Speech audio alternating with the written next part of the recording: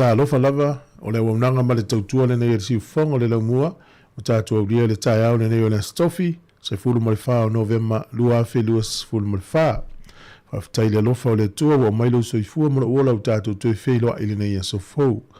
lo mai lo le tātou sanu ngā loto le tai au nei te i le sunga le whawhinga Reverend Lilo Maiava Maasangala mai le kalesia le auso kerisiano nai lo hat e usu mai al whafonga.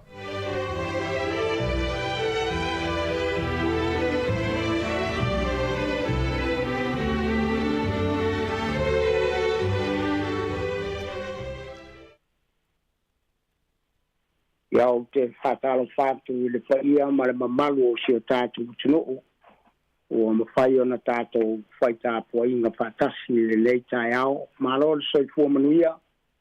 aftai le alofa ma le anga le lei o le tua o mawhai ona tai mai lau tau soifua ma sa mātou wala I le nei aso. Ia mai sa fwoi tiute mga aruenga ua wala au ilai tātou I le tua. Patalo fat foi il pai o le fai ngal wen stofi le tua I le fat fai taulanga ma le fat fai taulanga ya nga le tua I lo to so fu ngalue ya mai se foi lo tanto balawina atalo fat foi ma fa pe lo ai pai o nga ia tato tu tausi to no moto malawa ya ile anga le o le tua I lo to so fu ma ia whapea na sosfani le tui fuafuanga ma wha moe ngā le nei asu. Sāmoa o mai a tātou tāpua I atu I le tua I le nei tai au. Tātou tstalu. Le tua lo mātou ta mai, oli o mātou loto I na ua mātou wauria le nei asu pou ma le manuia. Ua fuanga ma wha moe ngā le nei asu, a ngāti aisi a mātou tino. Ia nga le lei lau fio so swani ma fatasi ma to bala au lo swapa le li e ui poi ma leo I matou ai mai seo matou tiute o le apatino I le nei taia ono lo swapa I so matou wole ma bala au tua amen a tātou tāpo I atu I le bi inga o tā pena ma saudia.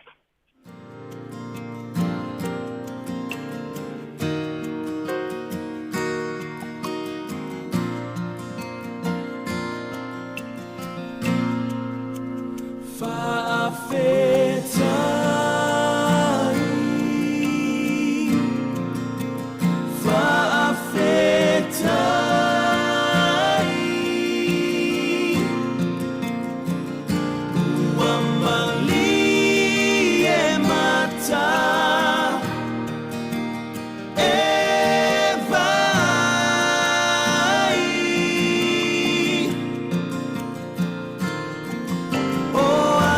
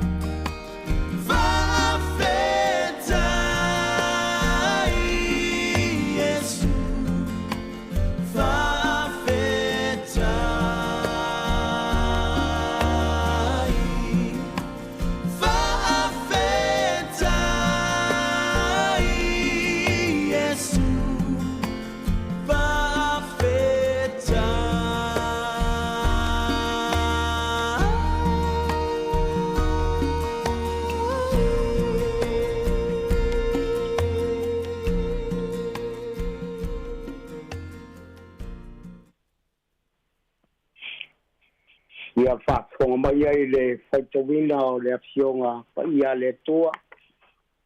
A maua le tātou tusi whaitau mai le Salamo. Salamo alona mata upu e wha.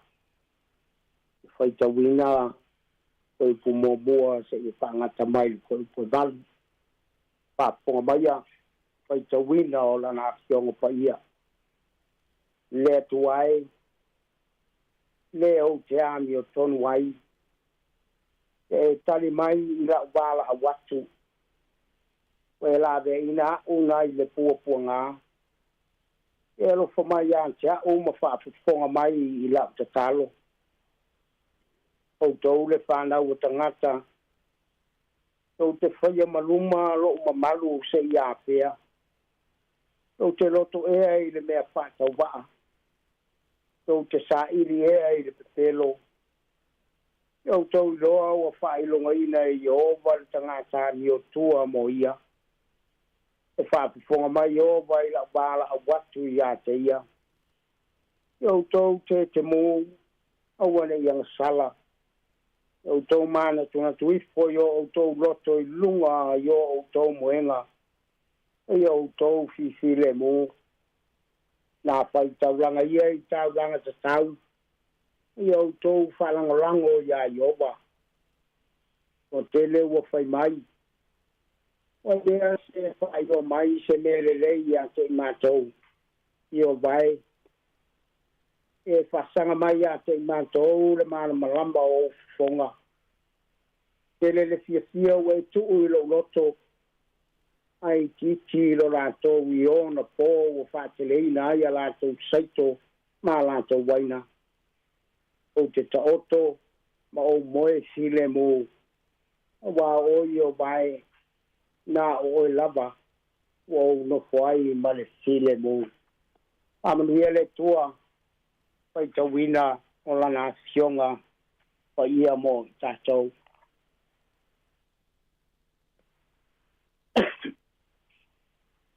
O tasi le nei salamo e whapea o le salamo o tavita.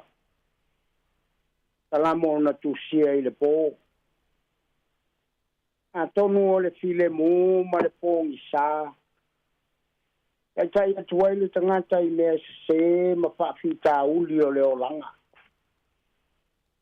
E mai o lo whaatatau le whai salamo I langona popole na o I tangata. E mai walatou li leu lo na mamalu I le masiasi. Malatou sa ili atu ia tua ese walatou whaia maluma lo mamalu. Pasanga ma le whaalumaina ma ta oto. Ma mawhau I se fesoasoani mo ia. O tele wa fesili. O aina te mawhai o na whaali mai ia I tātou se mele lei. E tai. O le whai salamo lava ia ua tangi atu ma le wha tua I lo nā tua ami e tonu. Ma whai ua I le salamo I le oli ma le talitonu I lo nā tua.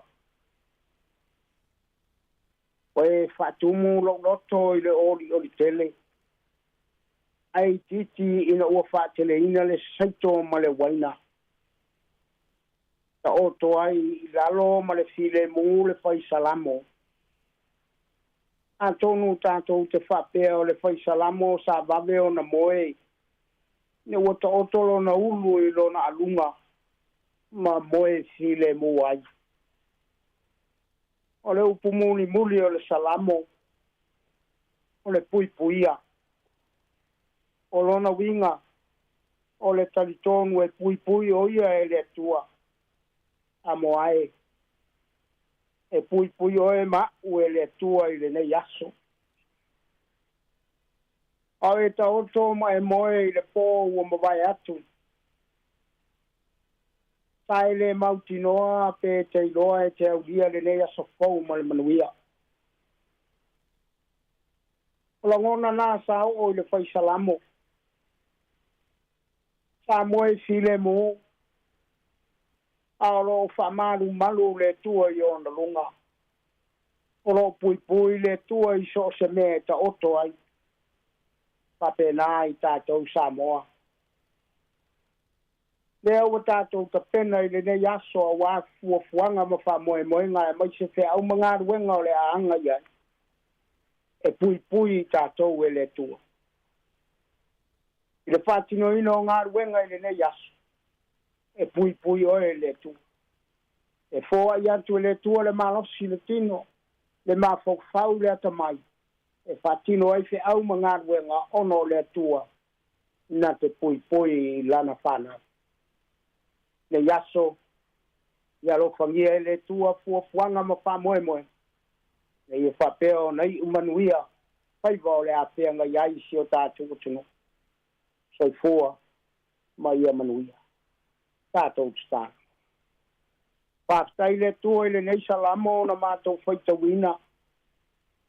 a o to ma moe le fai salamo e whapena o mātou sāpia tinga I le nei tae ao mātou te lei loa pe tua munia le nei aso. A lo wanga le lei malu alofa sa e malutia ai mātou. Neu e au mai a mala ma fau le nei aso. Whatino ai tiu te ma whaiva ua mala au ina ai si o mātou o tino. E rielo mātou o tino. A lo whangia lunga o ala o wheo ai ai. Ia malu pui puia le saonga le mu. Tau no o male manuia e taimi e whatino ai whe au mangarwe. A o lau fio e te tai I mātou I lo fi le mu. Pai le malosi le tino. Ai mai se le whatino ino ngarwenga o le nei aso. E ia whapeo na manuia. Mai ai o manuia fo I le nei aso. Whaftai le tua I le ola ma le malosi. Le ea o lo mātou mana baina. Tupe malava o mātou whaungai. Ai mai se le tamao a ingoro e wha so mai. Kora mātou whaafitai o lau whaoritanga na e tāpena mai amo I mātou e ala le maliu e Yesu I nungo de sat tauro. Nei ua mātou manuia ai. Nei ua mātou wauria ai le nei asafou. Mātou whaafitai ai oelo mātou atua. Whaafitai lau pui nga malu ya I mātou I le aso ma le aso. Le ai se me popole ai o mātou loto. O walo e pui ma leo lo mātou saonga le mou. O fuanga ma wha moe nga. Ia au la o fio ma I mātou. Tālo ma tu I nātu. E o lo mawhatia I lungo le sami ma lungo le whonga ele. Alo whangia e la o fio le li e. Me I whapeo na maua le file mou. Maua se te sosoan pa moe me uma ia te oe. E o lo whātou tolia I tonu o whalemai. E anga le leila o fio lo mātou o tua. Ia I lau whamaro longa I o lātou tinu. Le I whapeo na whasosoa le malosi. A wāpoi le whātino I lo tiute ua bāla au ina. Alo whangia ali ima te mai tai fōma. Ai mai se le whātino I no le au nanga I le nei aso. Pai le poto le ata mai ai mai se le whamaun. Le ia whapeo na maua le saonga le mua na ai o mātou tangata. I nātu lo mātou watunu nei lau fio le li e. Anga le lei lau fio I fuafuanga ma whamoe o si o mātou malo. Ia e mai se lava le manuia o si o mātou watunu. Ave e se le whai longa lanu ma le whai longa tangata. Ai e tutosa I mātou I lau si le whanga paia. Le lielo mātou tu. O mātou tu I nātou foi le lei o pisa whasa la lau o mātou whaunga ina I le aso ma le aso. Moli atu ai lau whi au ma lau tala le lei si o mātou o tunu. O whangia pui ma leo I le whātino ino tiute ua māla au inai. Wai le poto le ata mai ai mai si o le mātala I le whātino ino po kalame I lungo le leitio. Ia wāle tāpua inga si o mātou o tunu. Ele I lo mātou o tua. O ani o mātou se mani o mātou whale tonu. Mamangalo I mātou. Alo whangia I mātou le nei aso. I le ia whapeo na manuia me umalaba. O le aanga I aisi o mātou o tunu. O no lau suafa Yesu o mātou o le mabala au tuai. Amen.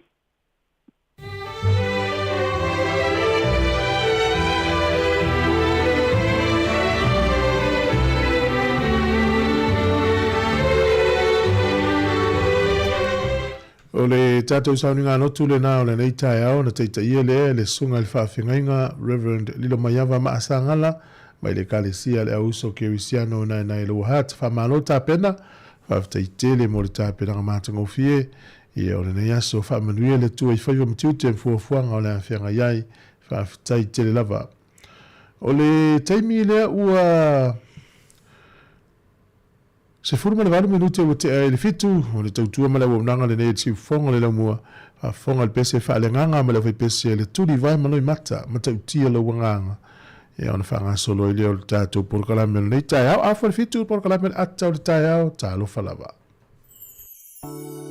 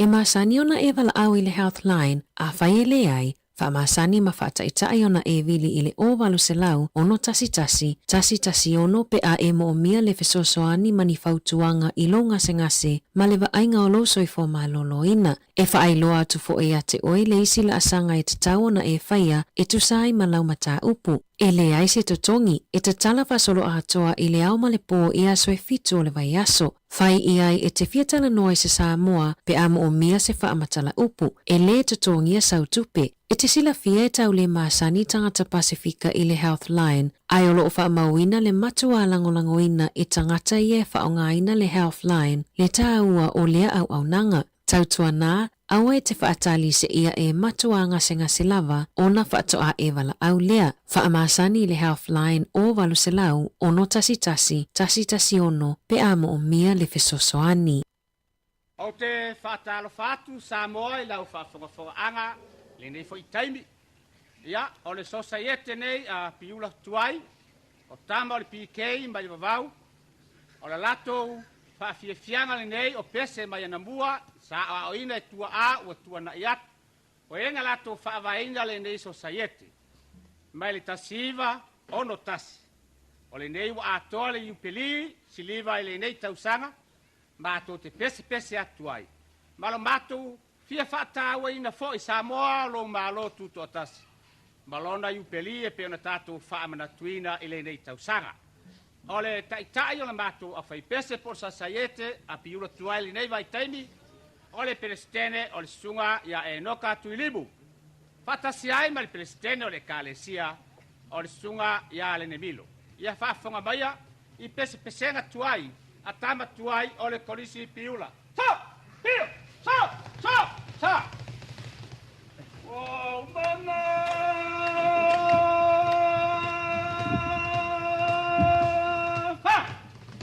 Wow, mana tua tala mai ana mua.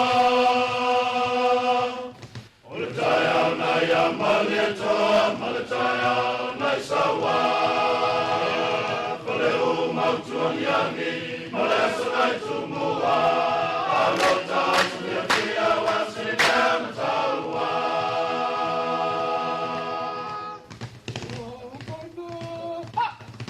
Wow, mana tua tala mai ana mua. Ole taya na ya maletaya na sawa.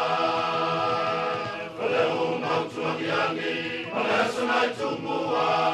Alota suya pia wasina tawa. Ole na wa pepe. Ole unai. Ai totole. Ai totole. Ela wasina nei sale bao. Tamamale ulupo. Taila pepe tano ane tena kamomo. Waitiki upui malai te upui mano. Alau afua sulawa te umasao. Tamutini alau tai patita oto lefeto. Leu tala watini tini o. Waitiki upui malai te upui mano. Alau afua sulawa te umasao. Tamutini alau tai patita oto lefeto. Leu tala watini tini o. Salai ta fia se tato pati o lelo tele matau. Malo ofu whakatai wa fia potu patai whangaila o. Salai ta fia se tato pati o lelo tele matau. Malo ofu whakatai wa fia potu patai whangaila o. Se fangu wana pe, se fangu wana tala, se mai malu itino lenea, sasalina, whawhetai na whamala, ilau puletonu, malau puletonu, wamanai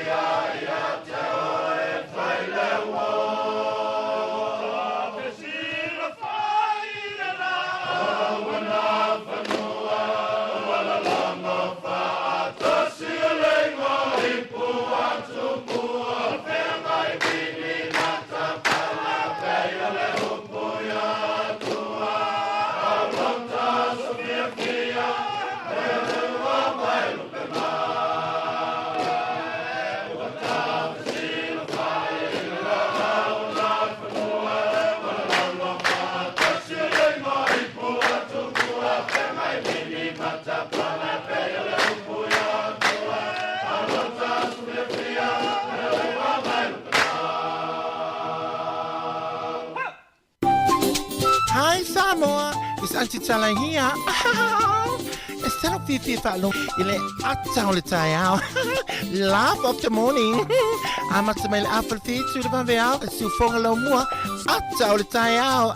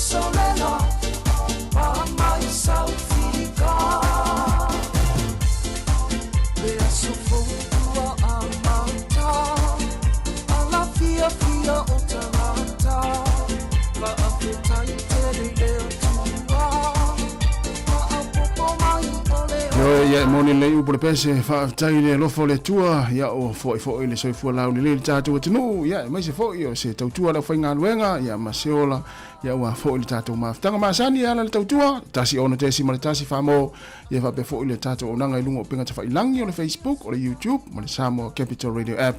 ma no se fo mo le Sāmoa so fa ma no le tato li fa le su ke riso. Good morning, kia ora, ta lofa voi, mano le usu. Malo tasi, faftai le lofo le riu, fain tato wheloi, yo amno le usu. Ia, manuia faftai. Ui ala ta lata lofo ile aso tofi pe o le anu le vale le. Tale moni. Le vale le tau saha vo le leo. Moni, sa.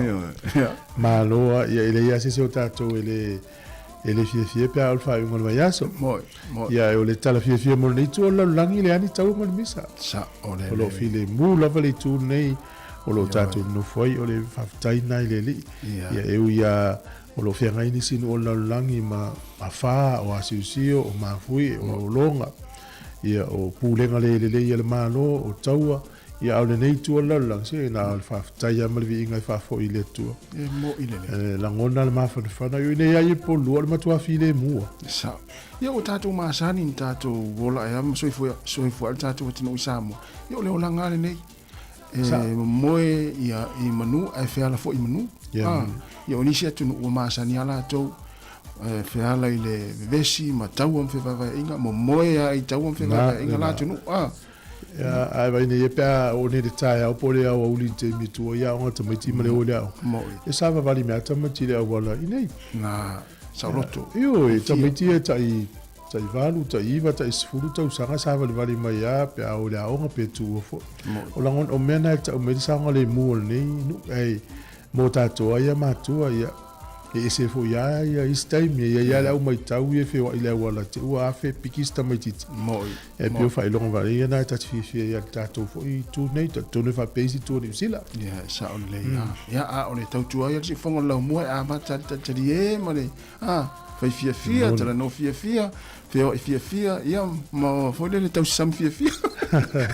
sa ya o te lo le telefone fa ngal nga fa pe sa na uso tu tai au mana tu voi tai te mo tu fengal nga jamo ya na o tu fengal nga wa pi a matanga nga pole a fulvalu nga liva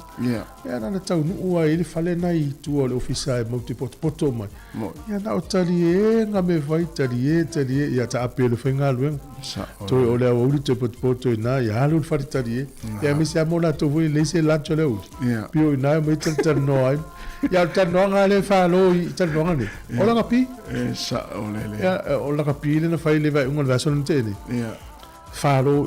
ma la kapile sa un fa un verso ni e fa lo fo ya te vai un mane le vai aso na tal no nga la kapime e le se fo nga lu nga sa mo to me ta wina aso e le stanga to fo le wai lo me la fo nga lu o le mali o tala tangata le o tala uma le matua pele uma o tala ia ta te uso tu tai ola hui fala poto mai le tai na le valu ele amatanga le valu te vai fu ile na tau fa ilue o uru pe to lima al tangata le to tas o o matua si fi so ma lo tano ya ma lo la velu sport ala fi ni yaso ya o manuia lava me uma ya lava ila to lo wa fe to I fa no nga ya ma lo no sa ya le mo fi le mu te mse ainga ya le na ya fa talo fa tatu te no ni ta ya le pa ia malo se tatu te no o mafuta mai ya le ngata I ngole ala leo le tasi ono te si ma le tasi fa mo ya I sunga I fa fengainga o fa ila ngol tala leo o na le tua tai o kalesia ma lo te talo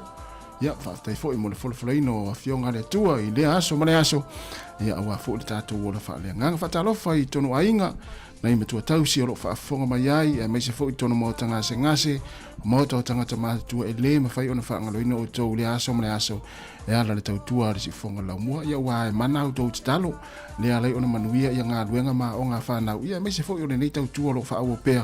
ia ona o to talo ma o to tar sanga mo le aso ma le aso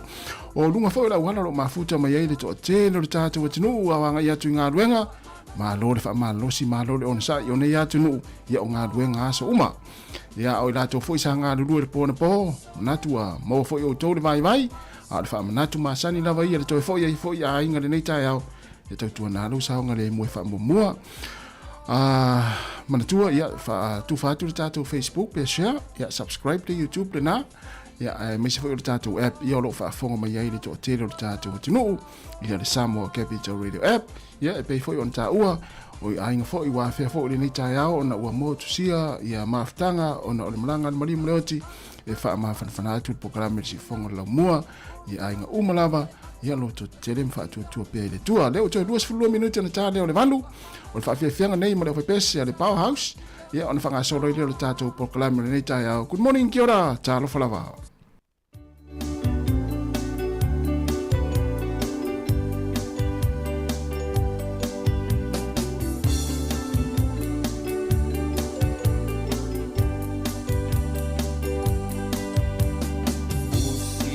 Papoponga se I pai o lau tala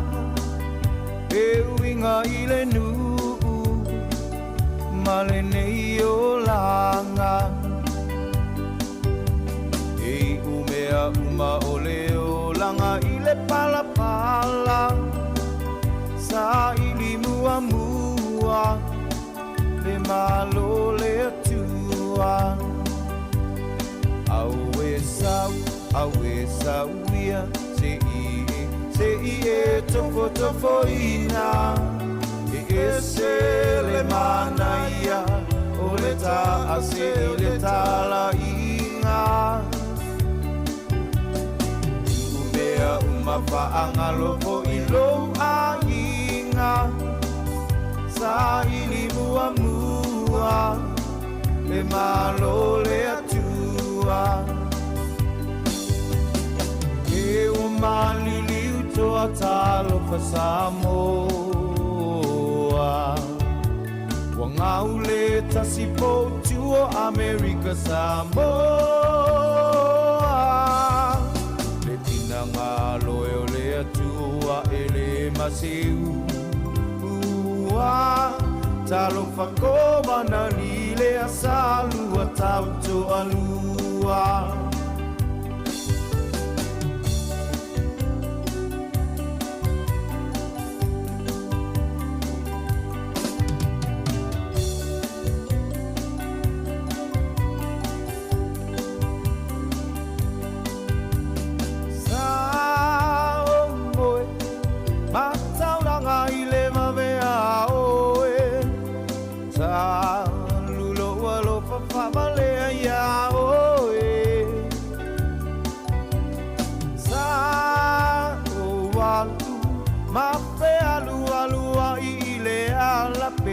Tawiai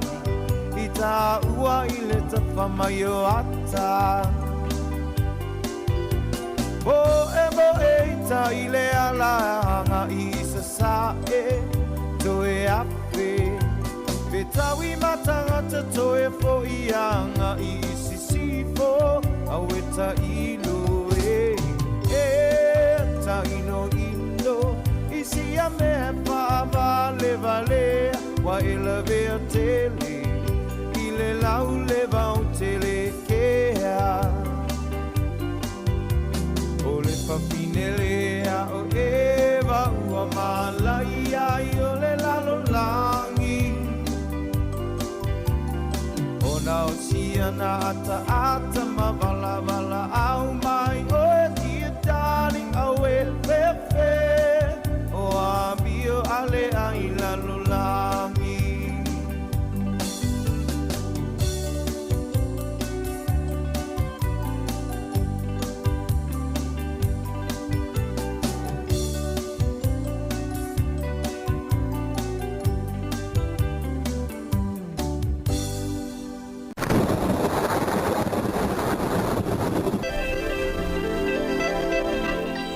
Malo se fos mel fa fonga le tala o le tau mo le nei tai au fa melo official va i tau le soe fa malu malu e nei te munisio taimi e o tu lava i le aso sa e o i le asto nai o le aso sa lea e langi le lei le tau fa pe le aso fua e manda tua e el swing o le tau le isi luas fulfa i tula o i lumba a le valo ia fa malu malu au au mai nei te mu le aso nei tai au ma le asto nai e fa pe le tau i tau naki fa nui manu tu makapiti e fa malu malu fo I matimu ia e fa pena ia Marlborough Taubo ma Waiwa Rapa o Hawke's Bay le langi le le tau le so e il valo anga timu tai au o le malu lu le elo ia il sfurfanga I lunga sfurvalu e ma fana sfruiva fa solo I lunga lus furma le lima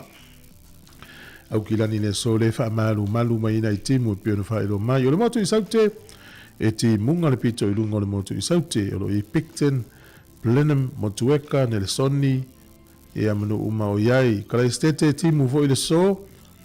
so iai winga le tau I Queenstown, Dunedin, mai vega ko le vai e te munga nisi o taimi e langi le lei le tau nisi o taimi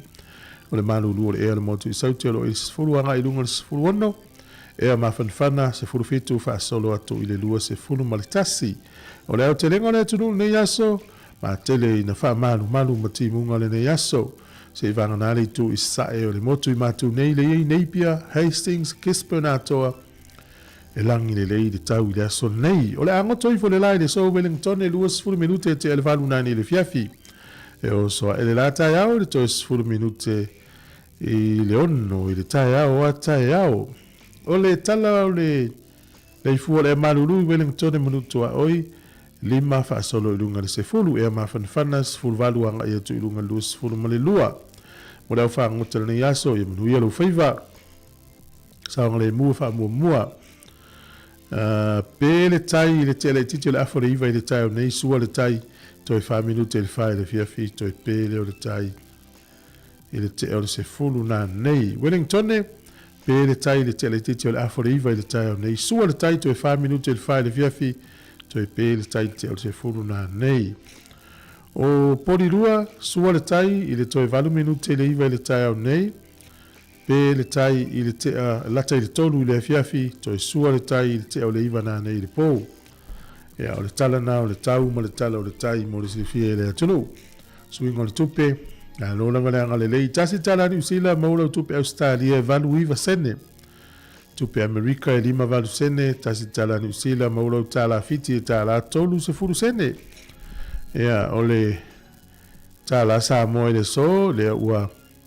tala lima se fulu ma le ono sene I le aso nei tasi tala New Zealand maua lau pa anga tonga tasi tesi ma le tolu o pa anga tonga tasi tala New Zealand maua lau tupe Sāmoa tala lima se fulu ma le ono sene pa tai lava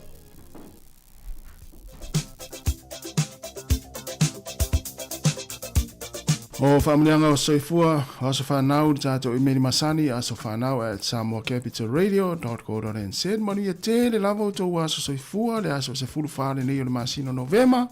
Whaamilia te le atua, ma ia toi whaopopo, nisi tau sanga se tele I roto soifua. Ia mai se foi, ia ma foi pere malosi, a ware whianga iai, whiau mga ruenga, tau singo ainga, whapea foi ia o ngā nei whanau. Pea whapea o le atua aso whanau le nei. Whaamilia te le lavo le atua. O le tusi whaitau mo tātou aso whanau li nei tai hao. Sue umai tātou tusi pa ia. Ea pei o au lea wa su ia lau tusi pa ia. Filipi alan mata upo e wha. Alo na whai upo e iwa. O mea fo'i ua o ina ai o tau, ma o tau talia, ma o tau whaalongo i ai, ma o tau wa ai mai i a te au, ia o tau whaia ia lava mea, o na ia te o tau lea o lea tua e ona le manuia, ma na ia te le upo ni tai au. Te whaafonga, o mea fo'i ua o ina ai o tau, ma o tau talia, ma o tau whaalongo i ai, ma o tau wa ai mai i a te au, ia o tau whaia ia lava mea,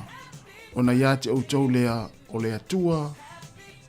e ona le manuia te reo tau a soifua, pese nei mai le Peace Chapel.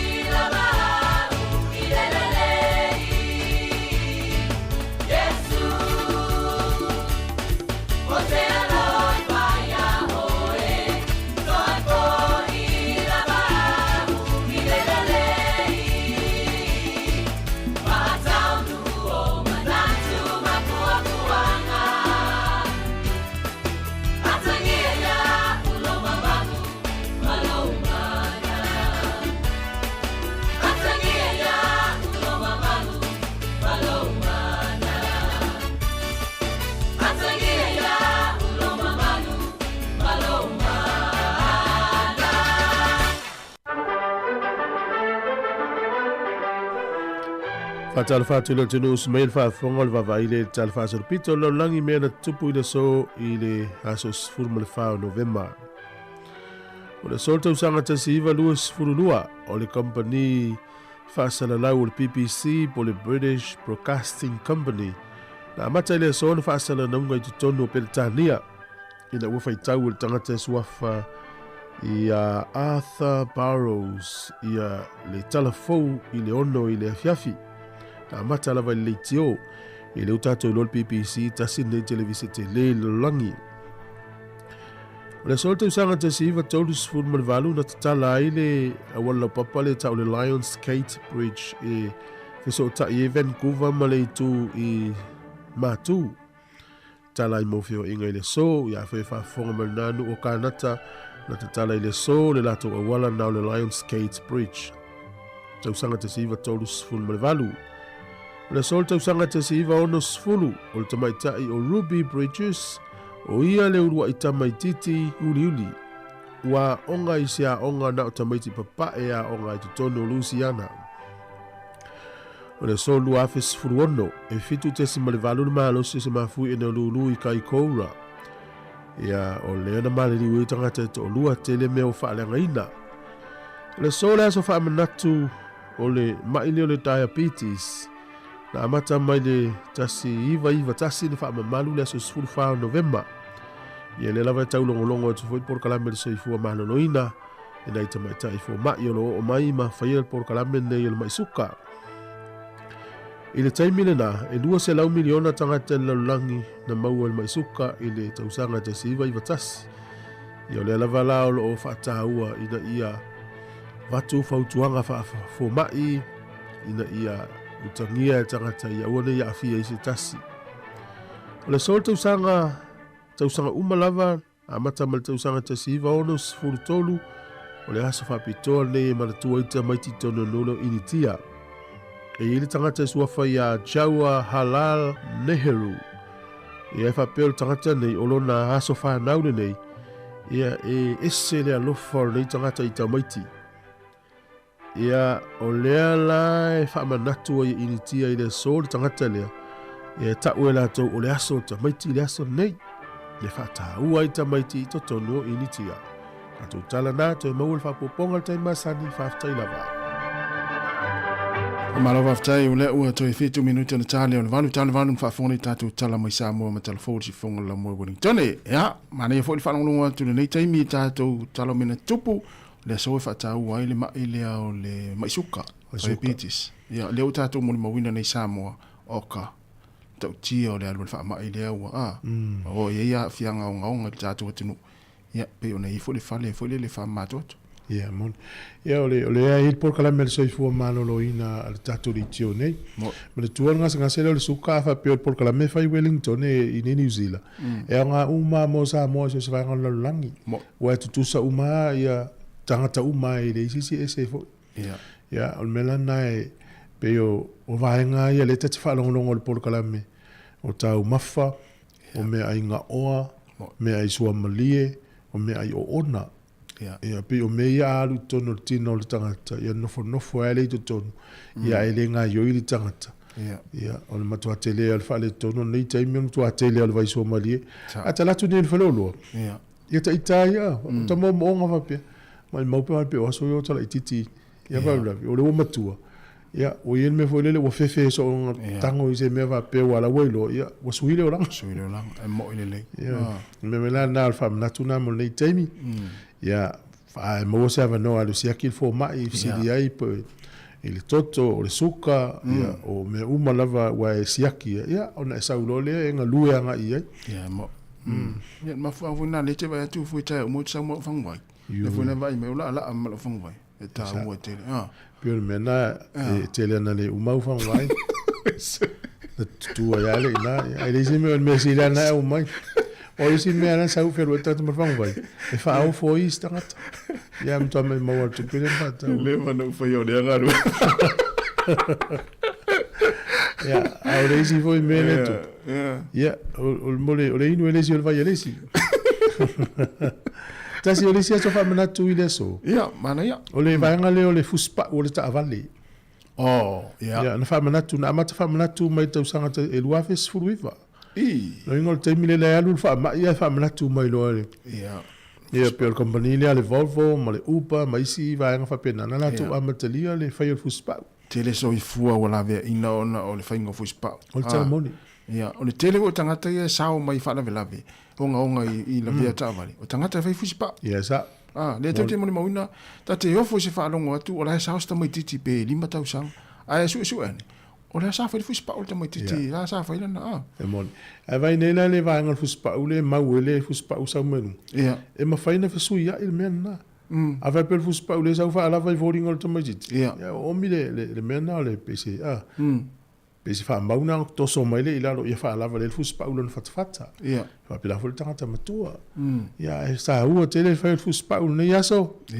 Ia o te e whaila utala o le e talua no ta sau ili wha pio wha tua tala ta te ami o tonu a. Ia. Bai e pio o le mele sa mauela usala i le ne tunu ni usila o le fusipa. Moreo. Talu no ave tamale.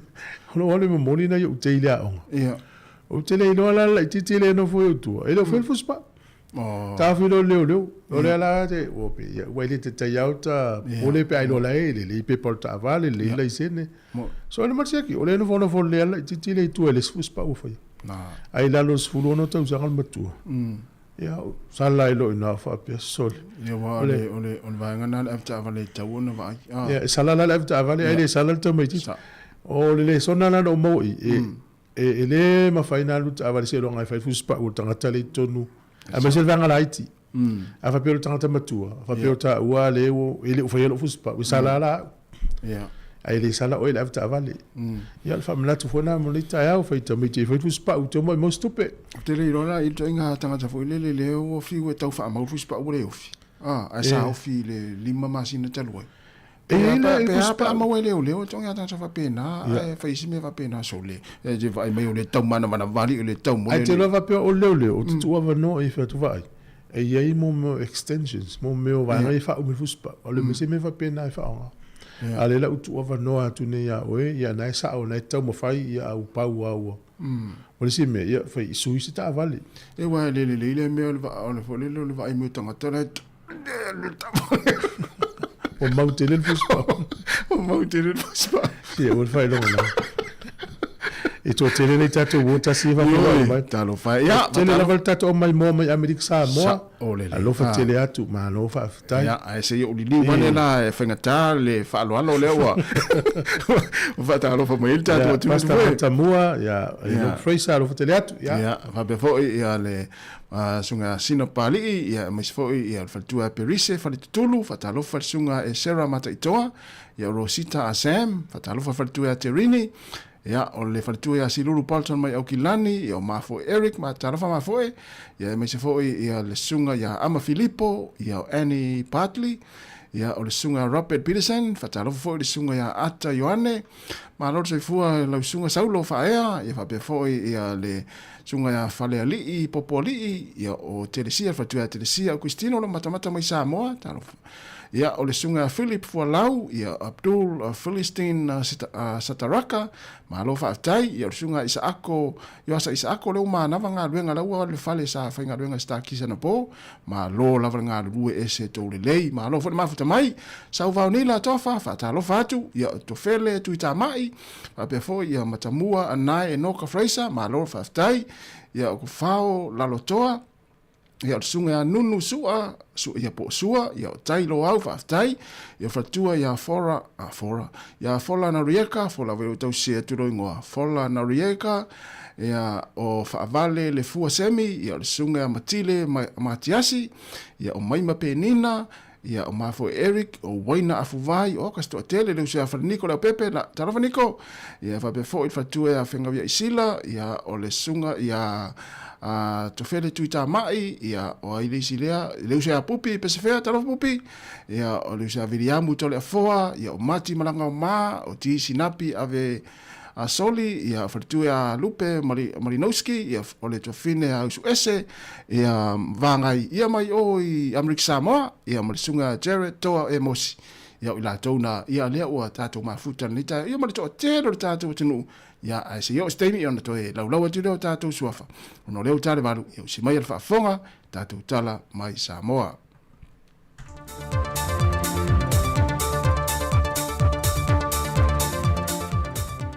Aso tofi manuia lo tātou tino e le wha o popongo telefon mai Sāmoa se mai e le wha fonga.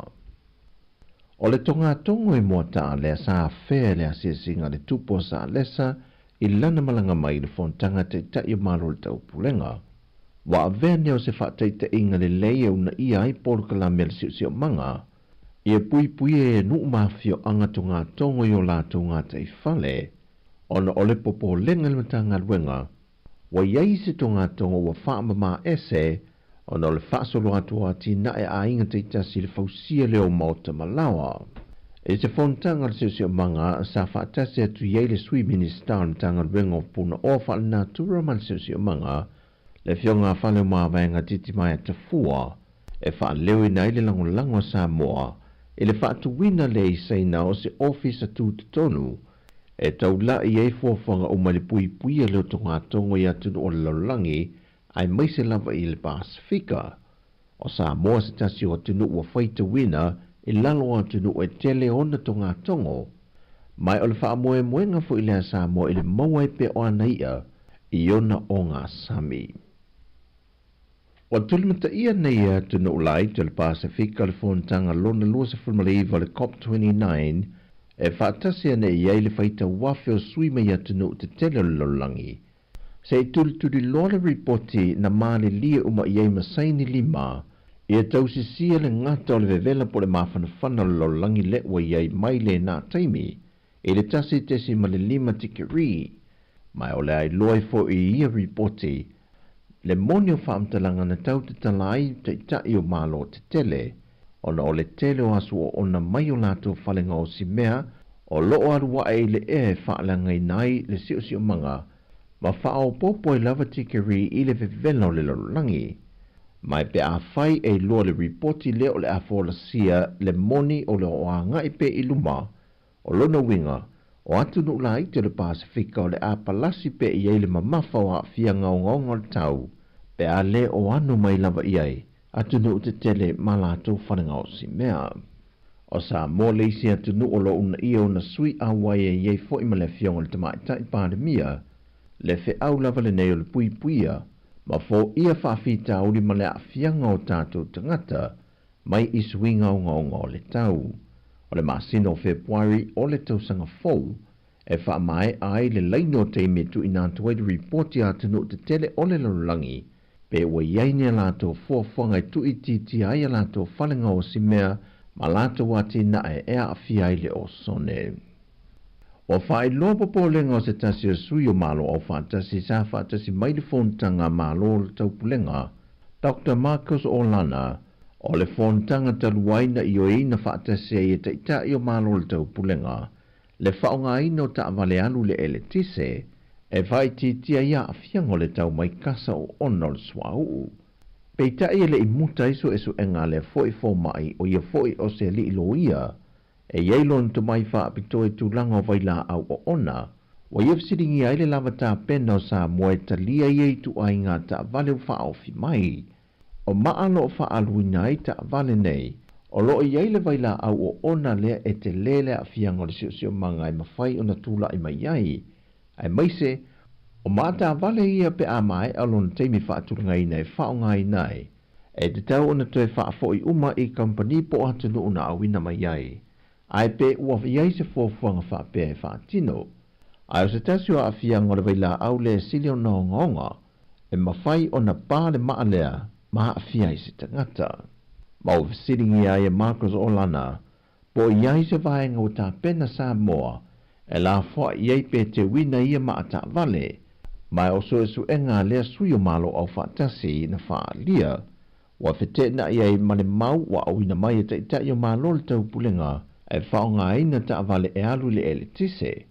Lea na whaonga ina I fo I le fitu se furumon tupu ta vale whaapea, I le teimi o le fontanga sa usui e Sāmoa.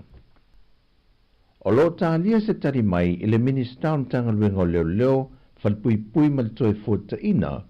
e se tasio mata o pisa tali ei malo le malo. E ala I le maua I leo nai alauni e se laudos fulima tala I le aso, mo le au o nanga sa whaatino mo le pui ngā, o le fontanga o te itai o malo le tau pulenga. E au fiai leo tu mau, pa pena fo I la toe ngā lulue le tu mau mo le teimi o le fontanga.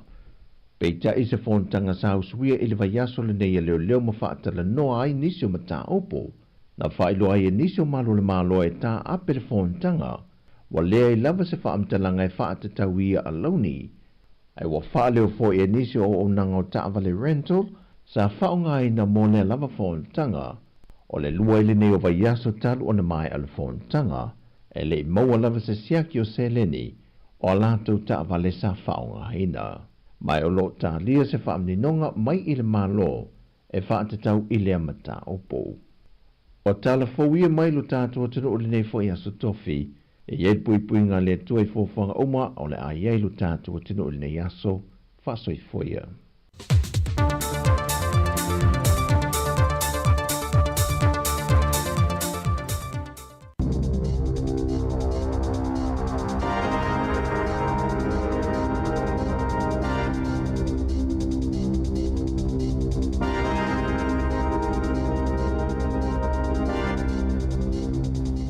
Tala flava le whaabuponga o tala fau mai le si o whonga le lau mua mo le nei tai au se fulu ma le whao Novema, lua fe lua whaa.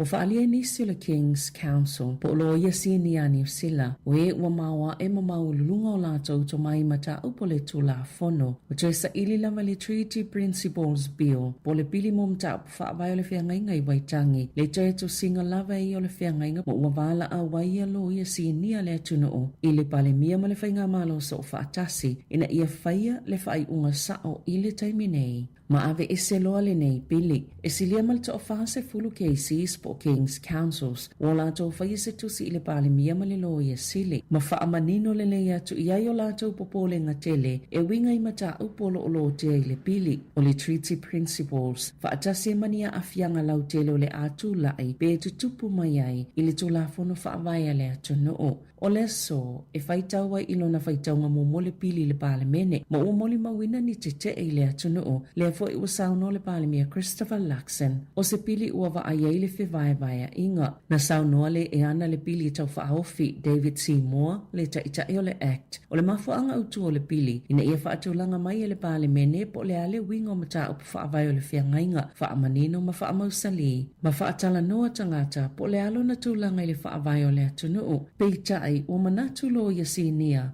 o le folasia i o le pili po le tulafono tau whaauwhi, whaatase le fesili whaapalota po le referendum o lo ufufuaina, o se awala ua matuale e tala whianga i lava le ua whaongaina, e tali malo te eise mata upu tele o le whaavai o le atunuu. Na whaalia e loia, o mata upu whaavai po principles ia ua fuafua le pili al whainga malo so whaatasi, e toe su iei le winga o le te tiriti, e le o atangia mai ai le whiangainga ma ua tatau o na ave e sea. E whaita wafe tangata e langolango ina le hikoi po le solotele mo le te tiriti na sopo ia ina le alalau papa i au kilani le asona nafi o le solo mo le whiangainga i waitangi e whaelo i le tete o Māori i le pili o le Treaty Principles whapema polisi al whainga malo so whaatasi o lo oa awhiai i lātou. Na whaalia le auto stala le leito New Sila na ngā lulu le awalalau papa a o savalia le hikoi po o le solotele a o anga i atu le hikoi a Māori mo le whiangainga o le waitangi o kilani sa awhini no whanga se lua sailongai fo ile tite a Māori le Passion Point ma le iho mātao. Ma sātou e whaata mai e le solotele po le hiko i le tasiva fitolima sāta ita ina e Dame Fena Kupa ma le solo mo le foreshore and seabed i le luafe ma le wha e mana tua e nisi na i le solo le tasiva fitolima le a fo i oto e sāva vali e le solo bei ona iai mai le aso ana nafi.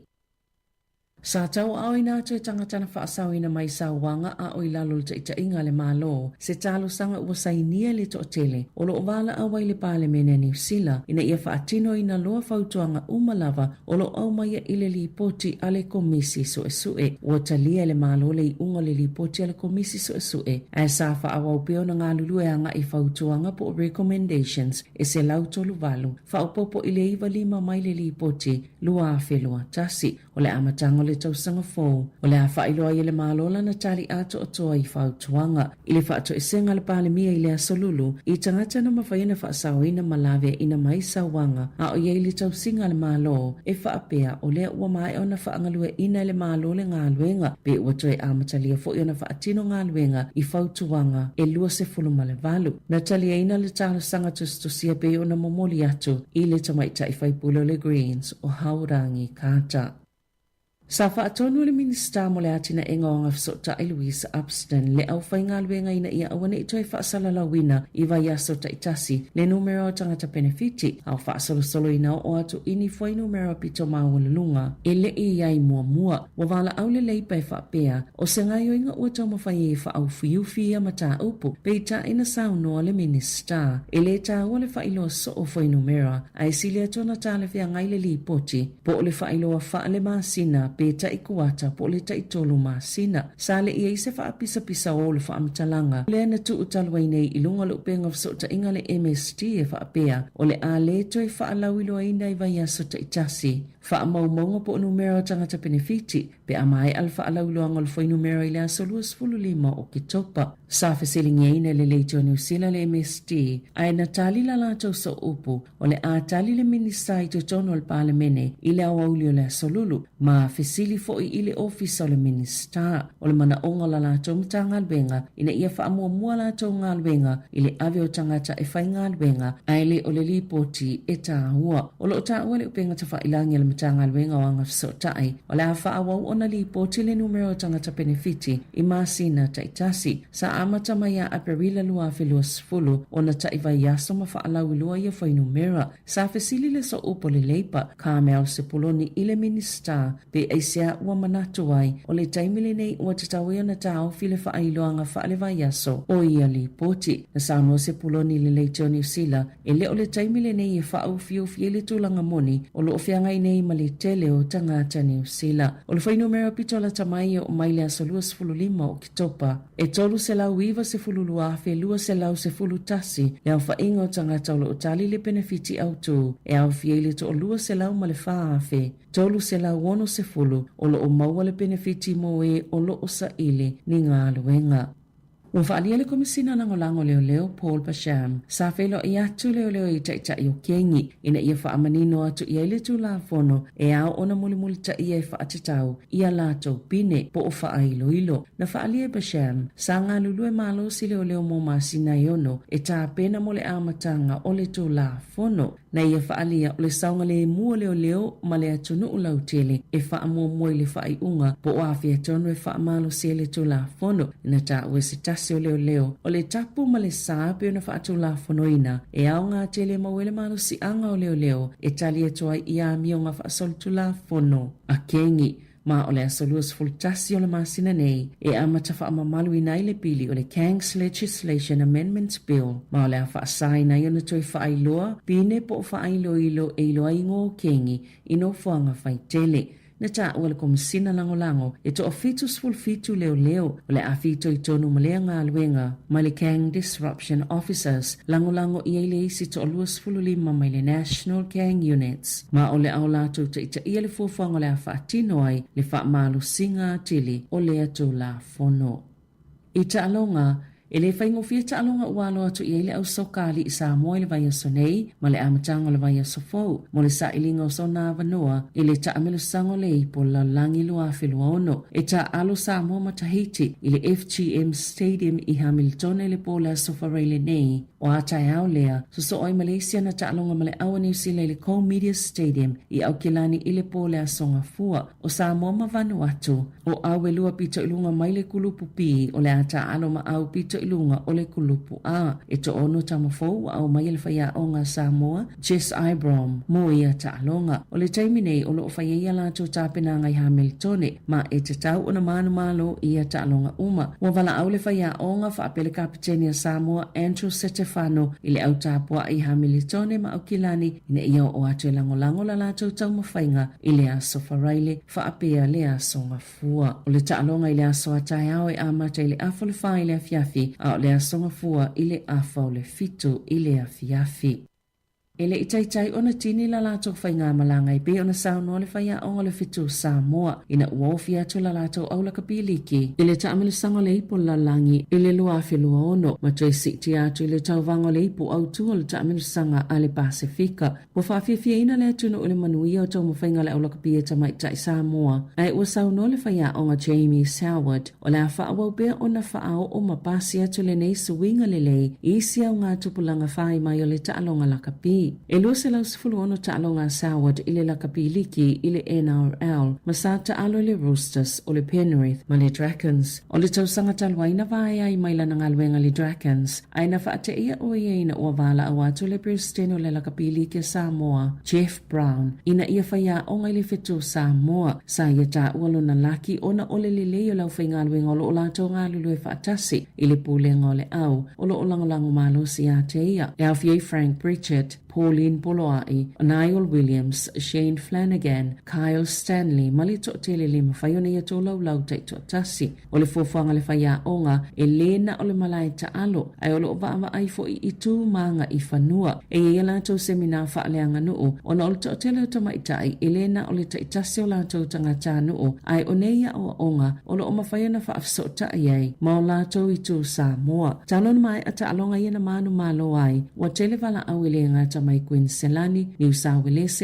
whaapea New Zealand, ma ole a iei teine ta isfulu ono ili ta isfulu fitu tau sanga le mātutua, e anga wa amole ipola langi loa whelua ono, pe ona sauno ole whaia onga, na ia whaalia, ole asiasi Sāmoa isi taimi ole tau sanga fau, e to olua o la alo malona whaletua. Tala fau ia male si ufonga le lau mua, mole nei tai au.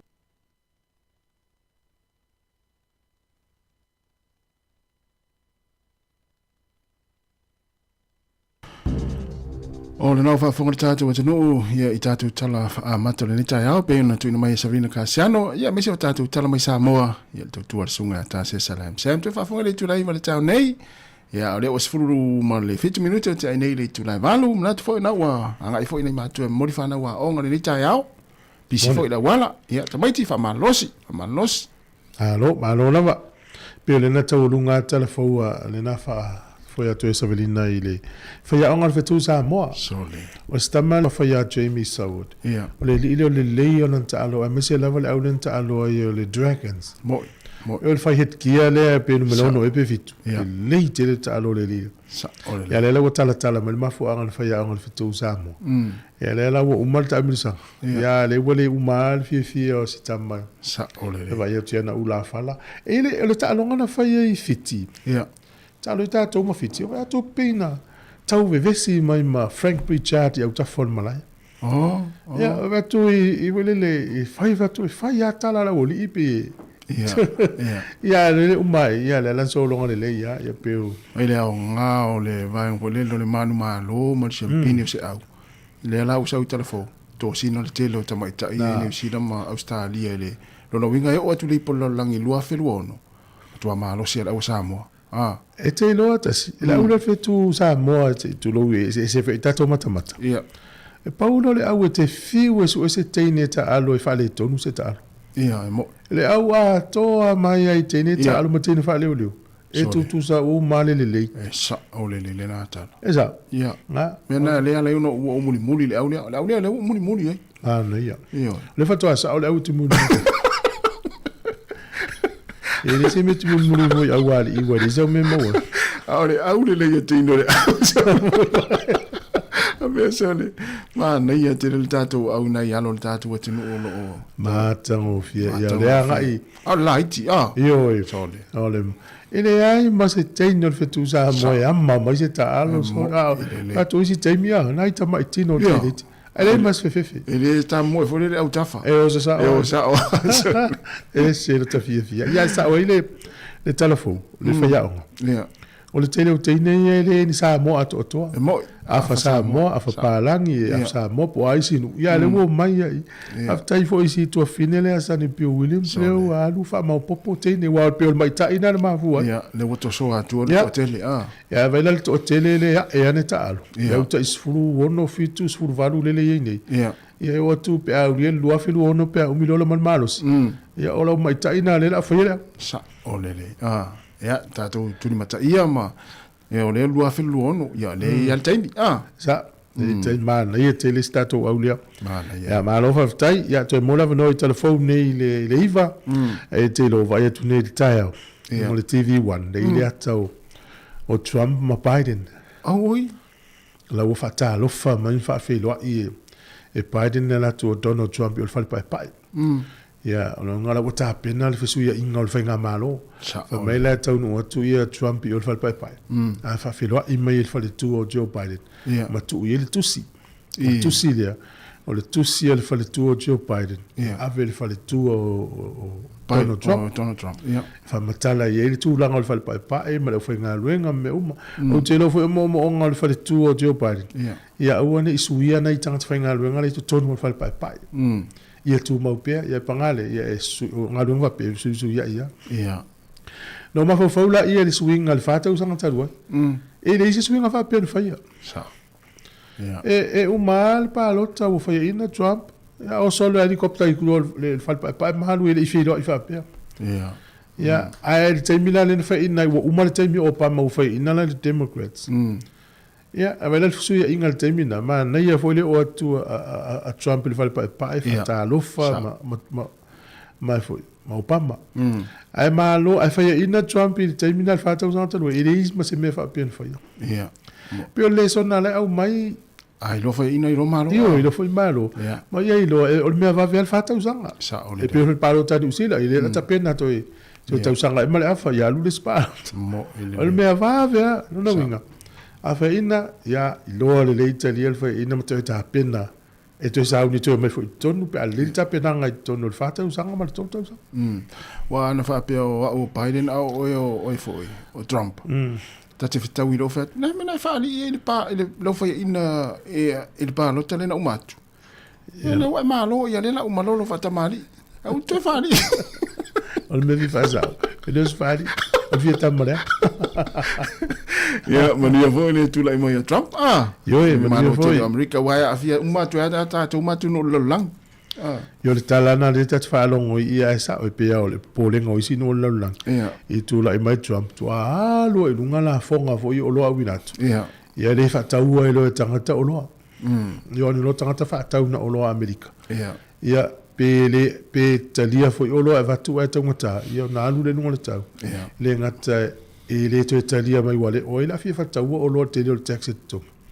lua ia o il fa lo o tangata la fa ingol mamo ela tu fa lo le mamo ni usila la e to muta la kilo e sa fa lo le mamo America iva se o la fa tau mamo la fa ta la mo se ne e pio la fianga na ia mai se la vola e tu pe o sainale fa tu ia me atwa o lo mai sainale mo tu si lunga ia tax o lo awinatu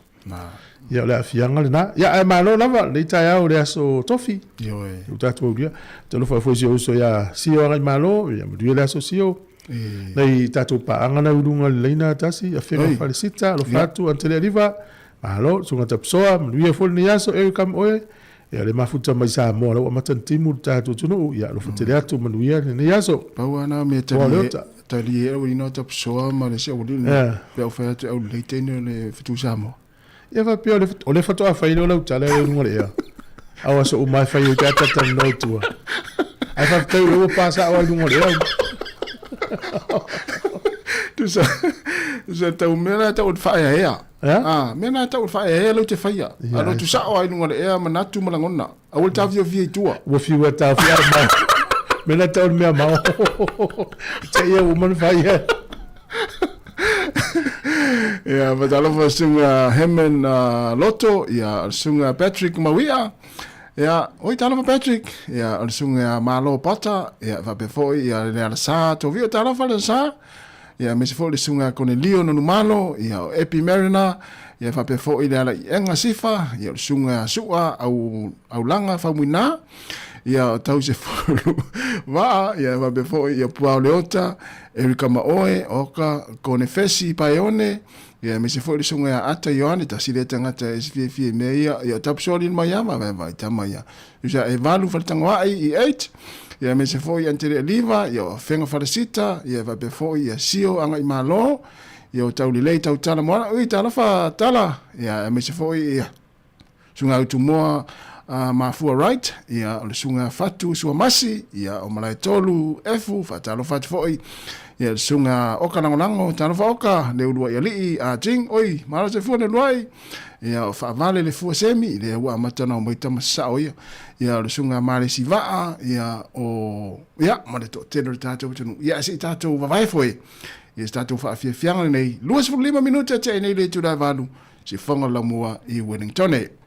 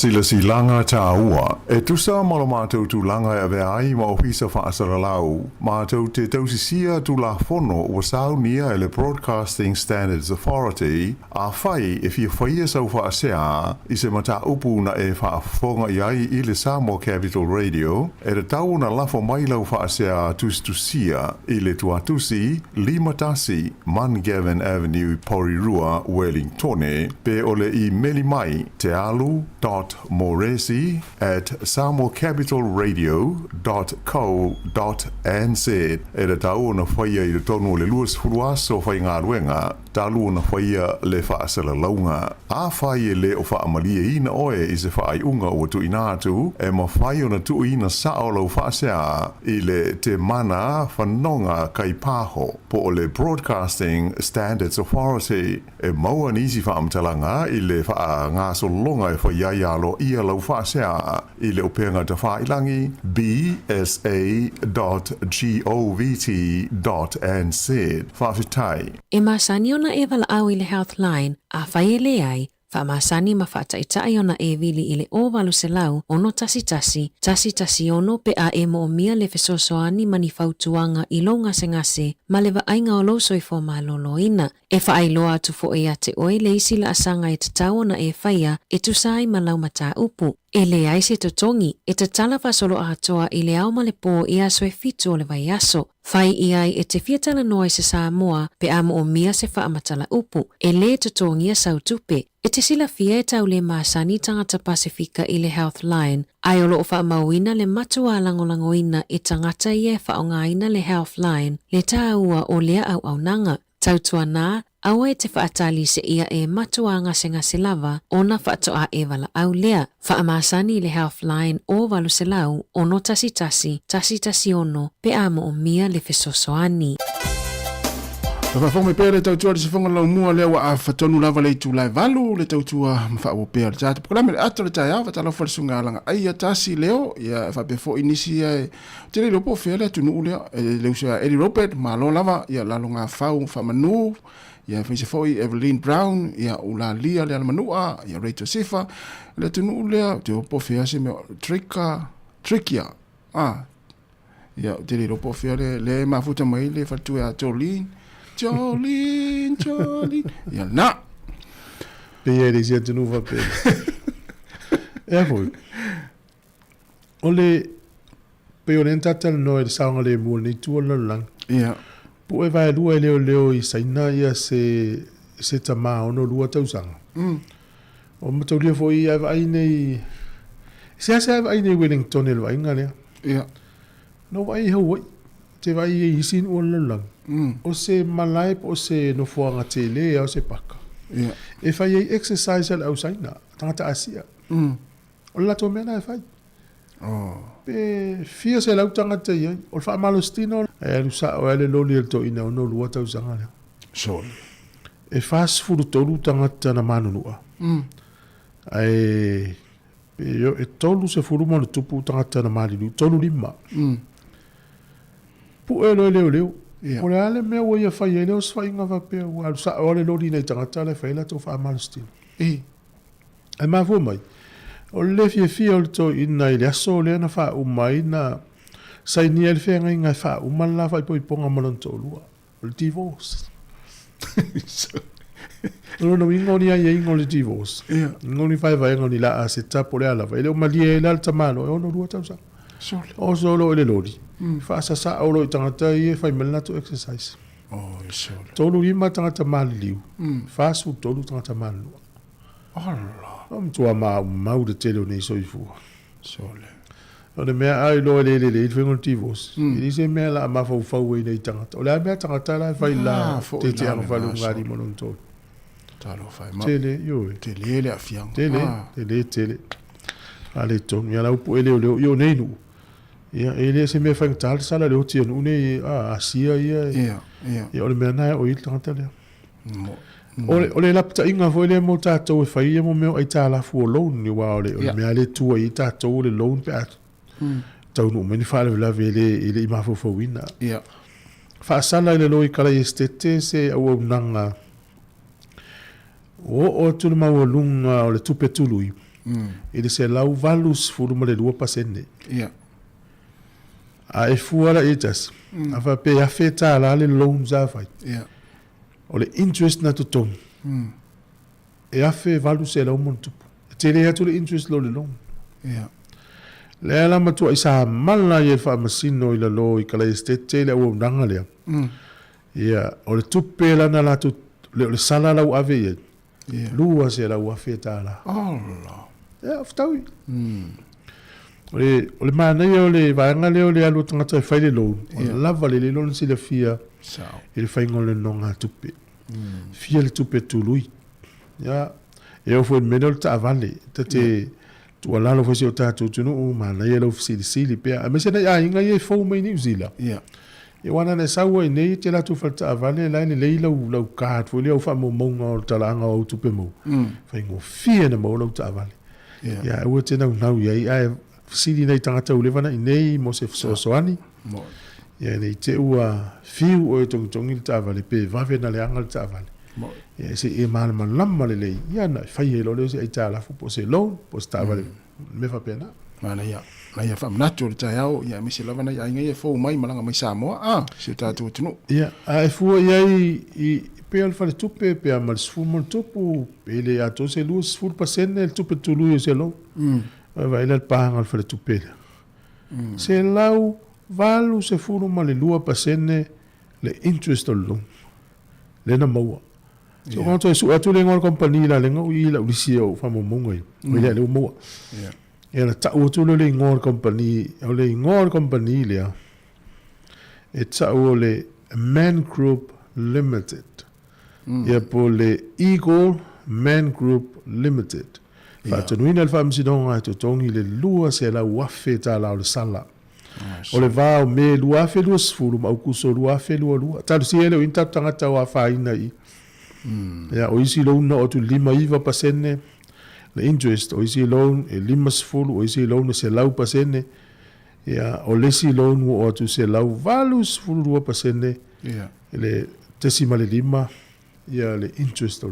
tu nga loan fa pene ya mo ko la solução al masina ne yo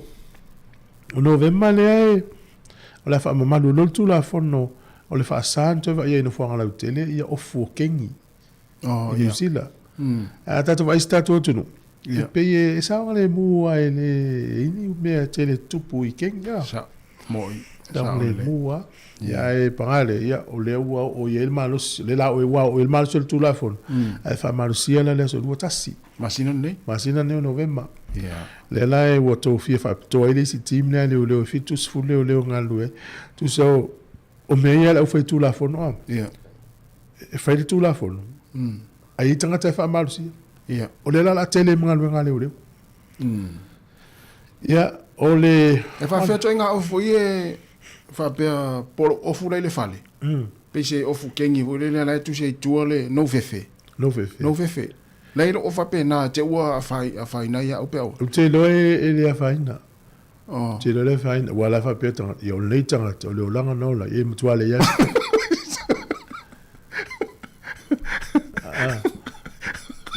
ai te fa pe te we tanga te fa le va ai pe sa si vunan fa ita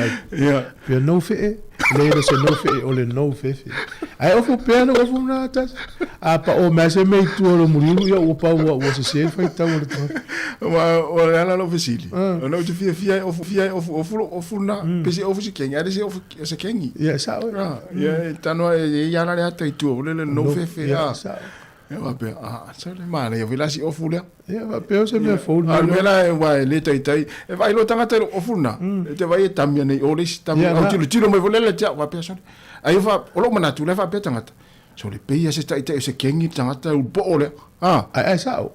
esa tu sa le va pe sa o le ja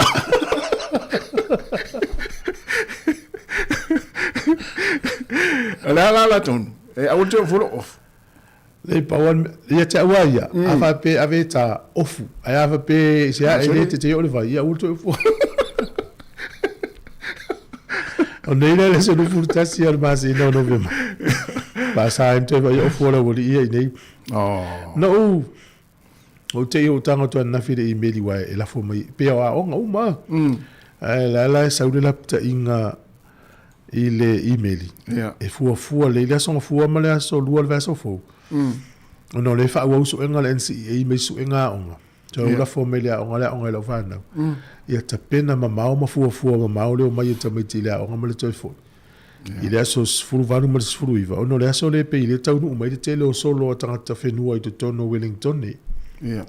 ia o te lo polo ka ni fo mo to we ile sa fa vali tanga ta ile o palmene wala sa wa solo le mai nga to no no mai e choi ni fo pe o fa e wana istanga te tonu fa wo me pe solo nei ya le mela na la pta ia fo ile solo la so fulu vanu la fulu iva son fo mala so lua ta pena mama o ni twice sa appointment ia por alu mala valele o ni twice mai te la to su enga ma onga me o mo fa pena ia ai fa longo mai pe ta to ri te o mani si o wala na ma wala tu ina ia wona ia fa ina ta to fu anga la son fu mala so lua verso fo a me se fa piolo walo ya onga Wellington ai watu nei po lua pe sa mala te vedia asu enga pa u ya so ia ia ma te mi to piki ia fai le fu anga la in o fe e tu olta matiti pe alu train por passi o fe piki ai pe uma de o fa pena ana ia ai nai fa mna tu mo nai fa na wa onga lena Ya ai o le mo to 2 minuti na tare o le tu la eva ya la alton o la alton fer ofu a pe afista ke ngi fo le ai tu si tu olo ofu no care ya no care ai no fe fe a visi ni mai tanga so me winga do ofu no fe le o ti le te o fe fe jis ala o tamala e le te ke jis alo mo le tu ta mai o le si atata o fa si ala o linga ngi le ti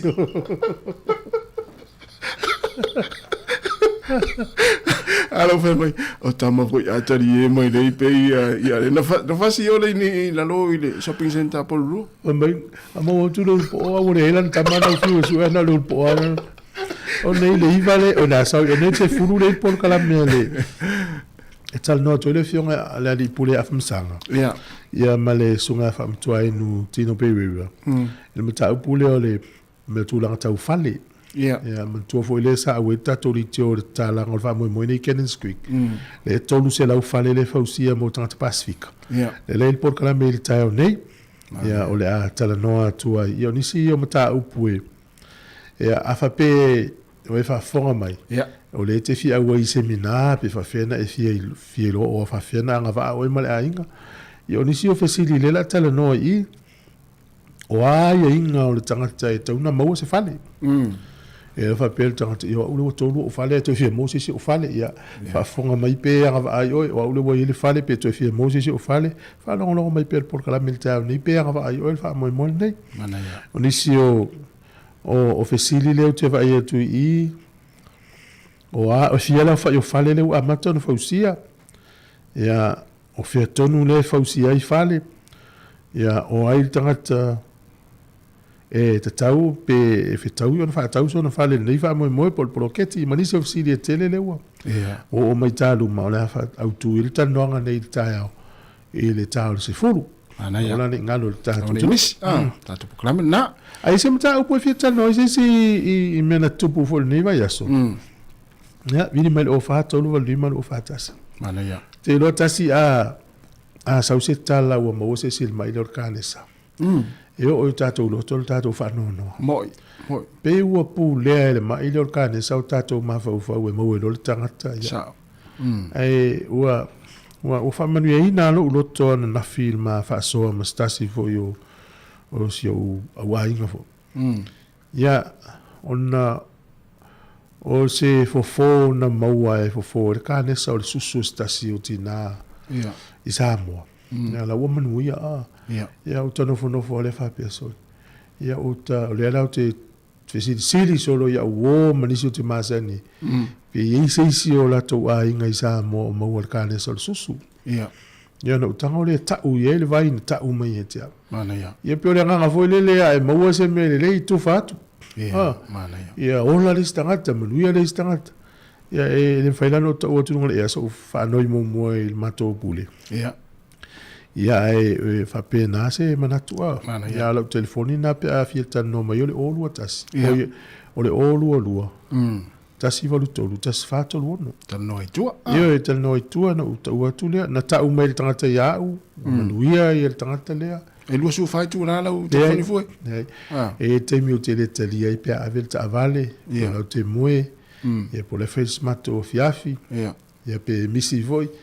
ya e o te le tali la telefoni fu ngale la sa u private aja e bi fa pe ma sa salo po ai me mi ma e no ta hole ta wato e te text my phone le o ta si valu tolu ta si fa to mana o le lofa e fa so ya uane i fano so i vo se tina ya e pe fenga tana fai ni usi la o le vai mo Sāmoa yo le mafu anga na ai mo atu ya o ya mai no ka pena pe avil mai ya e ta o na mafu anga o le lofa mana ya ta to lofa ni ta tina to fa fin yo ya malo le ya fo so le se fa ta lofa tu le si au le fefe yo tan fai mai tu fu yo fa pe Talo va tu fa tu a pistila si a folau ma lo va tai tele la ma afta mai ya lupe piliati ya fa pe fo i le usa si on fa Le wa matana nga i mai au le fefe ia o le sunga tamas a tangaloa so o fa avale le fu o le sifi o le fefe lea ia o Singapore pito au malo lava fa aftai Singapore ia o le sunga ia tala le lei tautala ia tasi lea fa matua le fefe ia malesi le fefe leo Alex taitasi malo fa aftai ia matua fa matua le fefe leo tapsoli no mayava ia o le sunga ia viriamu to le fo tasi le fefe o kasto tele le fefe le brown taupa malo lava fa aftai le brown ia fa pe fo i po fatu tasi la le tanga fefe le fefe tele ia Teresa ene malo fa aftai Teresa ia ngaluafi la pepe ia fa pe fo ia fenga falasita fa aftai tele lava fa aftai mafuta mai ia o puao le ota ia vaenga ia tarie mai vaenga na le fefe ia o le sunga Jenna Abella malo fa aftai le mafuta mai ia o Fiona Mackenzie ia o Antele Aliva o le takatila tangata tua ova ma le fefe ia o le sunga ia faltua luiva mapsua ia mai se fo i Larry Barnes ma lova aftai o fia Sāmoa Sindal ia mai se fo i Sidn o le lingo Sindal ia na a fa marunua tuisua Aaron Sila tasi le fa matua le fefe Tito Solofuti ma lova aftai ia o le sunga ia na to tele ia le la tata tu peselea ia ona fanga solo le tatu pakala me le taiao ia ma lo lava fa aftai tele lava le mafuta mai ia o le fa fianga ma le sunga ia malaisa ili sanga ia ma le pese ia so fia pua Marys pa talo fa tu le taiao ma lo fa aftai le mafuta mai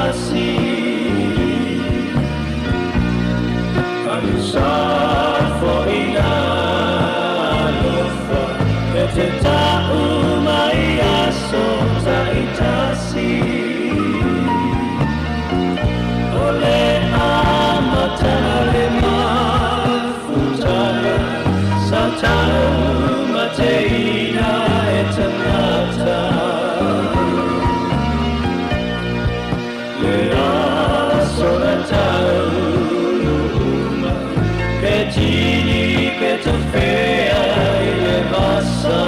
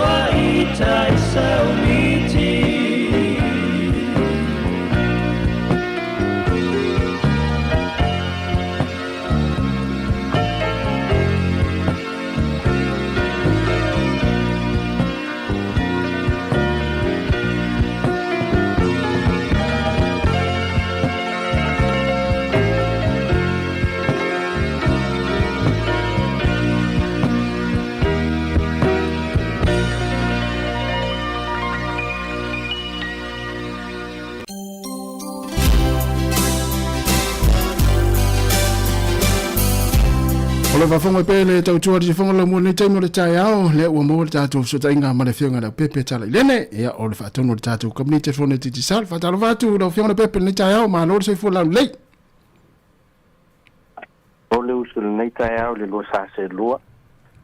ole tau ko ina le malu la tunu tono la mo fa tala fa fo pa io Sāmoa ya wala us fo nga luenga tiu te fai vol nei aso ole tai malo po pa malos ya tatu tau fa fa malo fo me si fo ole wa to tasi fo ile aso yo na mai fo ile nga luenga le va yaso e malo fa malo si yo ya lo fiong fo ya me si lo fa nga luenga ya awa fo nga luenga sa fianga ya le va yaso atoa le tatu ile stofi ya wa va fo ile va yaso la to ya wa mai le tau na ya kilani wa fo ini me o tupu le to pizza no le pep ufa malu mai fo ile ringo le aso ato noe foi ti munga sa time mas file mo ki lani lea vai aso ya da dono totel ya ola wa mata na ma fo po fea ola mo wa se tu perché wisi masi ya wa poi na lo fa now ya na lo fatina ya me na po pole ya ta to yo to ma mata to ya no ve mon ma fo po fea me ola Wani nai fa manianga foi ya ina ya Christmas e fia na ya inga ya au te lo listo te lo sa uni o Sāmoa ya ai ana o mai te se mai fo so valid e sa ole le ya lo fiona lo pepe ya ole tu le el topi tonu e wa ole telefo yo tanga ta fainga luenga pe uma lo le holiday pay ya le lo pole ali si va nga ya e pe le topi tonu ona telefato anga ni ani fo le ia I nai au kilani sai pe ia nga I to tele fa nga ia ile taimi ole o so malo lo mas fia ile fia ma le tai au te masalo a tono naya nga ia le vai ngala na mo miki po ata tfa lo ngoi lava tele e kalesia o mafutanga pe o naya nga ia taimi ole holiday awa po ia ni se le ni mo la to fara pot tonga ia me se fo ia nai ainga ya langa o faisi ma to la lo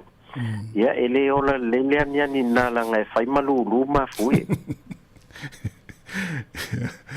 ya sa ole le ya ai ole tu ta o me silo nai manu ya mai ya te optenu ya kila ya tu sa foi ta tau ole fa manu mai foi ya le ya sol ma tu optenu o Wellington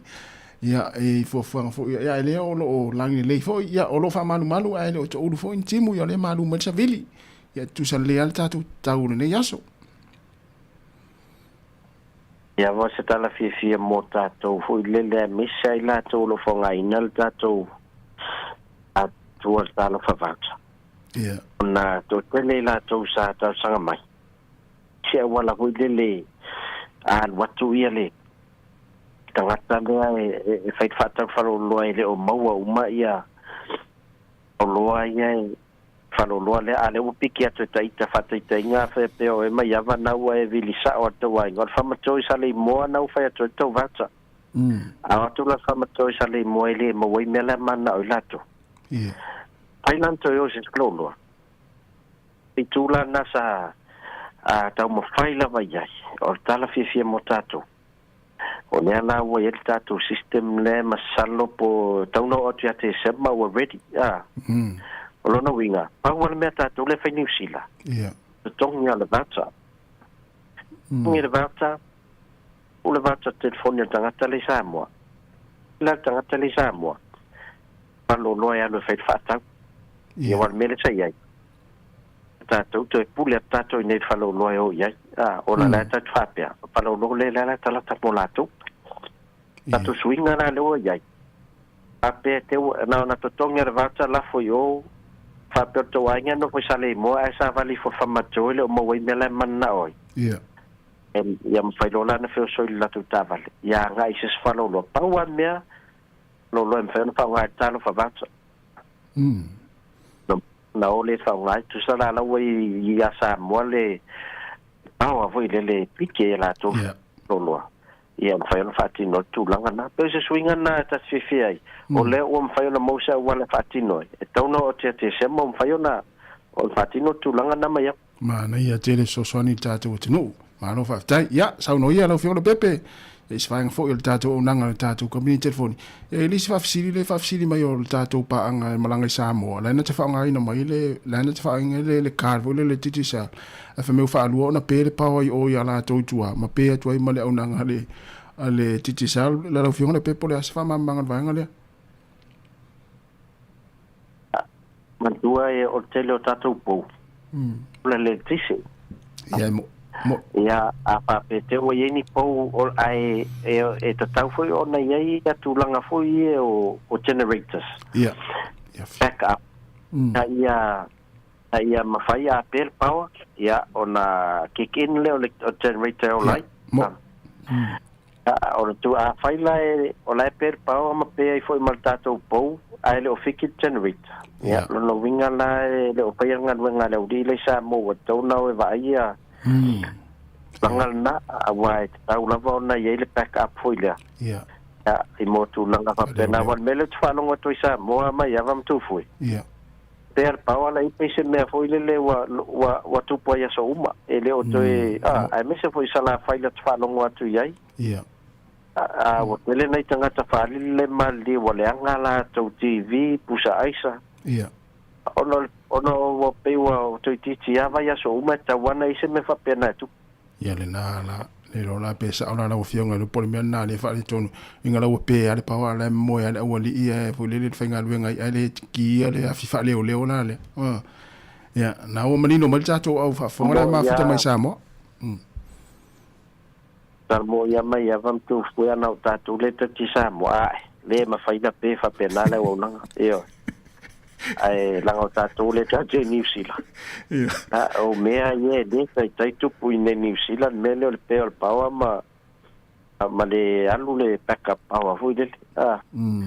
ai sei tata no tu fo ye na uso la Sāmoa le tu langa la o nanga langa mele le o le telefoni o le matua pa o so ita la vai mesela le to telo tato vui le fa lango telefoni ai fe au matiu te me se fo ia a business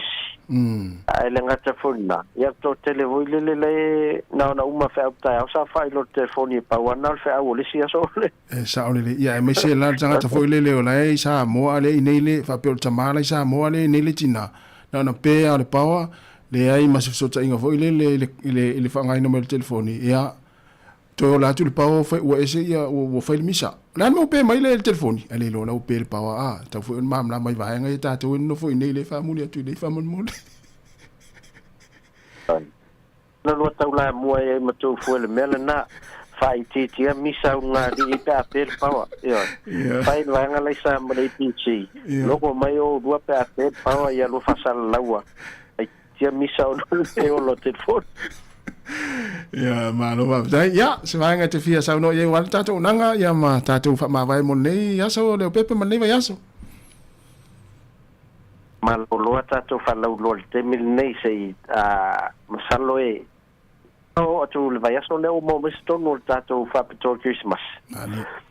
ona pa ma tu lo tu langa ya ai o lo tu mau pe o nanga masani ya la foi no top up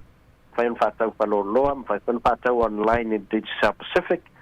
ya fa pena foi la foi no se leni na em fai ona fa ngal tato click X ya mo fatonga ya fa ngal tato talo favata ai na pacificbody.com mo la to fia malanga Sāmoa na mir sim card te mal tato ofisa nei mangele le moto Sāmoa me lo yelo un ofisa consula no mato so soania tu langa le na ya manuia li fe au matiu te tapena toi fai ungal vaiaso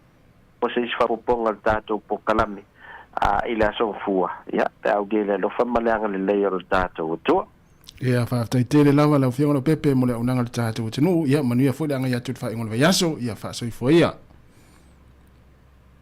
ai so fua ya le wa tariva se mai fa fonga i tato tala mai Sāmoa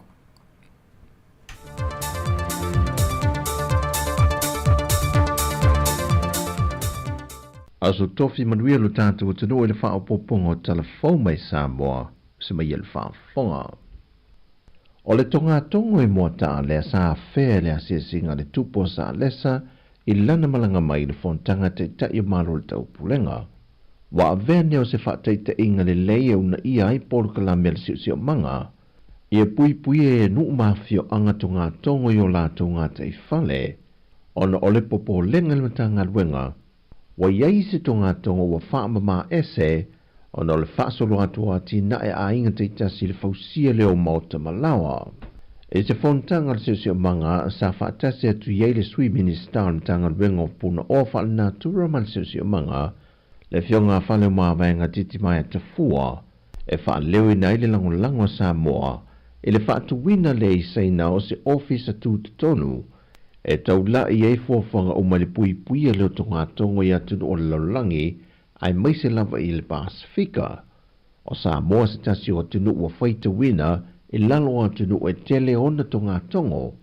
Mai o le whaamoe moenga fu i lea Sāmoa i le maua pe o anaia, i ona o ngā Sami.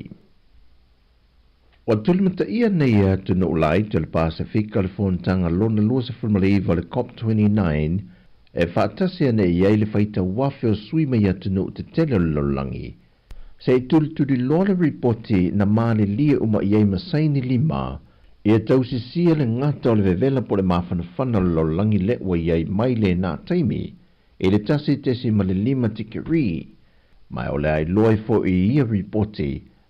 le monio whaamtalanga na tau te talai te itai o malo te tele, ona o le tele o asu o ona mai o lato whalenga o si mea, o loo arua e le e whaalanga i nai le siu manga, ma whao popo e lava tikeri i le vevela o le lolangi. Mai pe a whai e loa le ripoti le o le afola sia le moni o le oanga i pe iluma, o lona winga, o atu nu la i te le Pasifika o le a palasi pe i eile mamafa o a fia ngaunga le tau, pe a le o anu mai lava i ai, atu nu te tele malato whananga o si mea. O sa mo leisi atu nu o lo una i o na sui a wai e iei fo ima le fionga le tamaita i pandemia, le fe au lava le nei o le puia, ma fo ia whaafita uli ma le a fianga o tātou tangata, mai i sui ngaunga o le tau. O le masino Februari o le tausanga fou, e wha mai ai le leino te metu i nātu ai le reporti a tunu te tele o le lalulangi, pe ua iaine lato fuafuanga i tu i titi ai lato whalenga o si mea, ma lato wati na e a fiai le o sone. O whai lopo po lenga o se tasi o sui o malo o whaatasi sa whaatasi mai le fontanga malo le taupulenga, Dr. Marcus Olana, o le fontanga taluaina i o ina whaatase e te ita i o malo le tau pulenga, le whaonga ino ta avale alu le ele tise, e vai titia ia a fiango le tau mai kasa o ono le swau. Peita i le imuta iso esu enga le foi fo mai o ia foi o se li ilo ia, e yeilon to mai wha apito e tūlanga o vaila au o ona, wa ia fsiringi ai le lava ta pena o sa moe talia i tu ai ngā ta avale u whaofi mai. O maalo o whaaluina i ta vale nei, o loo iei le vaila au o ona lea e te lele a fiango le siu manga i mawhai o na tūla i mai ai. Ai maise, o mata vale ia pe a mai alon teimi whaatulunga i nei whaonga i nei, e te tau o na tue whaafo i uma i company po atunu una awina mai ai. Ai pe ua iei se fōfuanga whaapea e whaatino. Ai o se tasio a fiango le vaila au le silio na ngonga,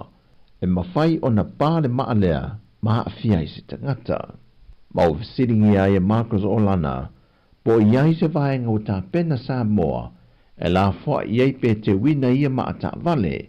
mai o so esu enga lea sui o malo au whaatasi na whaalia,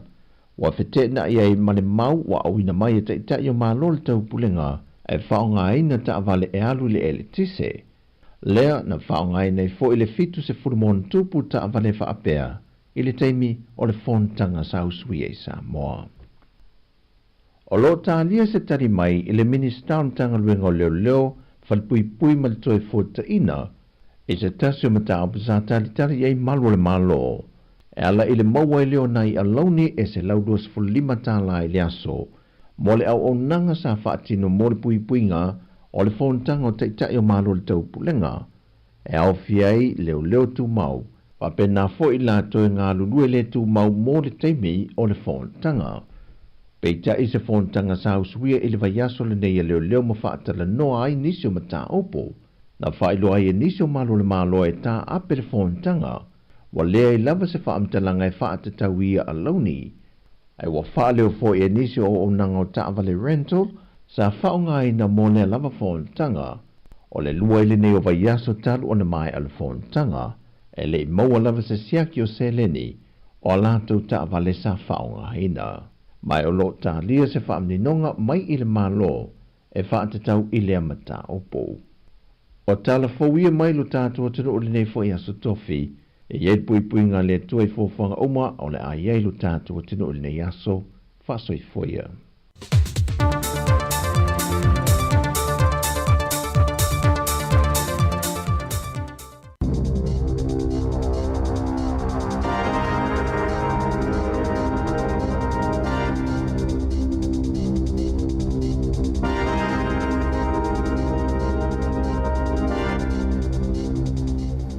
Tala flava le whaabuponga o tala fau mai le si o whonga le lau mua mo le nei tai au se fulu ma le whao Novema, lua fe lua whaa.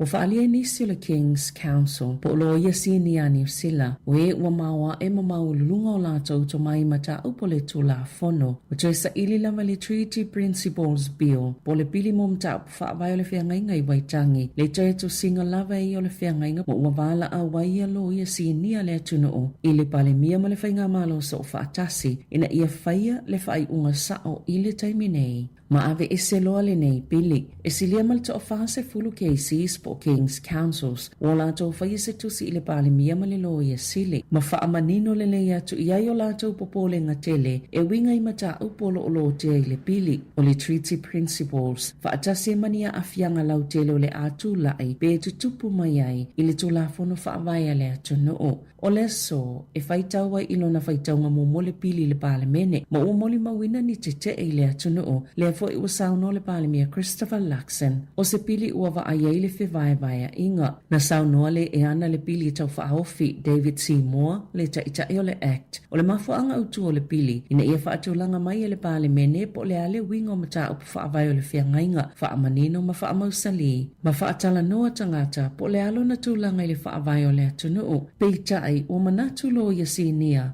o le folosia I o le pili po le tulafono tau whaaufi, whaatase le fesili whaapalota po le referendum o lo ufofuaina, o se awala ua matuale e tala whianga I lava le ua whaongaina, e tali malo te eise mata upu tele o le whaavai o le atunuu. Na whaalia e loia, o mata upu whaavai po principles sia ua fuafua le pili al whainga malo so whaatasi, e toe su iei le winga o le te tiriti, e le o atangia mai ai le whiangainga, ma ua tatau o na ave e sea. E whaita wafe tangata e langlangoina le hikoi po le solotele, mo le te tiriti, na sopo iaina le alalau papai au kilani le asona nafi, o le solo mo le whiangainga I waitangi, e whaeloi le te o Māori I le pili o le Treaty Principles, whapema polisi al whainga malo so whaatasi, o lo oa awhiai I lātou. Na whaalia le auto stala le leite o New Zealand, na ngā lulu le awalalau papa, a o savalia le hikoi po o le solotele, a o anga I atu le hikoi a Māori mo le whiangainga o le waitangi o kilani, sa whini no whanga se lua sailongai fo ile tite a Māori, le Passion Point ma le iho mātao. No sātua I whaata mai ele solo tele po le hiko I le tasiva fitolima, sāta ita ina e Dame Whina Cooper, ma le solo mo le foreshore and seabed I le luafe ma le wha, e mana tua e nisi na I le solo le tasiva fitolima, le a fo I oto e sāva vali le solo, bei ona iai, mai le aso ana nafi.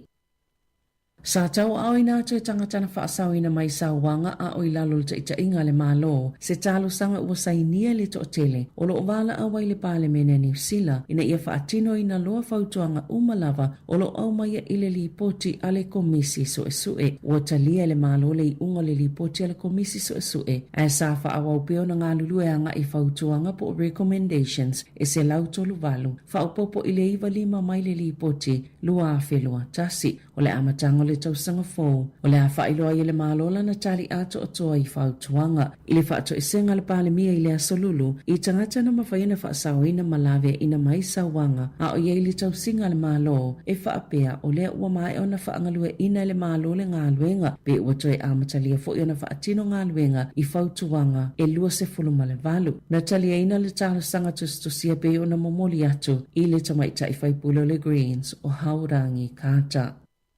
Sa whaatonu le minista mo le atina e ngaonga fsota e Louise Upston le au whainga luenga ina ia awane i toi whaasalalawina i vai aso ta itasi le numero tangata benefiti au whaasolosolo ina o atu ini fwai numero pito maawalulunga e le i iai mua wawala au le leipa e whaapea o se ngai o inga ua tau mawhai e whaau fiufi ia mata upu pe ita ina saunoa le minista e le ta ua le whailo so o fwai numero a isilia tona tale fia ngai le li poti po le whailo a wha le masina pe ta ikuata po le ta itolu masina sa le ia se wha pisa o le wha amtalanga le ana tu utalwai nei ilunga le upenga fsota inga le MST e wha apea o le a le toi wha alawilo ina i vai aso ta itasi wha maumonga po numero tangata benefiti pe amai alfa alawilo angol foi numero i le aso luas fulu lima o kitopa sa feselinga ina le leitio New Zealand le MST ai na tali la lato so upu o le a tali le minista i totono al parlemene i le awaulio le asolulu ma fesili fo i ile ofisa o le minista o le mana onga la lato mta ngalbenga ina ia wha mua lato ngalbenga i le ave o tangata e whai ngalbenga ai le o le lipoti e tāua o le o tāua le upenga ta wha ilangi le mta ngalbenga o anga fsotai o le a wha awau o na lipoti le numero o tangata benefiti i masina ta itasi sa amata maya a perila lua filua sfulu o na ta iwa yaso ma wha alawi lua ia whai numera sa fesili le so upo le leipa ka mea se poloni i le minista pe aisea ua manatu ai o le taimile nei ua tatawea na tau file wha ailoanga wha le vai yaso o ia li poti na Sāmoa se poloni le leitio New Zealand e le o le taimile nei e wha au fio fie le tūlanga moni o lo ofiangai nei ma le tele o tangata New Zealand o le whai numero pito la tamai o mai le aso lua se fulu lima o kitopa e tolu se lau iwa se fulu lua fe lua se lau se fulu tasi le au wha inga o tangata o lo o tali le benefiti au tu e au fie le to o lua se lau ma le wha afe tolu se lau wono se fulu o lo o maua le benefiti mo e o lo o sa ile ni ngā luenga. Ua whaalia le komisina lango leo Paul Basham sa whelo i atu leo i taita i o kengi ina ia whaamanino atu i aile tu la fono e au ona muli ta ia e whaatatau ia lato pine po o whaailo. Na whaalia Basham sa ngā lulu e malo si leo mo masina i ono e tā pena mo le amatanga o le tu la fono na ia whaalia o le saunga le mua leo ma le atunu u lautele e whaamua i le whaaiunga po o awhia tonu e whaamalo si le tu la fono ina tā ue si o leo o le tapu ma le sāpe o na whaatu la fonoina e au ngā tele mawele malo si anga o leo e tali e toa i a mi o ngā whaasol tu la fono a kengi ma o le asoluas fultasi o le masina nei e amata whaamamalu i nai le pili o le Kangs Legislation Amendments Bill ma o le a whaasai nai ona toi whaailoa pine po o whaailoa ilo e iloa ingo o kengi ino whaanga whaitele na ta ua le komisina lango e to ofitus full fitu leo o le afito i tonu malea ngā luenga ma le Kang Disruption Officers lango i eile isi to luas fulu lima mai le National Kang Units ma o le au lato ta ita ia le fuafanga le a whaatino ai le whaamalu singa tili o le ato la fono. I ta alonga e le whaingo fia ta alonga ualo atu i eile au sokali i Sāmoa i le vai aso nei, ma le amatanga le vai aso fau, mo le sa ilinga o so nā vanoa, i le ta amelo sango le ipo la langi lua whelua ono, e ta alo Sāmoa ma Tahiti i le FGM Stadium i Hamilton e le pola aso whareile nei, o atai au lea, so oi Malaysia na ta alonga ma le awa New Zealand i le Coal Media Stadium i au kilani i le pola aso ngafua, o Sāmoa ma Vanuatu, o au lua pito ilunga mai le kulupu pi, o le ata alo ma au pito ilunga o le kulupu a e to ono tamafou au mai le whaia o ngā Sāmoa Jess Ibrom mo ia ta alonga o le taimi nei o lo whaia la to tāpena ngai Hamiltone ma e te tau o na manu malo ia ta alonga uma wa wala au le whaia o ngā whaapele kapitenia Sāmoa Andrew Setefano i le au tāpua i Hamiltone ma au kilani ina ia o atu e lango la la to tau mawhainga i le aso wharaile whaapea le aso ngafua o le ta alonga i le aso atai au e amata i le afo le wha i le afiafi a le asonga fua i le afa o le fitu i le afiafi.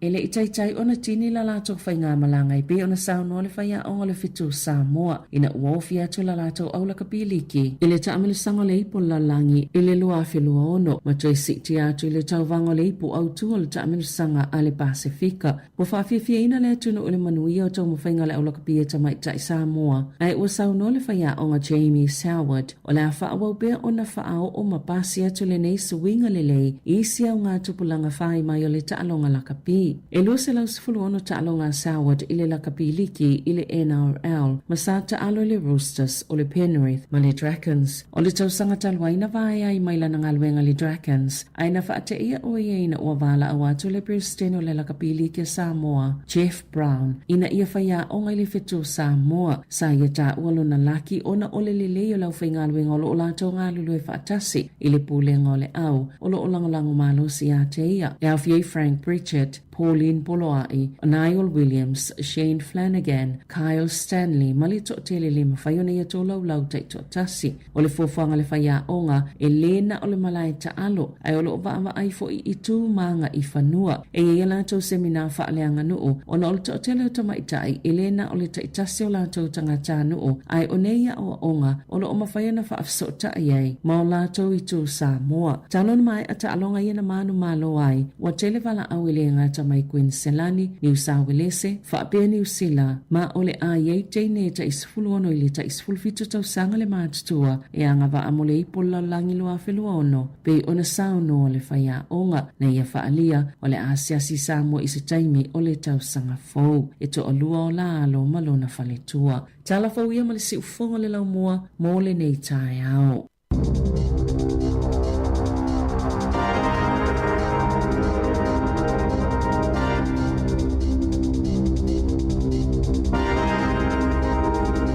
Toi whafonga iei le tūlai sifuru mani lua i leo ni nei di whapongo tātou telefau. Ia, sifuru fitu minu te nei le tūlai iwa. Ia, ma sa wali wali atu la fo tātou taimi. Mave tele taimi, mave tau sanga.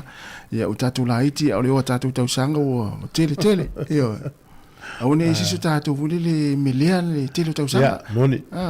Mau pelanga whaftai. Ia. O le lisia uona la falongo mai temini ia stama itino da po lo fa itino tas ia o fitus fu monto buta usanga mai talo fa tia Frank ya o lo mafuta menita ya o msio fatua e falongo mai ya we e o tele ta usto ina la ngai o ta usanga tele al matwala titi al tangata vai le ai vai la amele wala fa pe le sa vali mai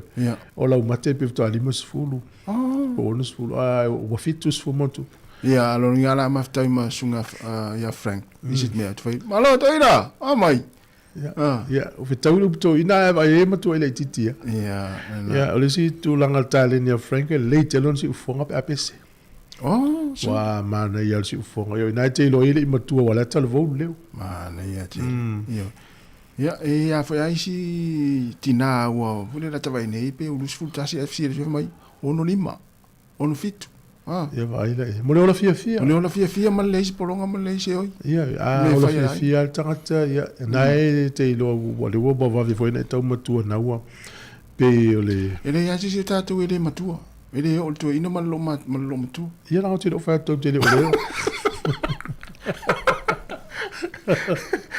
Wan mele ye te vedre malolum toa. Pita wita. Ja. E listo stamana sa mato fingal bunga zoyo. E fa longa me lo matala no mai. So se pe yo se lo matuolo o te la fa isi o li. No mato fingal bung. Ja, o te no fa lo mo wata va pe. O ma fo fault ina le. Ja. Na lo matua o te. Ja le lo o lo po o matua o te. Onu ngalo pokala menes fulu taiao. E mane minuto fa fonga le la tano toile fionga le puli afumsanga. Te alu moresia ma sunga fa mtu ai nutino perera. Ole tu level tu langol polo keti o fale ye fa usi po lua tolu selau. Fu mo Pacifica. E wal sili numero tasia. Fa fena mos fale. Fa fena o wanga va. Fiel tawul fale pe ofisili ana langa me fa pe e tele la ofisili le we atawa. E fa long fa fonga mai il por kala mene de se fulu. Ole se fulu tasi to fa sa laut por kala me lo langi wa sonei. E fi tai tunga ele fionga la wano atila. Tele yo tala mate mo fiel nei por kala me tala tu nei de fulu tasi se fulu wata fo ya fa fi fianga la o. Ya le la to tutte to ele u po o tele atato. E malo. Ui, se manuo leo mana tua te mine. Tata no la sonte nei de tangi a meola. Tu lo fa fo mele tu pushi o ma o me tua lo. Na fa no ngoi na ile vai nga na le tata no la sonte ni. Conosceti. Ia. A mea ola. Pelen ta fa so mo se le ilo. O le version te nei sa fa me fa papa ni usila ta o le kai Fox. Fa papa me fa papa. O le so lima la o November. Ona fua ele le te o fa va malo ni usila le ta o le Radio New Zealand. Se kona se te ta o le Animals concert. Ya, o le ono le fie le so na no fa no oi. Ki le ya le telefonia o fa longo le fa pio. Tasi. Aqui tu nga música la tal va ngal concerti le me ol. O le man nei e le moi. Tu le meu violin. Mo meu piano string keys. O le ona no mai. Al tangata la le tiute. Ya mo fata lo fa mai. Ai o la foto tangata o la to mai fa. Ya o la to me o la yo fa fa. Mala to ingoa. Ya fata lo fa me lo tangata le tiute. Ata inga fa pe o tasi o le tangata o lo fa o le pusi e ngo ya beauty fa pe ya fata lo fa tia tasi masiana fa o pusi o beauty ma lo tasi ma futa ma ya ta tu lo pesena le violin ya no lo ta to le mal pusi wa se o fa ya fa pe na fo ila start. No falong o man ia io pese fa pe. Io to inga violini ma musica ia o le moea. Fa file mu nei miola. Man ia fo. Io no falong. Ai fa pe ata ita fo le ita me le pese ai sa wini leo ni ni leo ni ma. No musica ma. Io tai pe io tai fo le tai pe io tonu pa fo le le pa le tata ma tu le na sai il violini fo le na tonu e ma io langona fa file mu e langona vesi to dia fa longo se pese malu ona na fila mali ne wa ta wala so ofles ulu ya la wa umonina i va senga sa fianga ya fianga ma isi la fu fuanga sa fele ai tongolo ki pese Jim Reeves ele uli fa so le fifi pese que si mas sol no fo le la lo fo le to file mu ma fa sa pese o mane le pese pe ja a fai tu la pe o fa pelo ma fa o langona ma na yo o mai lo o langona o mai mo e tangata ina ua o le aso e fio ma yesu la langi fa ngalunga tongiolo o liuti no tangata lo le ano le ma na yo le file mu yo fo le pese long time ago in Bethlehem ta mo le piano itu mana lo inga na fa file mu lo waso vai se pese malu o Jim Reeves pe ki me lo tio I pese lo po o tele tato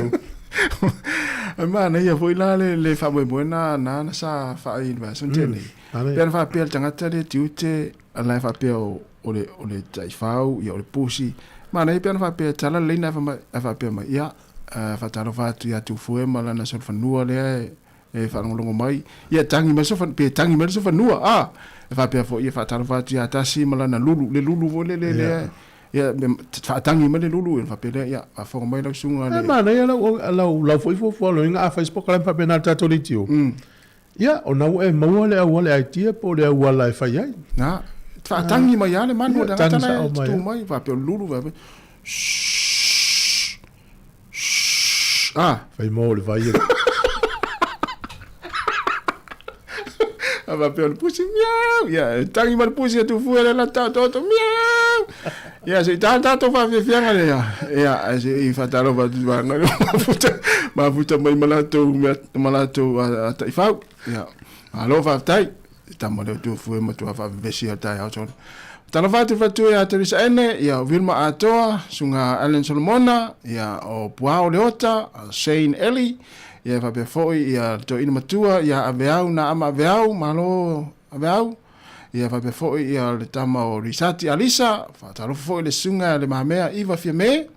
ya o Tavita Site Rafaele malo fa tai tele la vale mafta mai fatu tala le ulu malo fa tai ya o le sunga portfolio ya Maylene Fonti vai ya o le sunga tapusoli le maiava tamalale yeila na pusi yo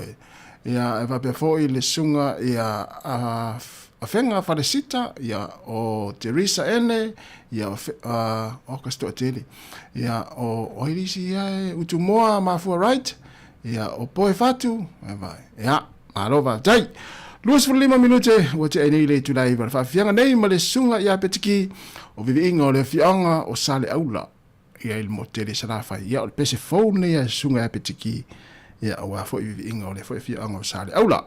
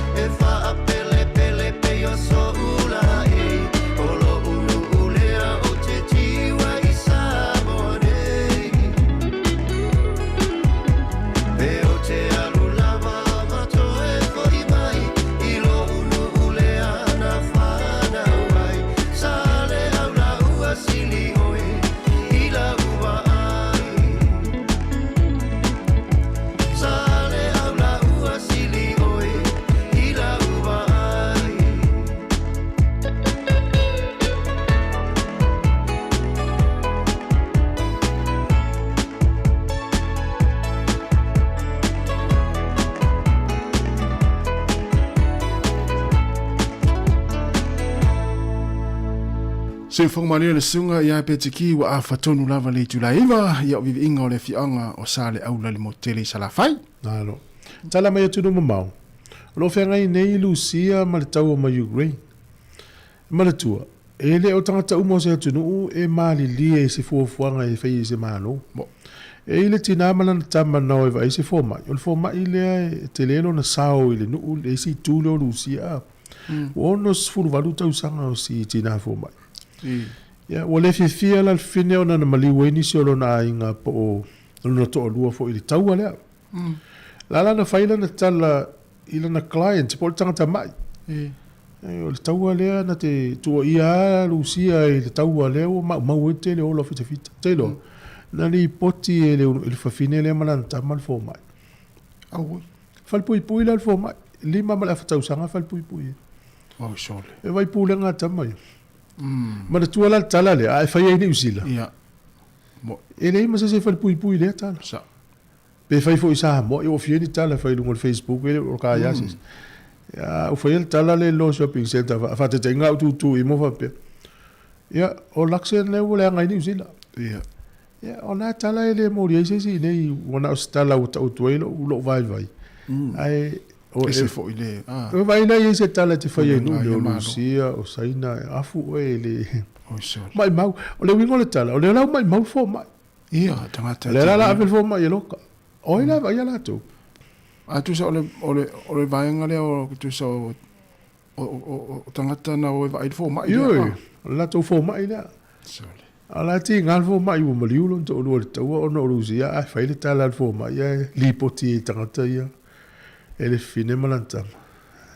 O le mori anga le o le fasa la o tala se. E fo tu la fo no fa pena ani usila malalang ya se fa ngai. Mo. Ya, o mena se foi to nga me fa pe. O lo o tau mo fai malo si Australia e tau na o tu ya leo ni usila o atu. Ya. Le tala le lo mi e lungo le TV1 ni usila. O le nuu lea i o whakatane. Ia. O lo o tele ina leo le mana o me Australia. A o le tongi le mana o e watui. E valu sfuru no a fetala, le tongi amata. Valu sfuru no a fetala. Ia. Ia fua le tongi le leo nusila pe ia leo sfuru fitu sfuru le amata. Ia. Afa pela le 5 leo. Ia o ila le fialu wale. Na o ia alu. Fi whainga tape au male a inga. Na. Ya, tu ngali a leo la sunga na maya e alu. Yo, ira le mela tu el nava no le. Ai te o pe. Te lo tatu tamale na lu fa leo. Yo la pa ta u le ko.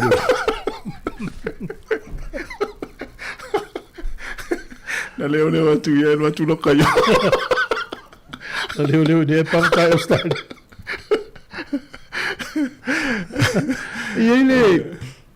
o le tamama lo na tali. Ila lo le motu isauti. Fa pela o le ono tau sanga taluai. No ila tali I na tamama le tali. E va ila tamai ti le mele o le metal detector.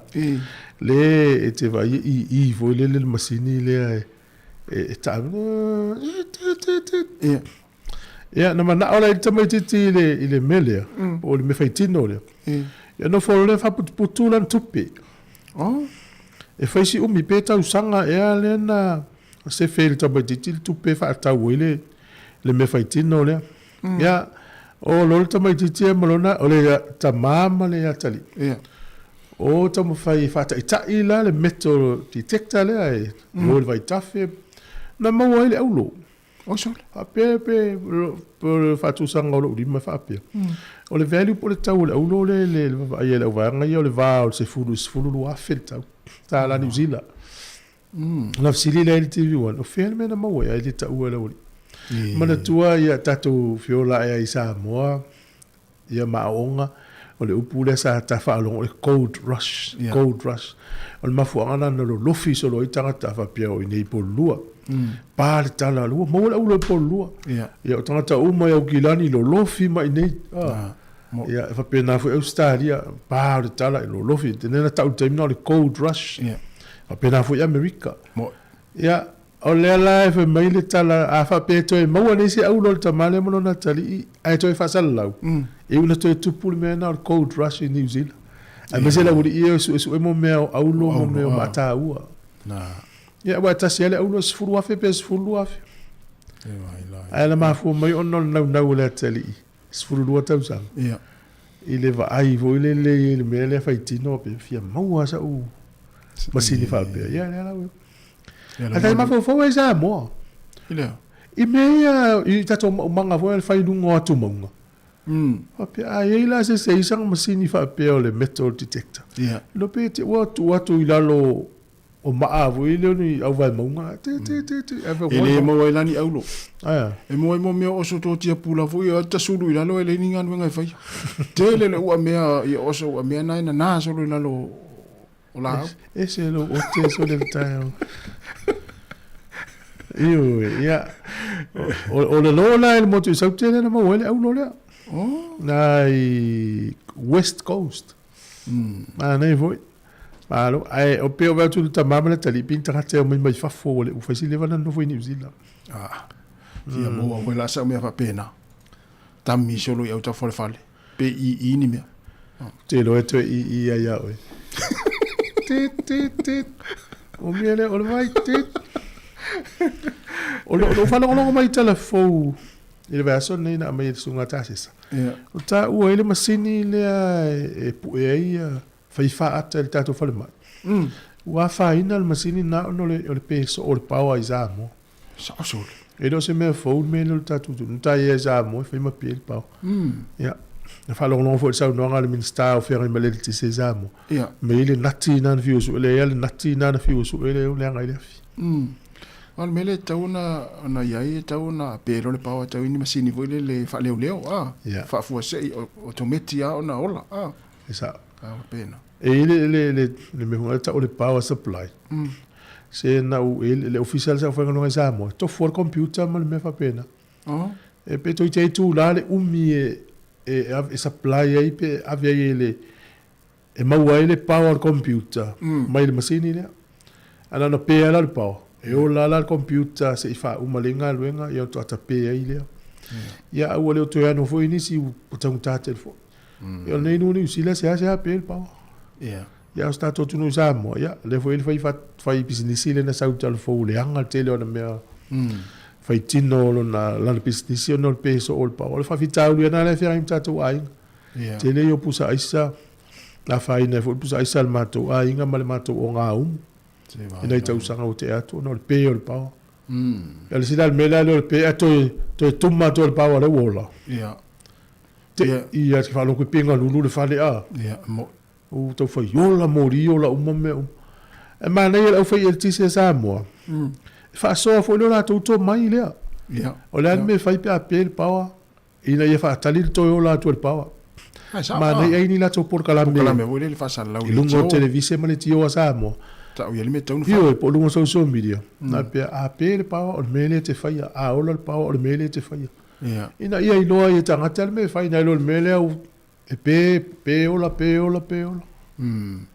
Ia la me fai pe ola uto mai le me tau dis. Lo le na fsil me tau a pe. Pa tu la me fai pe pa fa mai a pe pa wala tu la lo le o fai to. A je ma fui. Io, o le te mana o kiria tu le sila ka.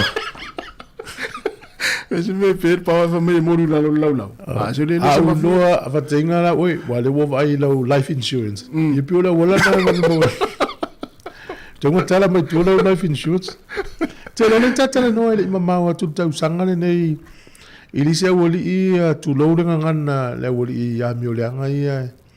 tu lo la va tu fa mai tau fa vale na fa yela pisini si mo me fa malama i le na nga ui tanga tai nei mai si tu ni usila fi a fe tu petan ya o le la wa tu fa msi donga se woli se vai la ya le la fa ilo mai fa yo la ngo o tangata yo mai me Amerika ya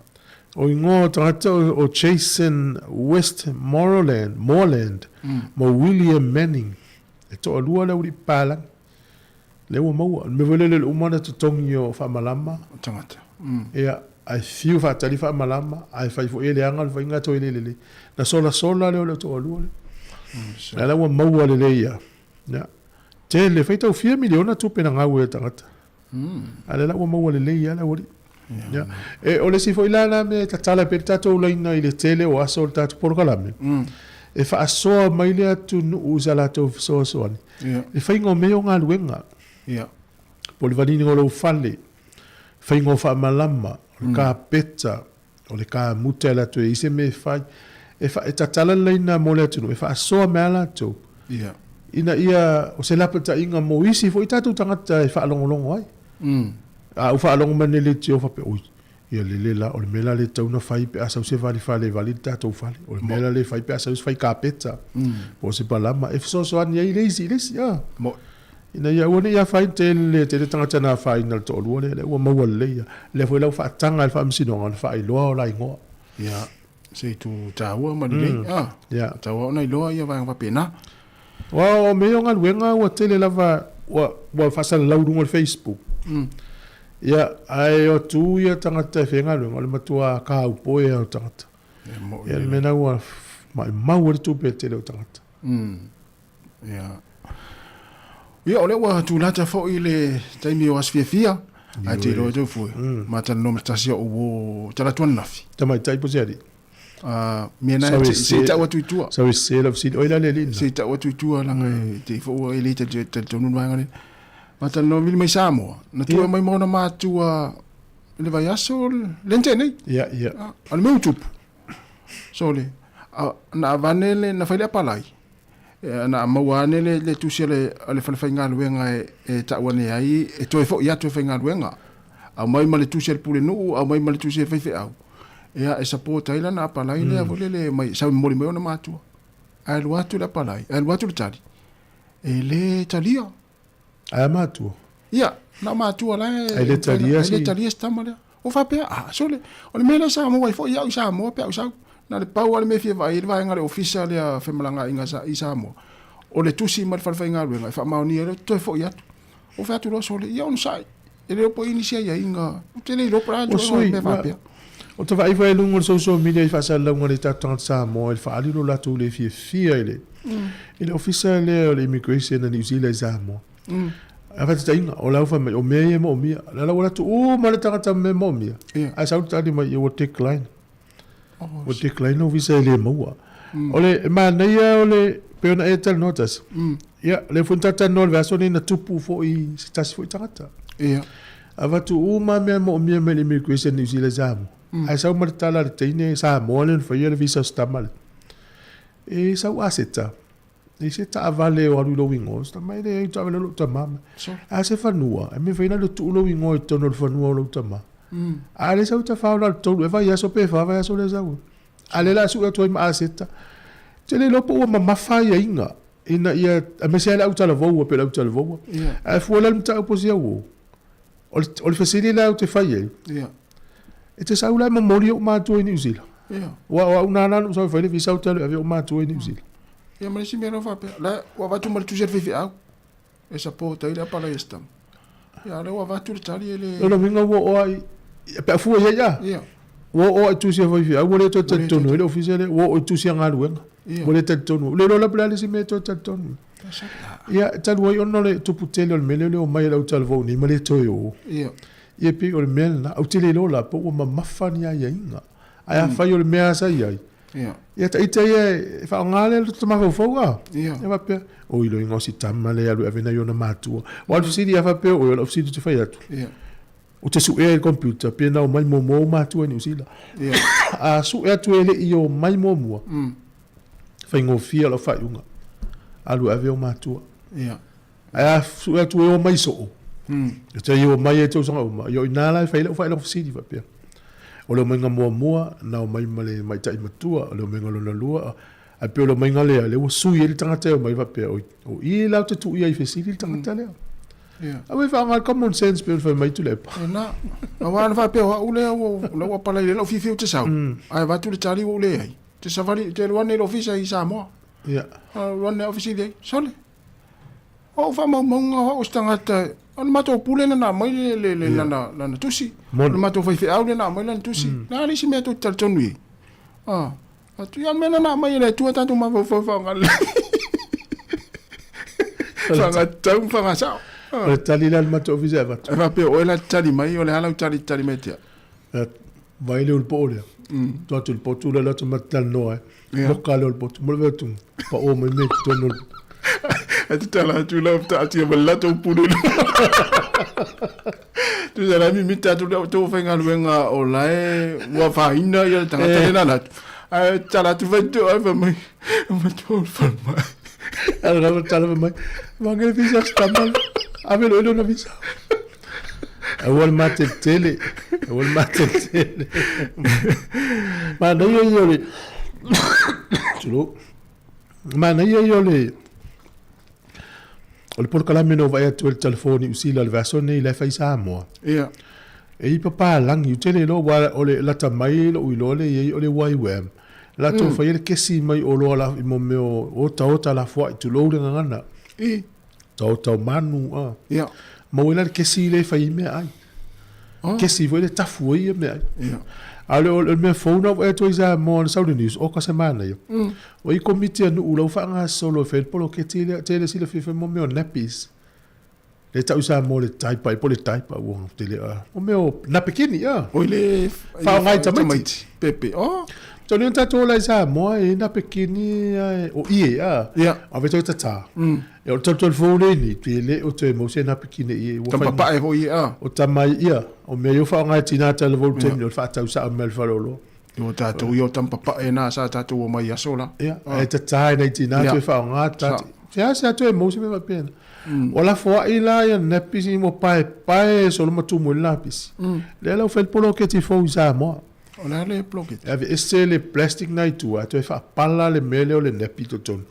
Alu e malau o la au. A maua ele fau e fsosoni whatoanga. O le matua man nei o le fofo. Ala le whainga. A pela le fa pe le no o komiti la fa ia e ao mai na pe o tamiti e o mo la pisi o mo na pi tu lo la vale ngana Sāmoa o la fo I me o le ia na o ma mele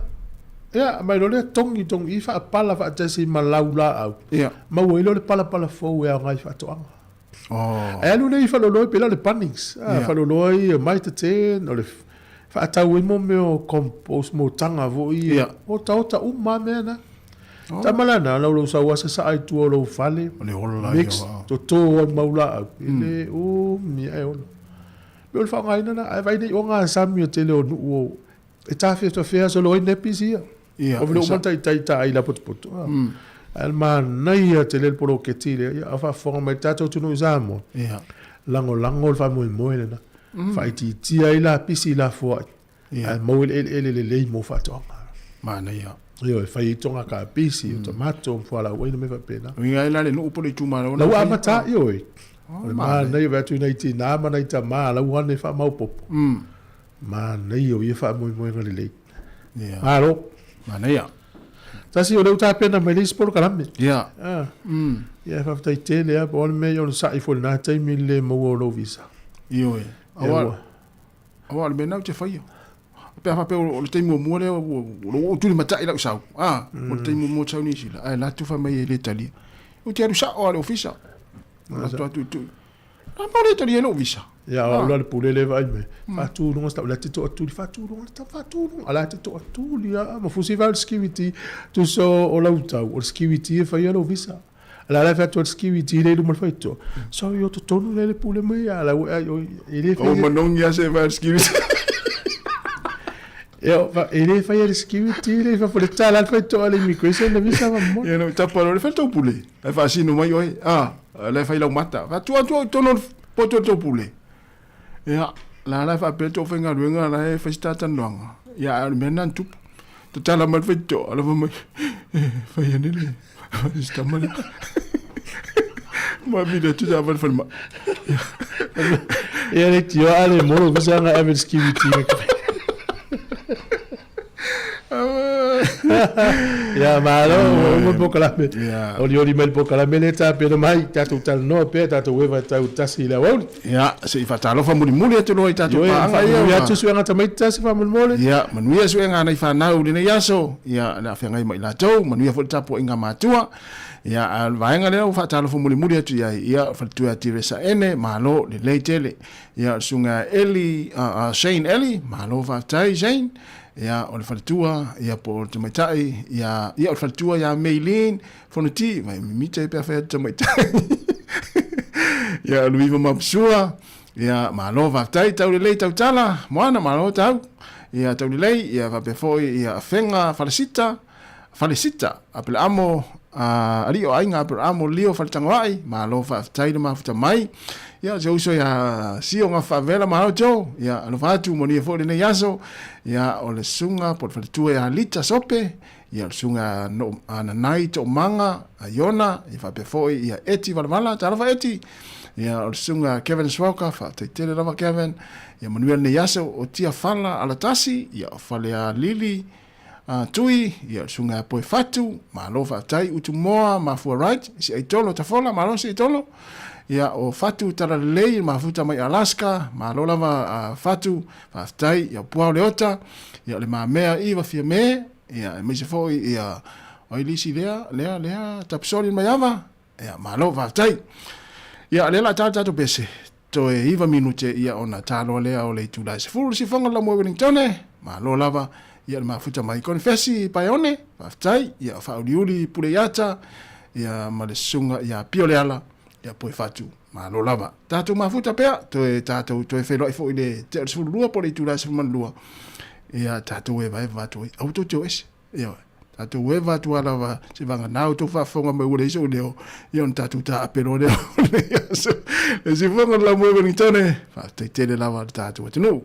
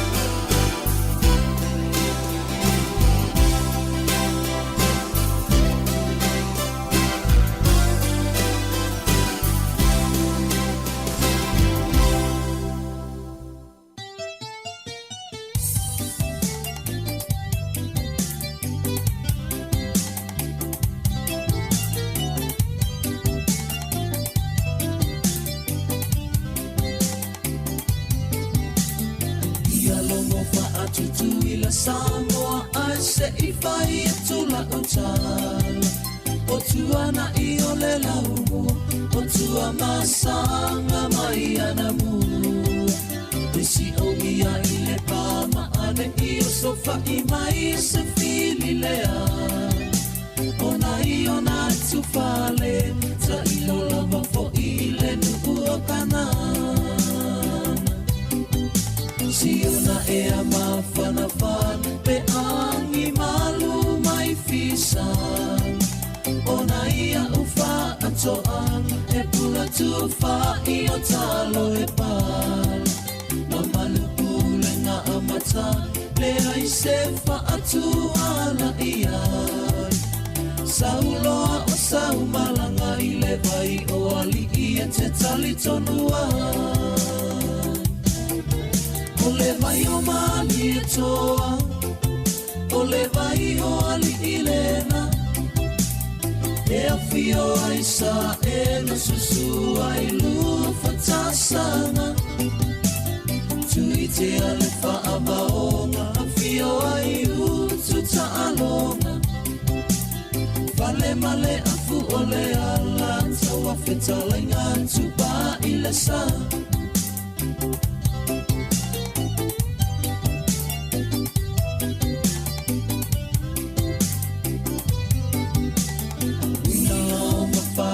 Toi palauli fa apea mama o te O tupu a mama o tana O te tiua I Sāmoa Male malai tanu mawhili Na tanu mia I whili o le taua O le taua le na o papa Na tau e tupa I mana whanua Na I o le ulua I no foali o mali e toa O le toa o tui Sāmoa e whango tai tai e lua O ita o le tumu na mua I malai I tofina O le fue ma le toa e pui pui ai o ainga O le vai o mali e toa O le vai o ali I lena E a fio ai sa e na susu ai lua fatasanga Tui te ale fa abaonga A fio ai utu ta alonga Fale male a fu o le ala Tawa fetalenga tua I le sa O le vai o mali e toa O le vai o ali I lena E a fio ai sa e na susu ai lua fatasanga Tui te ale fa abaonga A fio ai utu ta alonga Fale male a fu o le ala Tawa fetalenga tupa I le sa Fale male a fu o le ala Tawa fetalenga tupa I le sa Fale male a fu o le ala Tawa fetalenga tupa I le sa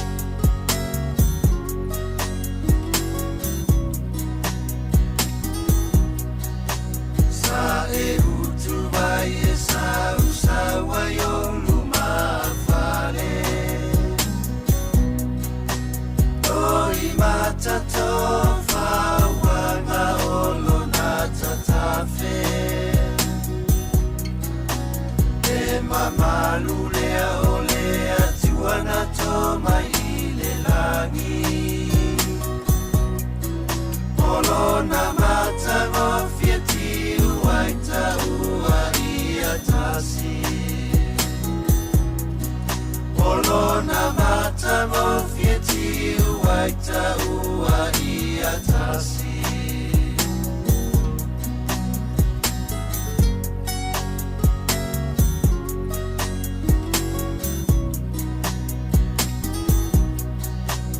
Ei oni ufi e tutupu isi o utino. Di mana tuia na onana mafaalino.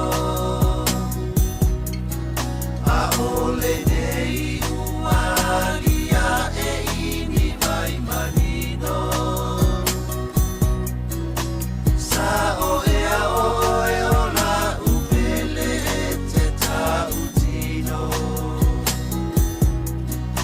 Sa o ea o e o la upele e te tautino.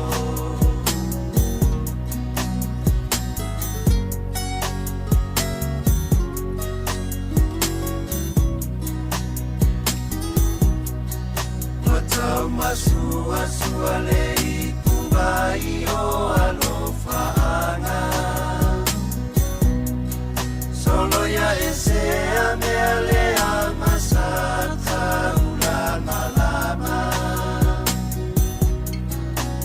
Ea uma wafile mule toya ini uku. Iuli walo maya o fofonga ua taunu.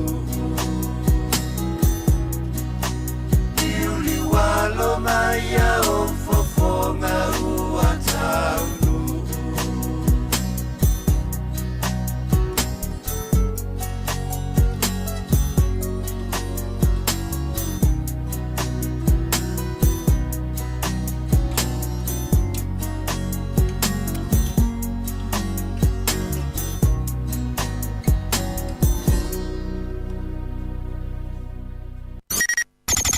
O le tautua le si ufonga o le laumua o lo iai fo i le langolango a le New Zealand On Air.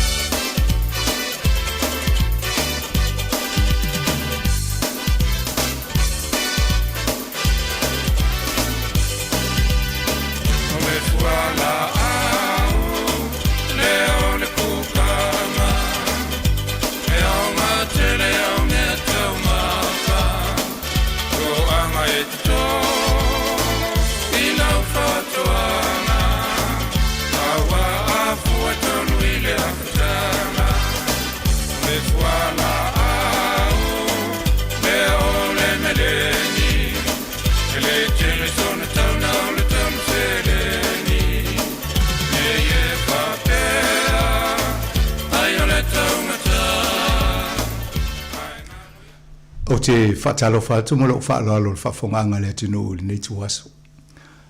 Alo tia fol tatu ofisa ma whatasi ma le sunga ia whamtua inu Tino Pereira. Ia o ia le o lo te ianga luenga le Collective Pacific i kolekti nei i Laumua. Matatano fo i tu sai mo le Stasio Poloketi whapitoa lato.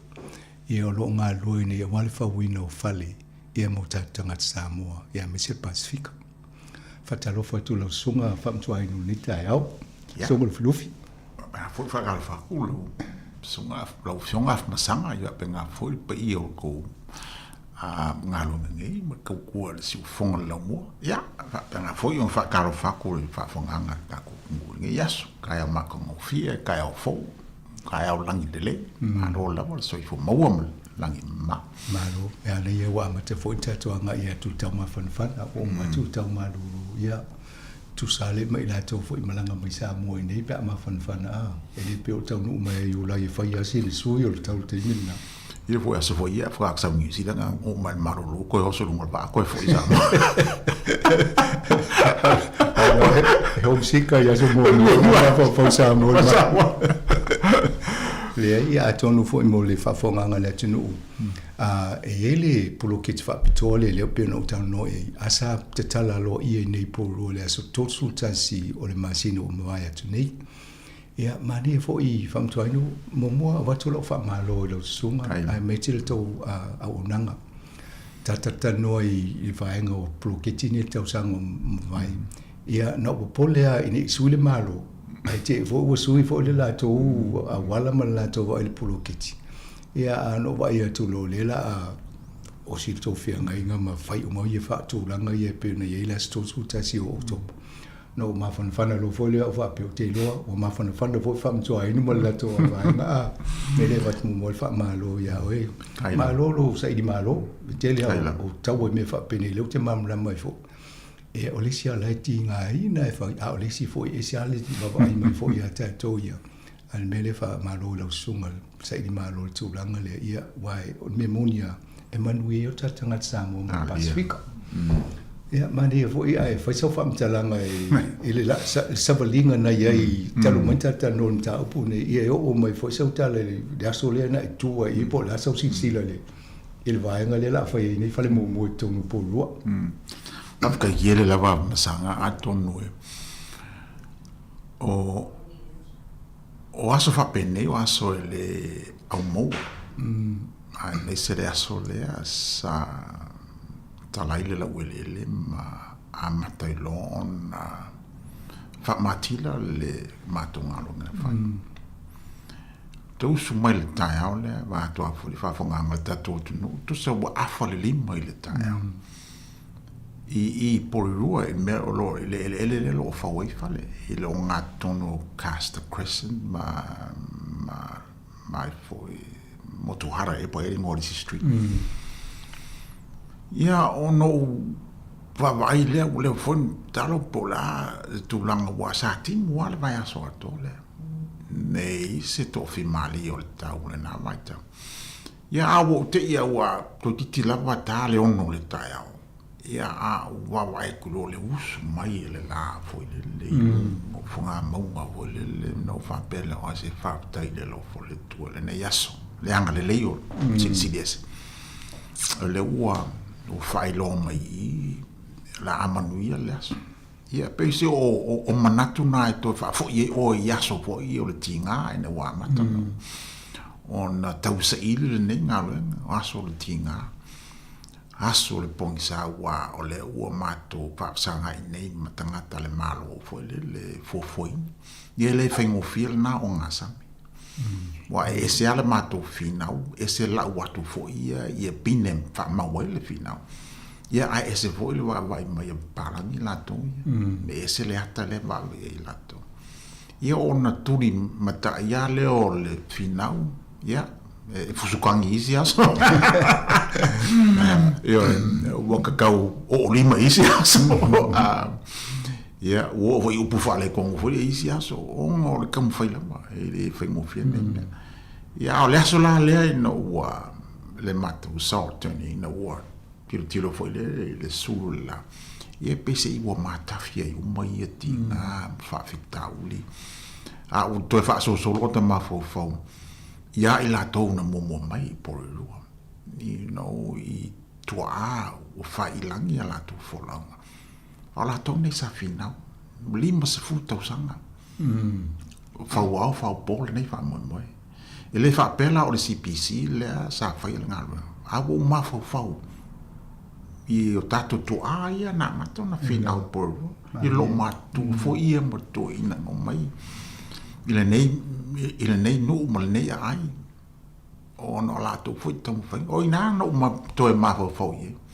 it was really for ngale you feel the presence for ngale of all of those people that ele fa pela o mato I think o ka ko ia fam talanga ino o le anga tupulanga ma le anga tupulanga yo mai fa tau no le ngal we ngai la to mo o le fa wa sa ma so that was the feeling out that was what I felt on that day for le ma fo ya la to mo tu ai a to no le nganga na tau avel ne ngal we ngai le fa pe fo le o se mamal bos tangata po o se fai malo stangata but o lo nau fo le tau tu mo I la to nei ele o le leilo la to te mau ai o lo finau ina ia mo se lumana I monu ya alo mala to fano I guess those are the people we're doing it for whatever else a fa pe ele o tangata ia motivate o fai mo then te ma fo yo o la tua o la to fo e o la to ai no mai mo ne New Zealand ia o nga solo nga le o ina muni mai fai la ne nga luenga a wa la bel tau to ino o ai nga ia o Sāmoa ia ma to le o no fo ina mai ole mana yo se fa mo fa tasi atonu o manua ia va ese a fu fantasy ole un ole fa mo le la utonu ya ole me na naso fa tai de lo folle tu fa tai to mana tu folle ia male long suara ta tu sa tum le aso na wa anga ia tu afio tu ma ia malu ta tu folle atonu le wa they feel like folle ile tele o le ngasu le pe vesela tunu you know but here it is something folle hopefully will lift us te le ia langa le so Sāmoa le chong au tu folle na fai masu ia ma tu na vi tu ma o ma tele no ma ta mai le tu langa na ye ma ne fa no fa tu mulia fo le tu fa mo ne umba ma tanga to le pulenga no pulua atonu le si ma ne na le fa no mai e le wo ye foi mo ma winner tam fa nga pacifica ye mo la to yo a fo la na se fo le mali ole fa nga malo fa tu malo le ye ne ya le Provo City Council ile e ma se la to se le ni fo le ile ne nga lo nga mo le ne fa mo wow fa tai de lo fo le tu ole malo le sa fa tu pe ia apes ia le matou la fautuanga ia la to fai se to nga lo fa pe le se le o levo na tautua na malu tatu mo le lima se fuka sanga le e se so sonia la to bon a le to a mo ia o matou sila ia fai sa to nga lo fa mama avenga ia I matou ba pa si o mo me o consenting fa pese io le yang nga ia I mai kai puli no le ia la wo le lo anita le yo anita fa mai anita ja fa la lo wa il po che den sa fa kai no ma ti di lo po le me le lu su li ma tau sang le ma su li ma tau sang ia le na to so so ni le la fa po po to fa le wa te lo yo e sta la po la le umbi fa nga solo no to pulo ke ti a fam tsai le ma lo fa tai me sini na o mo tu la ngana o fe tu no le fa tu ia fa le ia le fa mo o ila ta o le esk place o le vala le o Castor Crescent ma ta haurua Crescent o ingala le ia tele o sites for ia lo ia o le wo mona ta penga le kaina ora ia underground ia o inala le fa mo up to 300 ia pale tele lo ngal ele nga istempo Ano ko tu fo fa mai pe fa sanga tu no mala tu e kalesi yo es e o chi Sāmoa o chi le ne pulu yo fa sanga ele sina mana e fo ele na lo la lo le fa no le ba na tu fo na la tu you know lu to fa mal fa to tanga fo le wa ne me uma e te tau nga lu e mo le lu manai mal manu io wa lo tu mai kalesi ia no lu ele ia na tonua you know pese o tulanga fo ele fai mato wa ngalo lu ele maori awa le loto fale malu tatu alo atunu e ini se le mo mai le fonga le tau fainga pa anga male awala male meto ti le fa mai o to fa ta no ngam ta puni awai pe fo ile awala le na o ye to mi se lo suma ile tau fainga fi na o male malo e male awala le o to uia e male fanga yo ingo le fa tu penga ma wala fo ina ia ye pere se saule malu tonu a mane fo mole si le fia le malu le ti atonu o wa fa manuel mato fa mo ona o natito ana le ai se ele ai se pro que fa yeah because it the needing as ele o ale ai se ele fo le fatati ma ele fa esse le maua e o le alofa o nati toa i tatou community i le latou foa i le ua e sirsira pa la i e o le ua lisi mai e maoli latou ele ma whanua mo le olanga ato o le tatou tunu in perpetuity tau te whaonga ine le whawai i a whale matulanga whapene a walo tatou tunu e se la maua e le lofa le te le ngalo ana le mo mai la natito me le ise matu o tau si fonu le te mi ne le va lo se la fa se la lima se la ia polo ka fo i ma sa le no winga na o se felicito pena tanga tele la fa ta wol fale o le te le se tu per fa ta mo la o le ya te man tu le tau o le valuation o le site mo le fa ia matu fale pe mo war ko milion ya availa natu ya ele ko ngi mato se ko million on le value now le la le lisi ya availa le mawa yo le na me fa mo fi so that helps the affordability of that ole na le tu langa ole tu inga pele i se mal dienga le numero ta la mo le lisi o le wo ye le fo le fa numero a le la mo tenga lo lue fo le fa numero po la le fa numero pe po la mo le masina po la le fa numero le fatta tiempo le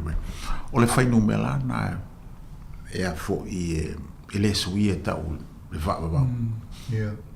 ele sui el tau sanga le sa le sui le silima su tau sanga le sui le iva su moriva tau sanga le la to tal no e fo o le tau e marilia i le so o le tau walana e se la le maua e o le afo o le tio le al matu fenenga le na faine me na o foi stanga na voi la ele ngata foi le fa ngai na tato ele in perpetuity I mean o la o ia fa sa mo in perpetuity o la fa ma ele tom fai le mo ia le o le to ia tato le lisi ia le o se liste le o le ala talta no ia ele o se metele me le la e wai volo umana fai costing ia matau fo le fango le fale tolu potu mo e pe ma se ni tato tu so la se ata fate ta inga le tau le o se fale fa pena ai se le fanu se la wele yo o tulanga le ei o le o mate nga lu te mine masalo pe mo le fontanga le mato bori e vai aso le ona fa sala la ulo le tau fale te le nga lu nga fai ma tu le tau o le inflation tau ele tau o fale o interest rates ale bank le natu langa fa fele income malainga le e tala feanga ile income malainga le la o te fa tau le fale ise tu langa fa mo fi o matu e fofo o manatu la o vaenga o malana tatas o le la o mon matu analyzing o le la fa mo la o pa mo fono le matu ba por il va so le on fa sa la o le tau o matu fale o tam a foi mo vai mo lua poto mo townhouse e ai marca baka fonga fo le lua ia tasimale afa ia mo me fo io bathroom io e tele a tu le fata tia o le floor lo ai sia 2 bedrooms ia te baba ia wa tele o 2 bedrooms ia fau palangi ma si maoli tu se fit se full square meters a mato e valos full square meters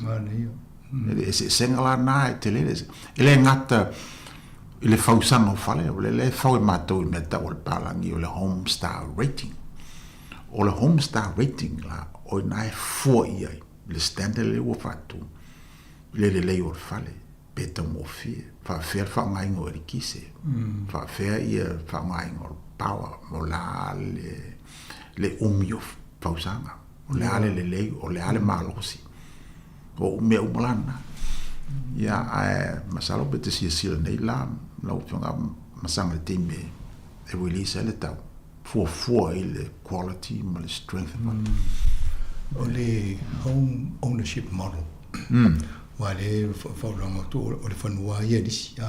le fata wala ingel fanua ile fanua tono le tau le fale na le tau le fale ma le tino me tu tino na la to le fanua la wele le la disi yo wa to telefo ia si no o fa Sāmoa ia si aingo la disi fanua malo ia e mo le tulanga na e roll over pa o le taimine fa ia ma yeah, matu tato nga fanua ka koriko fo ina I kaufusi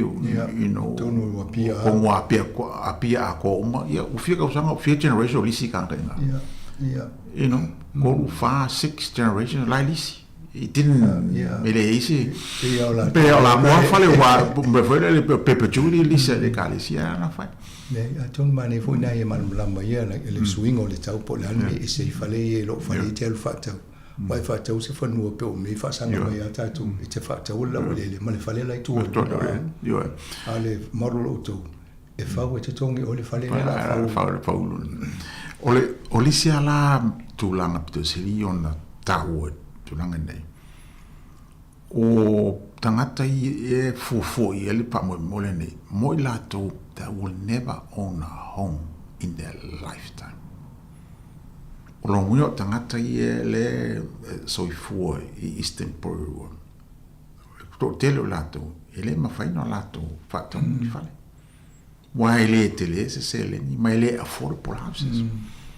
A o le hawa noa lale nei, ele ua hawa noa i lato nei. O na moiro le hawa noa, e entai ko kongo le owning o se whale. Ma fau no la so o le ngana tau na ko ta te o se vaenga na I le sita wa ta no ngal vaenga le ai e pe o le tau wa ai tu ne wa de wa fai ne le tala o lai fa no mani si fa fa na no wa ma ai a mi se tanga tala le mo le tongi o te malo mo le fine de wali ya le pe wa ai nei tanga ta ye pe fa fa nga tala to na mo wa no fa pe Lona winga e whaalau loe o tau ia criteria po tu unga mai a inga e maua e lea wanoa e a inga e taurusanga mo le whale. Ia na tau wawa e fo le pe te alanga te tau, a ma tala whia ngai le runga ali ile ia postanga te le whale lea. Wai, e lua vaenga o whiriwhiringa. O le whiriwhiringa mungo le tau o Britania o le eligibility criteria. Po o sangata 6 eni New Zealand. Sitseni a memo monga o sta ngata sitseni o e mai se a inga Pasifika le sina vai no artikla me ngai o e wala kala ile feeling mo fa vela le palangi le wa top la inga Pasifika la inga Sāmoa o mela night side pola le household o le wa pe e mo ia po le palangi ava pe o naino fo il Pasifika o le aingo Pasifika e fainta fo le ona identify in detail po ile is na o me ale se fu paseng lo fo Sāmoa e no lo toza e ma fainga o na la fa pe nga wa veselo e marisi la vaanga fo le ele ma fai ona e fa ta bo se fale pa fa pe le you already own a home na tangata fo I le I mooni o lato fale o lo tau fai fo le o atu fale ile fa pe fo le mota lato fo le mo lo fale disi me la te fa tau se fa pe usi se investment o le no fisi fi mo po lo le la le fai wala lo fa pe ele fa inga pa pe fa tau lo fale a pe le on lisi o fale ale la to sa fo ina teresa no fo o le vai mo mola na o le filifilinga e sao mai la fili nga na mo eligibility Ia ona olo le o i merkau selection. Ia. O la fili lo la ila tau ia la. Ia o tulanga la na o fuafuanga o lalo pitanga i porua. Ia. You know. O i tauna e no foi porua. Ia wa me so la tau ia tauna o foi porua. Ia ma tu foi ele le ma cosa va ma kafi uma. E kai noro i ko tele aingana. Ia. Na ave se na. Ia o toinga aingana mai la tau bole vana mau ne istempo. La tau la nai le famu. Mo la tau na le fa pe fo le ki ngo foi korori. Na so le. You know, la no foi korori. Fa la telefon mo tan. Ja. Ja, on so olela ile ini to le aingale. Polale great need to le aingale. La tam fai foi le ia pola foi se feeling you know more fa po menali ia por calamene more households wa ia ainga to tel tanga ta fanga lo you know ele va po ai va pa ai foi ta sia lo ngali that's it em fai tu fa ta si se household foi le ia you know pa fa mo firma so son ia ole si la vaenga ole tupe moa ola le income ai le fu ia mal o fuafuanga lana wa ele bank nela fai la tunga longa pe ai lo nga foi so mokesi ia ke lo bank ia o kura fonga la le bank le ta ia foi la ia ma to so pe ke le o ka fu ora use stuff fa so apply so mokesi vale esa iri po la how debt po how expenses ia ma fo la ia le lo income ia tasina ba nga sa iri ia po feelinga umana te anga ye fo le ia no olo na mo olo le feelinga it take me you have to go through that the process ia ona pikido le pito to fo le amatolo na sound amatolo le fanga lo nga bank lanto ia po la le mo kesi la fo ma wa e ese so ni to fa la po to mai na tangata ia fa pele wa umana select wa family eligibility male selection criteria termine atata no so ni factura nganga o le la to mo kesi fa ngol mo kesi ma mena e se so ni to ya nga fa e so ni e to nga o nga foi ta financial literacy o le la fa ma to mo la to uma ye apply they all go through in make our family literacy if I'm tala we e pe fa fe ona so ni pa fe ona tamo fai volele ete eligible le so soni ile ala tupe ma expenses ma tulanga fa penata pen le volele yo le te volele usa ile penge vaila na ia fofo ya le wo bola bata pena ma so soni tulanga pena so ila ma po la le o e o luat le por calamel na financial literacy mal selection criteria ma Mane o le longo nan ta mai tau na fasta ko mo la titia ien so fa wo le ta po kala me ti ta ma se pese e tasi ien to e fa wo le ta no nga fam ta ya fam join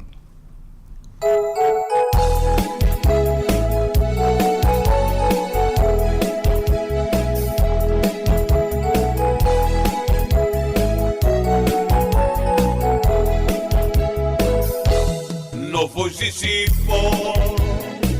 ole vasatasi mani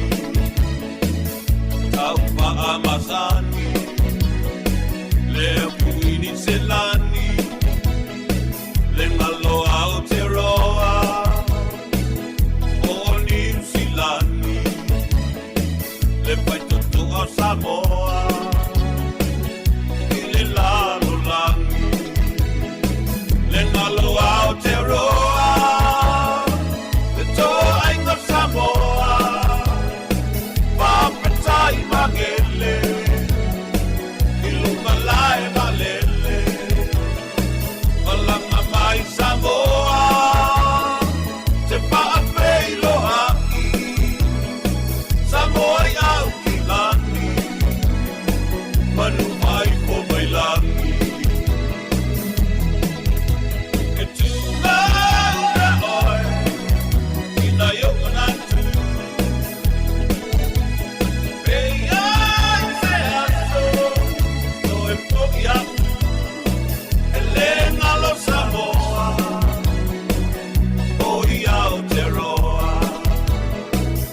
Samoa ni usilani Malole tauatai So setu singa ingoa Papetai moai Ete numera tasi Ile vamba papalani Le uta le utetele Le tono le pale mene Le ngalo Aotearoa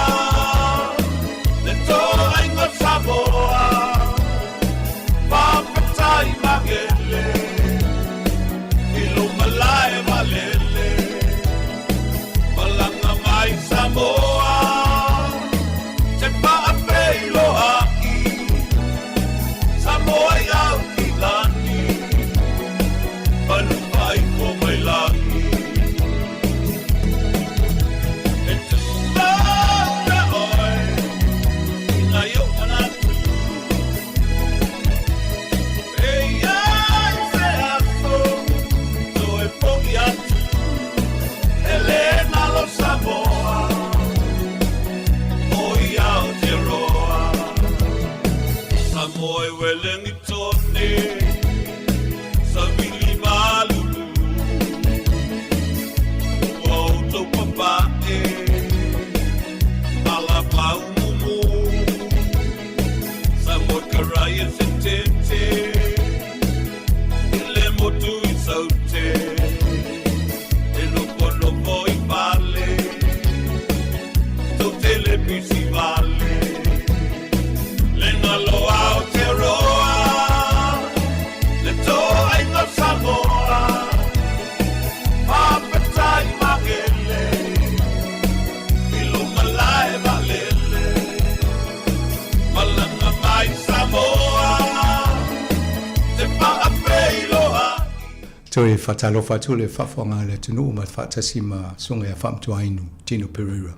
E te tanoa tu lato pulukiti peo ne ifalele o amatana fautono polua. Pe amale tōtse lau fale pe ona mata tanoa ni se polkala mawaiolo o whamatu o mai ma lol vai ngā tupe whaiere ngā luenga lea mō tātua ngā Samoa ma Pasifika. Famtu ainu atonu o le entatara noi a yainga, tutuunga, ma le foi ma le polkala me o tawas e whiriwhiri e tangata e whatau mo fale. Ma nei o mo watu. A whapeo oile e lo fale mo mua i e de tauria o i. Nau nei tangata i e tau whaingatai a la tōna mo se fale. I e tala no a tōna whainto so so ni e foi.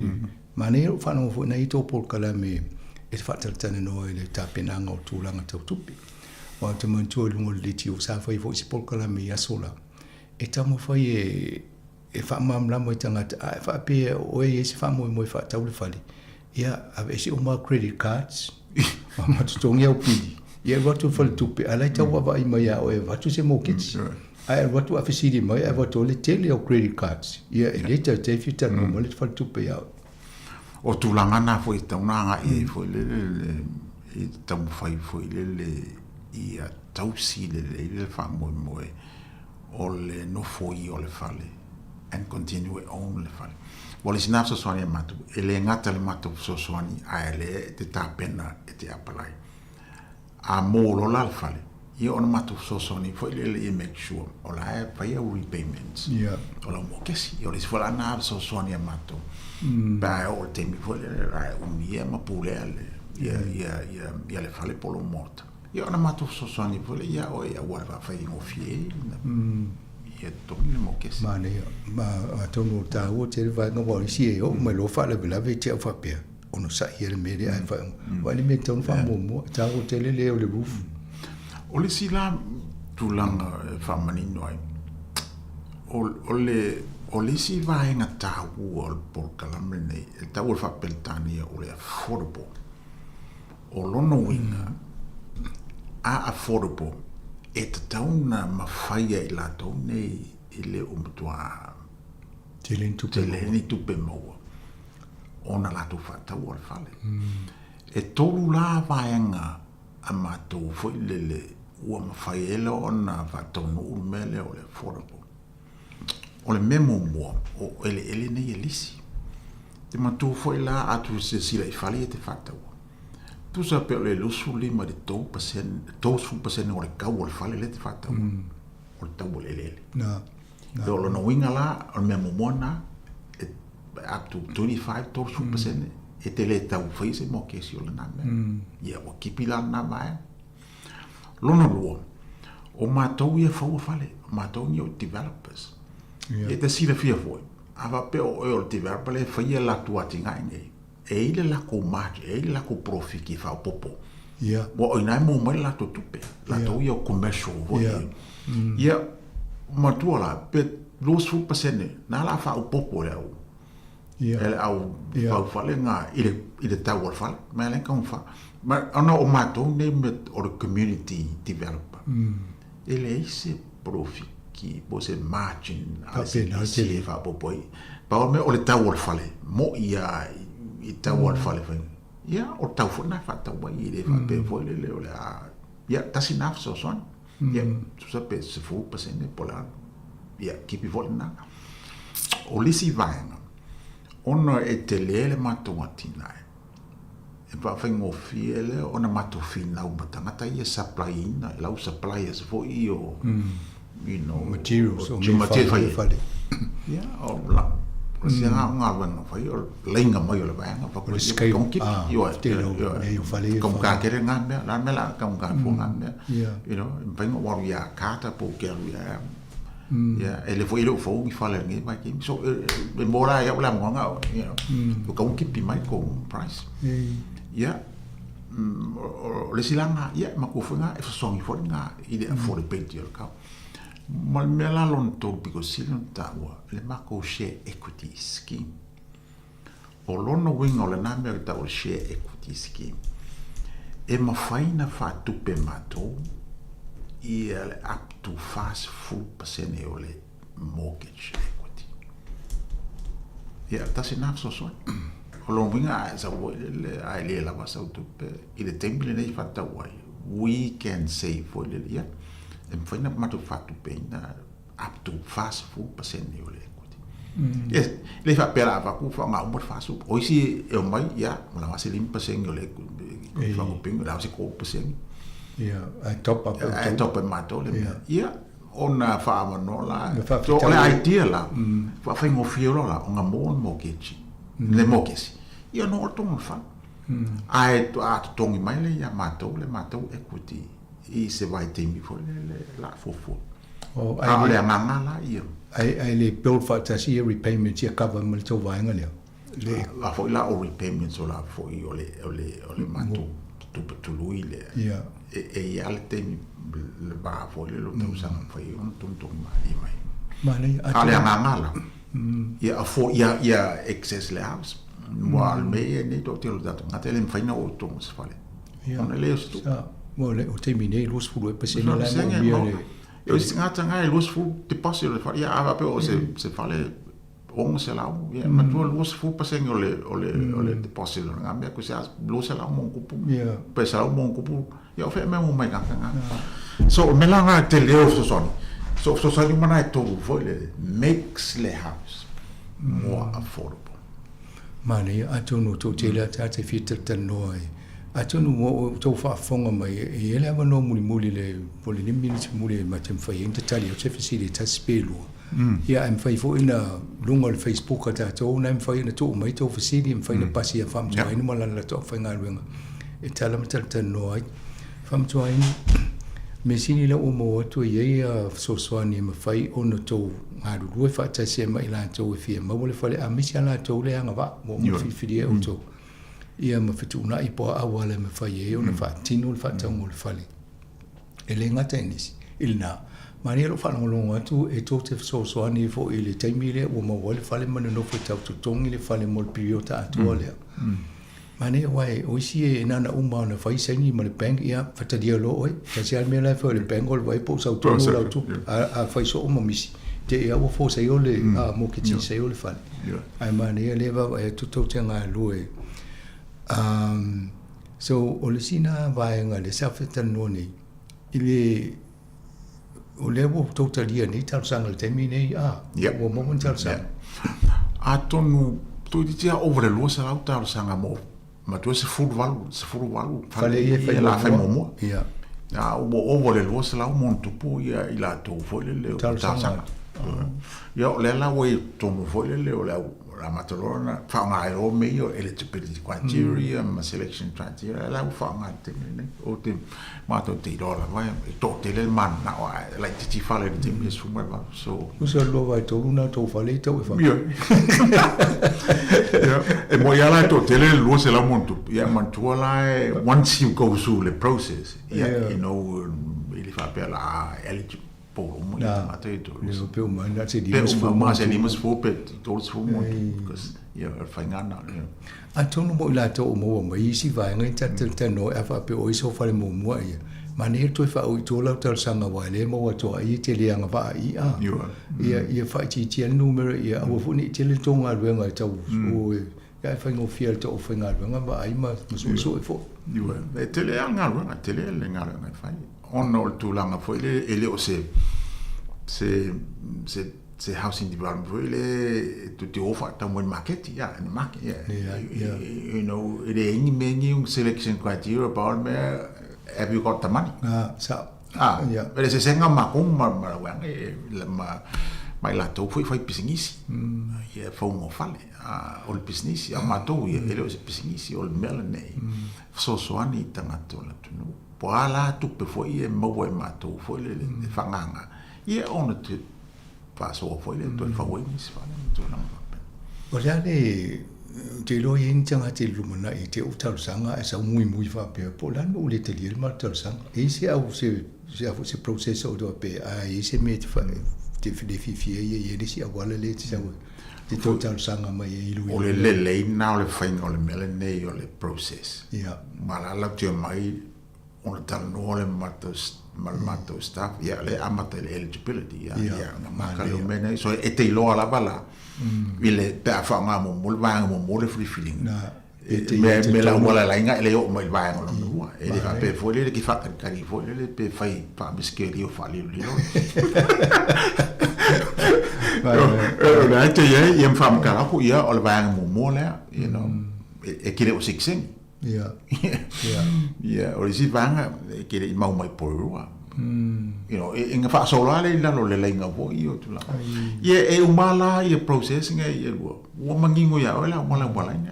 ya o fa le bank mo si na me la sola le bank fa la ngai fu fuanga e ma ko vo le bank e le you know e me ale sa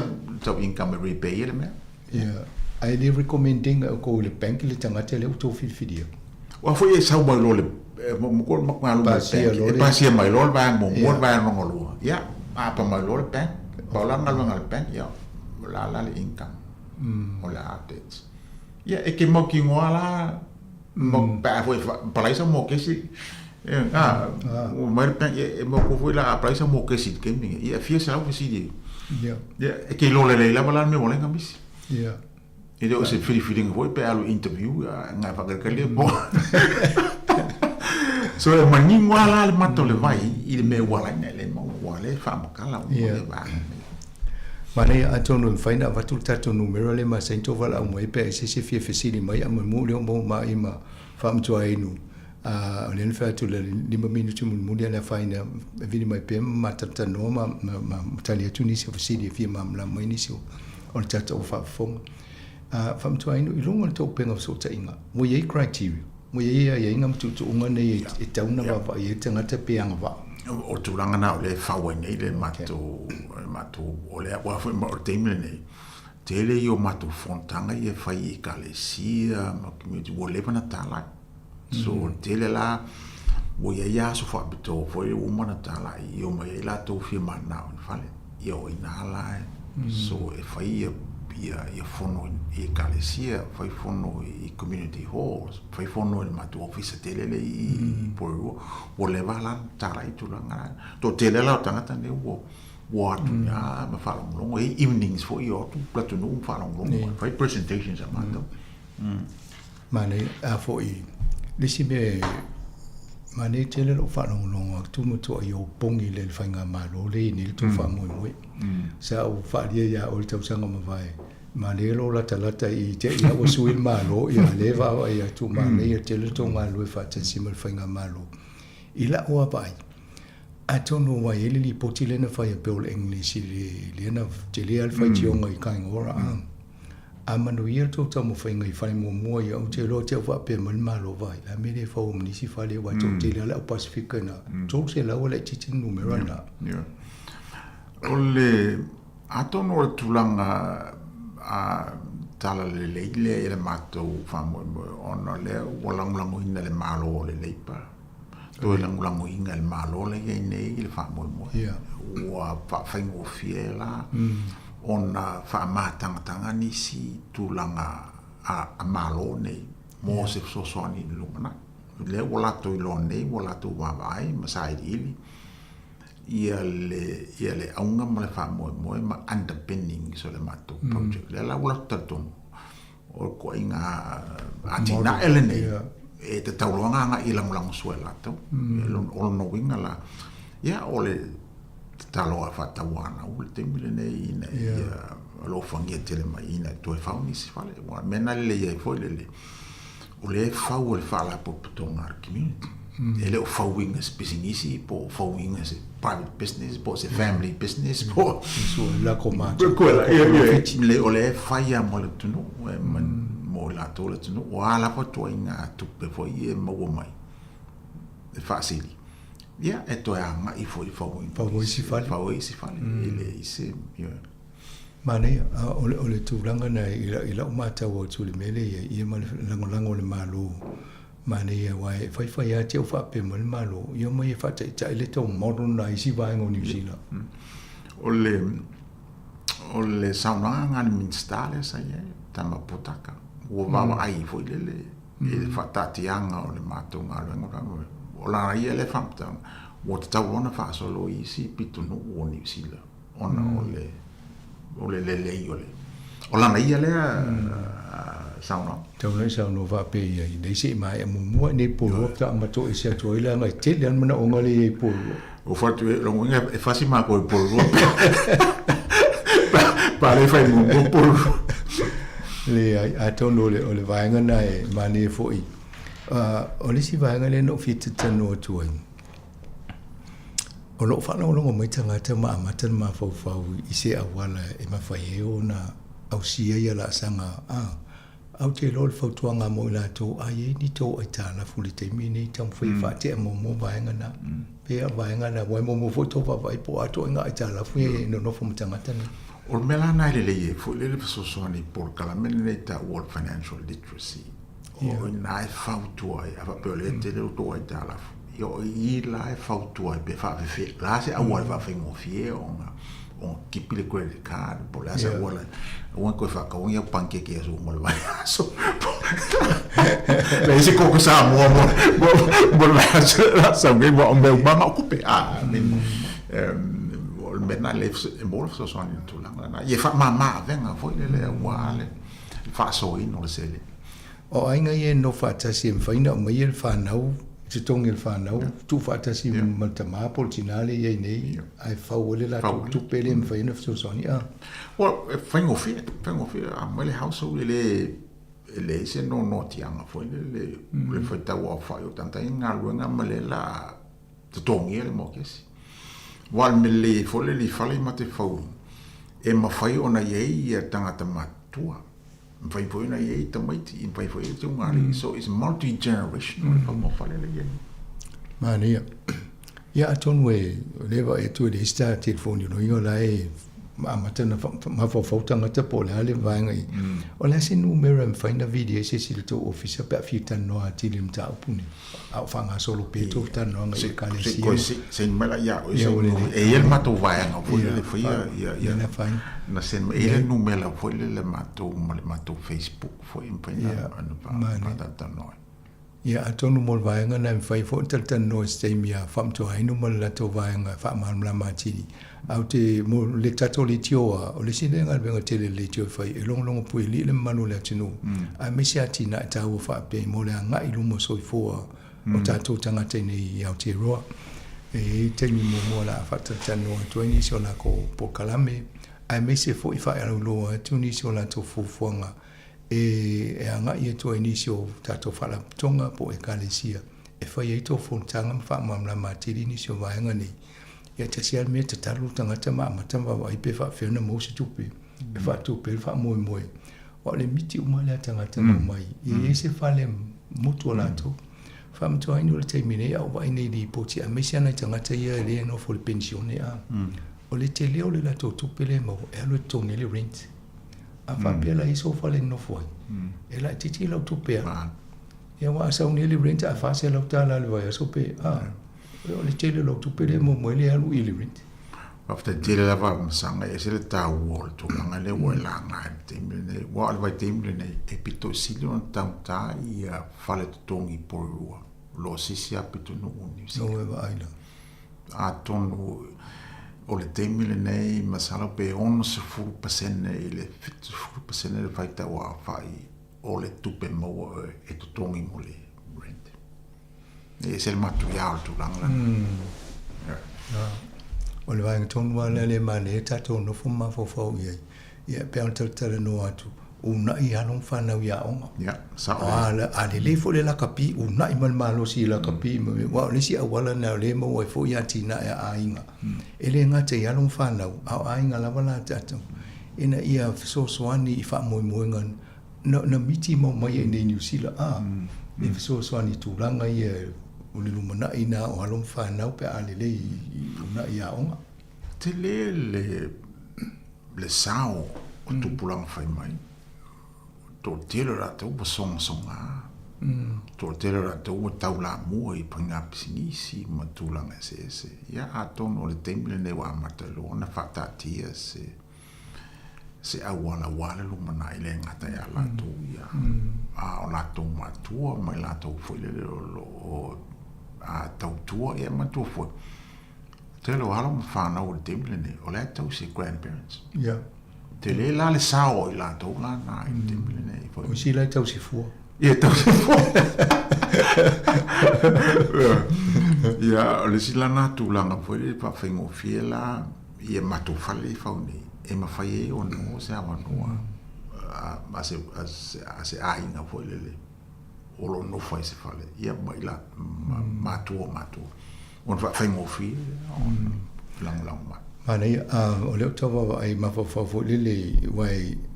o leo te lo e te re mawhawhau le me tasi te mawhawhau solo isi vai e te le fo le awa noa e a inisio along whanau Sāmoa mo le Pasifika I trades wai e mo mia o tau le whai muri o palama o whau whale I mene ia a wha ape fia wame na whai whale e tauna lawa le au whai ngā ruenga e o e whau uma whale ni o le sina vahenga o le mo te fufua temile nei ngalo lue malvanga lo le MST ia fauinga se awala foi le se ala fua le mo wai ka ku plamas wai mo le wo fai le tatu o me fai mo fie o le mo tu fauinga latina latina e o le fau tanga te Pasifika o lo no winga la e mo e tatu ma to pan fa ya mai mo tu Chinese fa ngai wa o matou le pule o le fai ngofila na la wa nei fau ila tu ele ngata ya la to trades for you ya la to fu engineer architects man tu lang fa se o vai ato me anga fo se matou le stala litio le stala mai trades for you o manga fa yo la to fa ilonga a mo mie o to va pe sanga e se o e vai na ye la uli na o to so ni to atina mana ia la fu le a masaka fai o mo se so e se coupe mo wala foi le tu a sa le ia mana o le lei o vai tu tata mi fam to ai no fa te tele mo le no foi na e so mo fo tata no fa mamla ma tiri vai nga nei o le sine ya tina o te lo e pito siri na mo lunga ele ngata mo tata ngata e va tu fa malo e le foi ngo fiele fi nau a mai malo le wala lentu ia se polo ke te mai sa o e auto wa tele na uila lo official malo ale pasi e ke kipo sia e te fi wa me tu ia to a ta fi mai na o le ia ai la ki fo le te mina fa ele to ta ele longo mo o ia pito te ni na ia ma grant atono no pinta fa mo fi Ya leva in before ma lo le nei dei e fetau tonu an mata pule mo tanto atinu. Ma lo fa ma lo fa tai fo. E fa ka gire la masanga mo ro wala udi le nei aso male nei tai o mo ya kwa fa ka i la o fionga masanga i lo fika i kunga malau ka kua makavela wale le malwol tatu tunu mo le lumana ia mo mo kwa fa ka gile me silu mo le a mo fa kan mo ia so ia gile a mo le ia mo le foi system ia on tatu total no foi le ai mo le foi fa ka gile la ka poi ka ko mo le nei so mo le nei tai ia mo ia la foi sa ia sa paki ia ia mo so fo o le fa ia tato tanuanga na mo mo le sunga ia fam to ai no tino perura ia mo se sia no mo le total no termine ia fa to fa so fo Ue Sāmoa e wai la le basa la le oe inu o le basa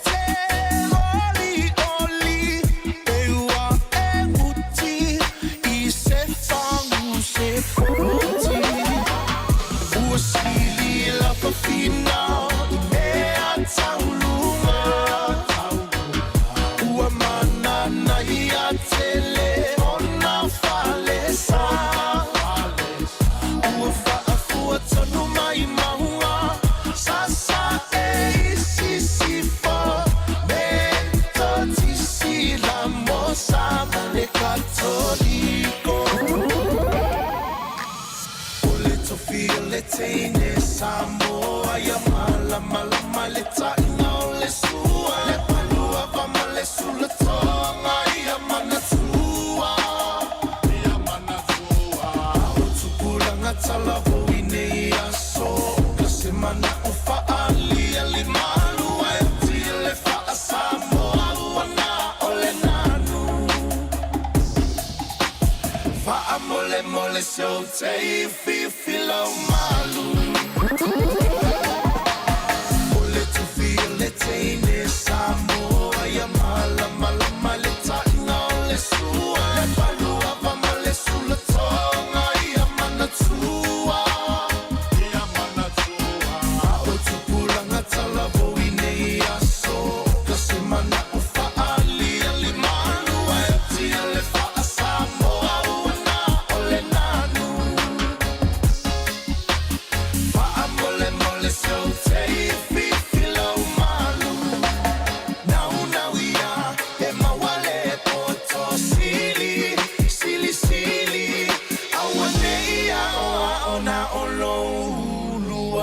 sili sili lo loto.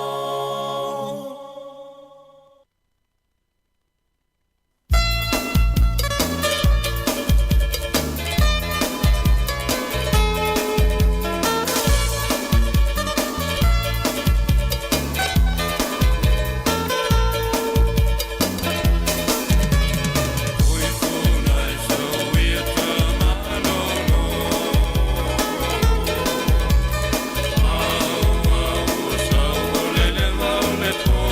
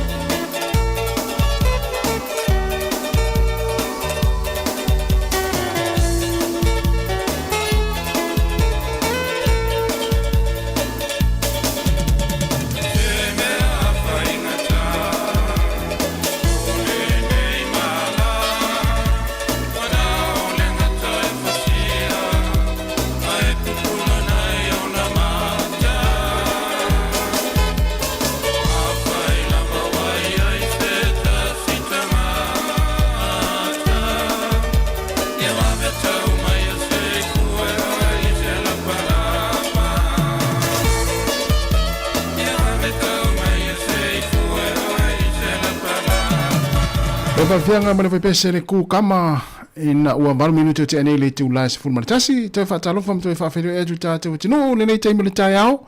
le tau tua fa o pe ala wala le si fonga la mo Wellington e manatu ya se va tu nei fa fianga ia wa fo il fa fonga mai le ta te no ya se va vai fo il tau tua si fonga la mo ya ona fa fonga le polisi se fulma minuto lo umnai ya ona fa fonga le te fa fonga le pokalame tala o le lalo langi o so nei pe ona fa fonga le fionga la wana on va so te nei ia I le sito se fulu minute ia o manai ia ai toi fa malo atu nei taimi malo lava nga lue malo le on sai malo le tapua I tonu ainga ia mai se fo I latou ia lo feo I lunga o wala tele vave nei taimi ia wa fo I fenga ia feo mga luenga manuia lava feo inga I lunga o wala manuia fo ia nga luenga lo fenga ia mai se fo tapua inga I tonu mo te malawa nei matu tausi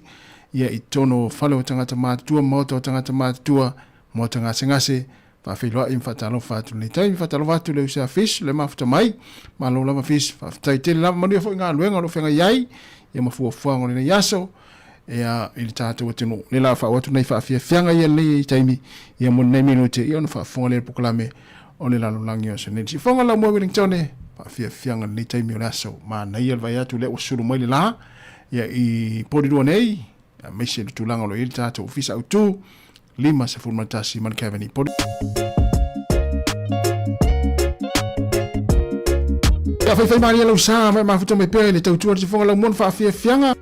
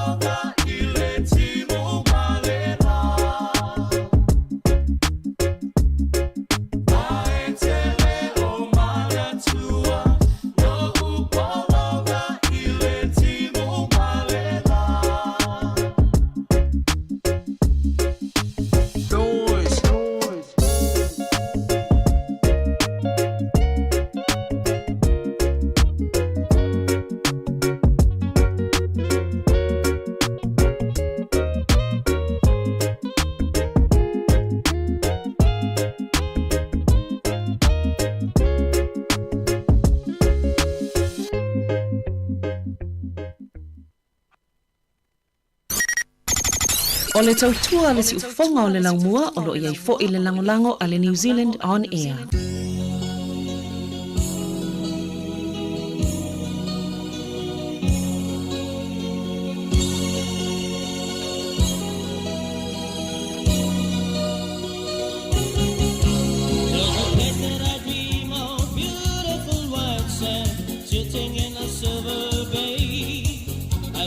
Shimmering water, the shades of a palm tree,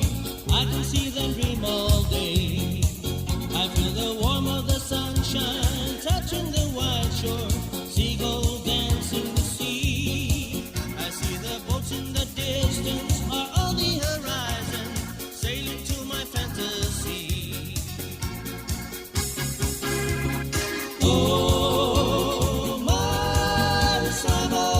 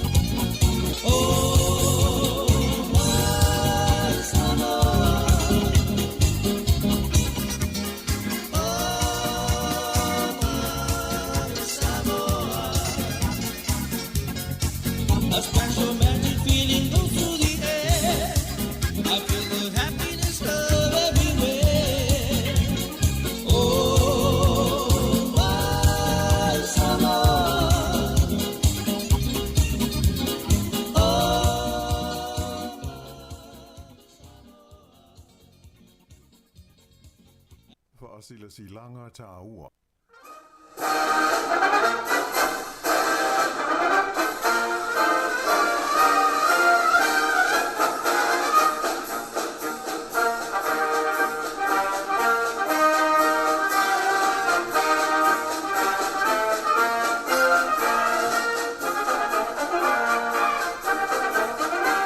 Fia fatalo fatu nei vainga o le tātou proklame lo fionga le wano, ma lo soi fuamunuia le nei tai au fau, tālo falava. Alo lava le soi fuamunuia, lau sunga tu fue le nei fo i tai au fau, ma lo le tau a tai. Whaaftei fo i le mātou awanoa, ia i le tātou proklame wha au wau, o le lalo langi o aso nei le nei aso fau, ma lo lava le langi mo ma le soifua manuia. Alo whaftai, ia, alo ia por kalame, manuia tele le por kalame le tai au. Ia o le lei whaftai e mo hoi o na mātou whaatalofa ma whaafeiro i atu i le pa ia maurunga o le tātou utinu. I o na muli au mo SS i so o se vaenga o Aotearoa nei. Ia ai te nane fo i o isi ta whae fia o le kelope. Ia o loha pe nā o atu iai ia le malosi o le tautua ma le au nanga le nei. Ale si ufonga le lo mua mai lona ofisa au tu i nei Porirua le lo mua i Wellington nei. Ta lofa lava ma lo le langi ma le soifua lau le lei lo tau malu. O le vaenga mumua o le tātou tala i o le ase i oto i nā tu fo i nai me o lo tupu maari ari mai te tonu o vai whanua o Aotearoa nei. Ia on whaaso solo tuaila le isi fo i tūlangi o le kelope. Ia wale nei whaawaponga o le Port Kalame le nei o le lalolangi o aso nei. O le tātou tala o mua la. Ia e o mai i le taimile nei ua whaalia e whapea o loo iai se tūlanga maua e lava. Ia la whainga o tangata ua le aini ngā ruenga, ia po i lātou nei e le whai ngā ruenga, ia i le whaapunga whaapelta nia hole nei o le unemployed i le tonu o New Zealand i le taimi nei.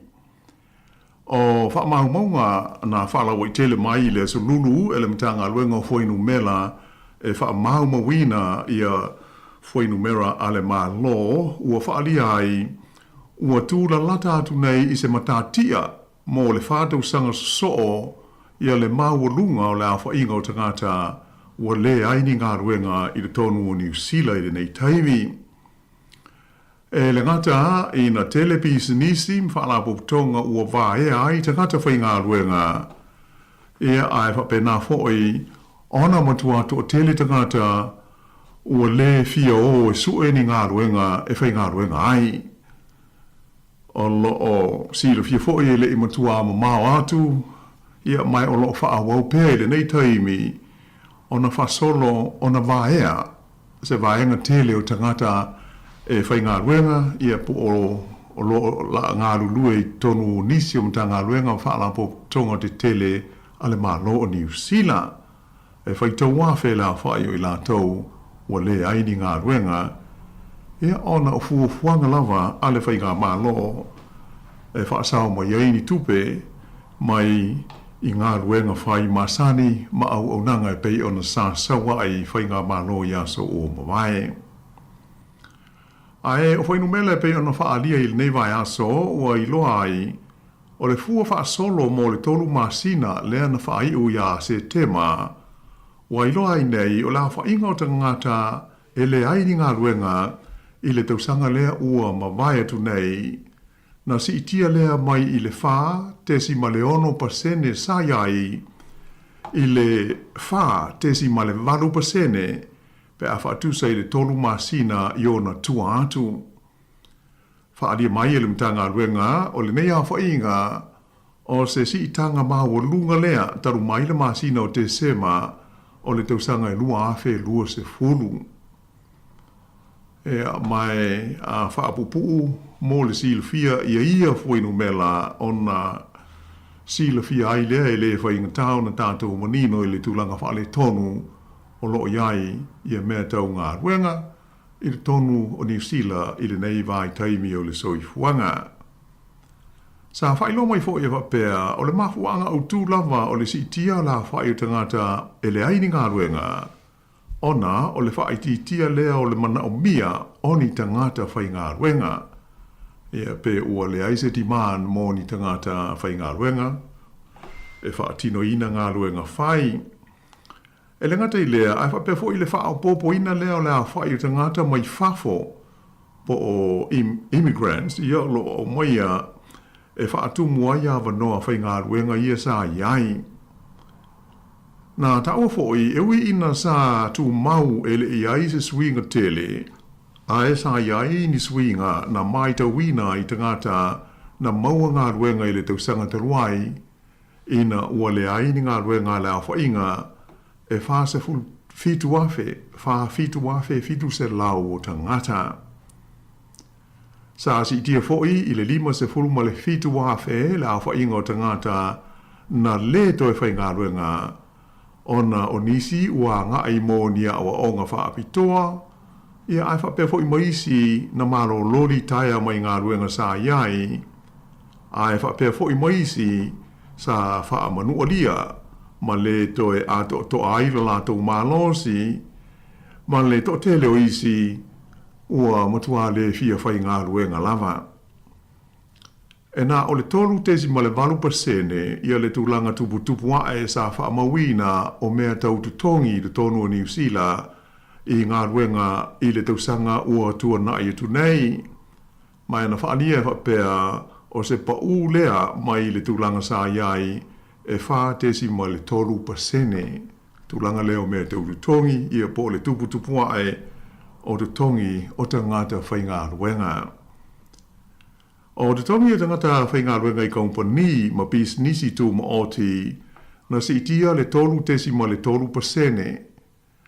Ai o te tongi o ngā ruenga le mā lo na si itia ai le tusa o le 5 tesi ma le 1% ma fua lea ona o si itanga o te tongi mo nisi o mta ngā ruenga mwhalapo tonga e peila o le ofisa o le leo le asa si itia lata mai nei o lato te tongi whape ai ma alauni o ali i matamai ta i leo. Sa whalau i tele mai ia whamau monga nei, ai ele lewa ta lua na whaai lo mai e le whale tupe tu tonu po le Central Bank i lana ia fo ili poti le olo ta uai o le sitia o la whainga o tangata ua le aini ngā ruenga wa whaina ai ia le totele o ainga o New Zealand. Ua whainga tai o na te tongi ai tā lafu, ia mai u ina tau leanga i nai, ia mai ngoa masua whao tangata nei i whale tupe na au mai ai a lātou whaau ne ngā tupe. Whaalia i leli poti a whale tupe tu tonu, o le tele o whale tupe o whewhatau inga, commercial banks, ua lātou whaalia mai, o le tele o a inga nei ua whaale tonu le te tongi ina o lātou ai tā lafu, ua lei ma whaale tonu le tūlanga o la tau tupe maua. Awa ia le tau singa masani o le soifuanga. Ia ma u whapena ona matua whainga tai ona tau wha au le wha soa i le nei taimi. Whailo mai e le suisi nia o mata upu tau le tamau ainga i le whale tupe o le ASB o le li e soa ia Mark Smith. E whapea e tanga ese lava le tūlanga o loo mai tauina i le mata upu tau le tamau ainga i le tonu le tunuu le nei vai tau. Ai o le mea mauti no lava, o nei mau whaafi tau li uma, e mafua mai i le tūlanga vai ua o iai le tamau ainga o New Zealand. Na ia ta o foi o ia tūlanga ua atangi ai ia le tūlanga o le maketi o mea tau ngā ruenga i le tonu le tunuu. Ia mai o te le fo i le awhai na i o awa no whai ngā ruenga. Ona, o le to tele o tangata mai whafo, ia o loo auto waa mai pēa e no nofo i le tonu o New Zealand ma whai ngā ruenga ai i le nei vai taimi. Ua whailo mai se a whai ngā maua e fo i tangata o loo lātou maua ia po se i tu ainga o benefiti mai le malo New Zealand i le nei taimi. O foi no mela ma fa mau ngā lo ia ale mtanga ruenga o le ati na e tele po le Ministry of Social Development ua whaalia mo iai ua latalata atu nei i le whase lau wafe i le a whainga o tangata o loo lātou mauaina le whesoa swani e awala mai i tu ainga ese o benefiti mai le malo o New Zealand i nei taimi. O le a whainga sa whaalia e whapea o toi titi a tutusa ma le fua sa iai tangata na o lātou maua le benefiti mai le malo e na ua tuana iai le whaafi tauli tau tupe ho i le nei wha le vāo malo e ta ua o le Global Financial Crisis e ma tuina mai iai ma se la pata inga e whapea o le nei whainu mera e mauti no lava o le a ngai pe i lunga. O whainu mera nei, o whai lo mai e le mitanga ruenga ma le ofisa o le MSD e mai ana wha mau maunga mo le masina o se tema na se i tuana i tu nei. Na wha alia ai e se fulu lua pasene na si iti ai i e la whai o tangata waulia i e tau sanga e te tau waio na whai ngā ruenga na o la tau maua i e le benefiti o tu le main benefit. O la whainga lea tu sa ma le tolu se lau wiwa se fulu ma le tasi afe, lua se lau lua se fulu whātangata. Ia po se si tanga lea tu sa ma le o te si ma le onu pasene, pe awha tu sa ia se te ma le tau sanga o ma vai, lua afe lua se fulu ma le tolu. E siri lai titi i le onu pasene o le whaitau a whai o tangata, po la whainga lea lua se lau ma le wha afe, fitu se lau ono lima, na o lātou mawaina le benefiti mō tangata sue ngā ruenga. Le e ta ua o le job seeker support. E whaatusa lea i le sefuru lua tesi ma le 5% o le whaitau a whai o tangata sa maua le benefiti le tuana iai o le whaafita uli tau tupe whaale wāo mālo o le global financial crisis lea e au fiai le lua tesi ma le 1% e le whai ngā ruenga. Na whailo mai ai e le li ofisa si nia taule tamau ainga o le whalapou tonga e ta ua o le Infometrics o le li e soa whaia Brad Olson o le whaawau pēo na si tia o le au whainga o tangata ua le whai ngā ruenga o se tūlanga e whaapopole nai ina ne i toi o atu New Zealand i le tūlanga whaale tonu le sa iai i le vai tau o le awhi iwa se lau iwa se fulu ma le whaasolo solo mai ai. E pei o na sila fia o le nāwa ai taimi, na sili atu ai i le 1% le fua, po o le au whainga o tangata e le i aini ngā ruenga i do tonu o le tunuu. O wha maunga mo le tausanga le na wha uina ia te se mo le lua awhi maleiva,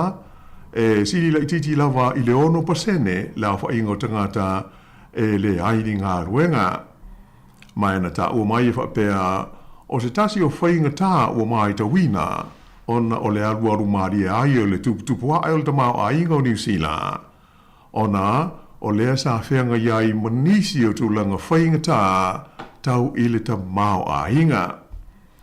A o le itula i mai le wha mai COVID sa malosi masolonga le lei ia le tamau a inga o le tunuu i le nā mai taimi. Ma o a whianga o le wha mai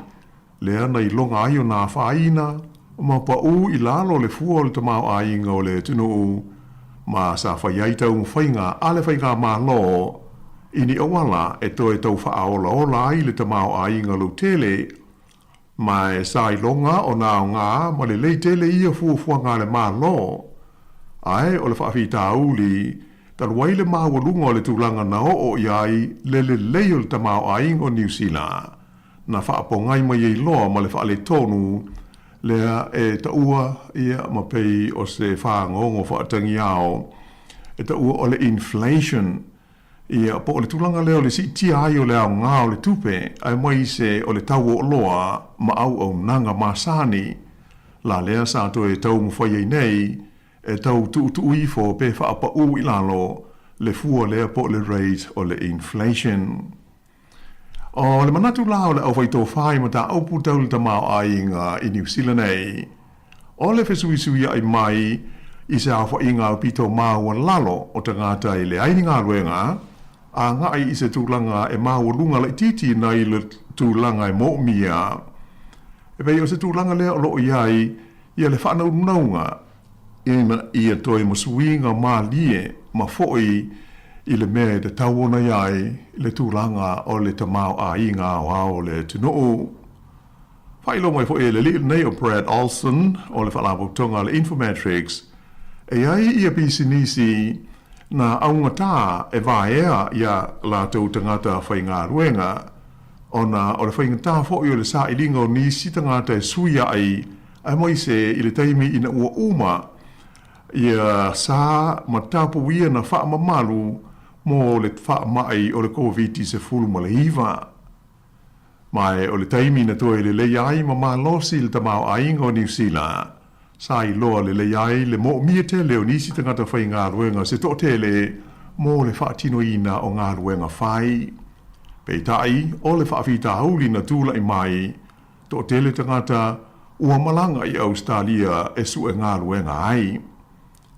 E le ngata i lea, ai o le siti ai o le awha ingo tangata mo le benefiti ona o mafua anga tau i le soifua maloloina, a tō fo i malele a tō toa o le malosi, e atangi ai e se suinga tele, sa tele ina le si la fia e le lau tele o le tunuu. O le taimi nei lawa ia tu sai o wha maa wau ngā loa ia mai le mtanga luenga le MST, e valu se fulufitu wafe, valu se lau wono tasi, le a wha ingo tangata, o lo lato maua le benefiti su e ngā ruenga, le job seeker support, ona o mafua anga tau le soifua malo loina, ato ai malele ato tolo lato malosi. O se si tanga lea e tu sa male fitu se fulu male ono afe, iwa se lau male lua, le a wha ingo tangata, pe a wha tu sa e le a wha isaiai i le tau sanga o mawae, lua afe, lua se fulu male tolu. Ia ai usi mai pēr le wha fonga.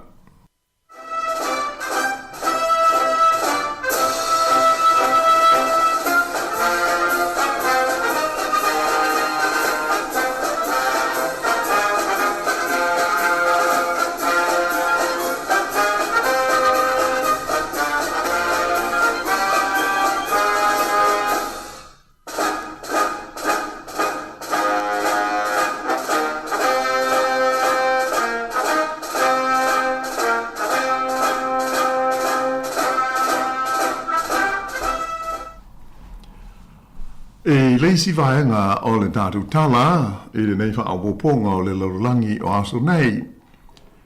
O le ua mai ale pālo te tele le United States e pei ona tātou mōri mawina i le nei vai aso. E pei ona sila mawai mō i ai i whaasara launga mai whāfo sa tātou maua i le nei vai aso o tau whaai wiu.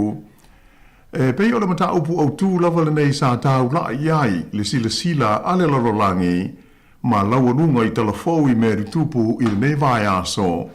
O le pālota lea mo le tofi Pelestene ia atoa matula ngā tofi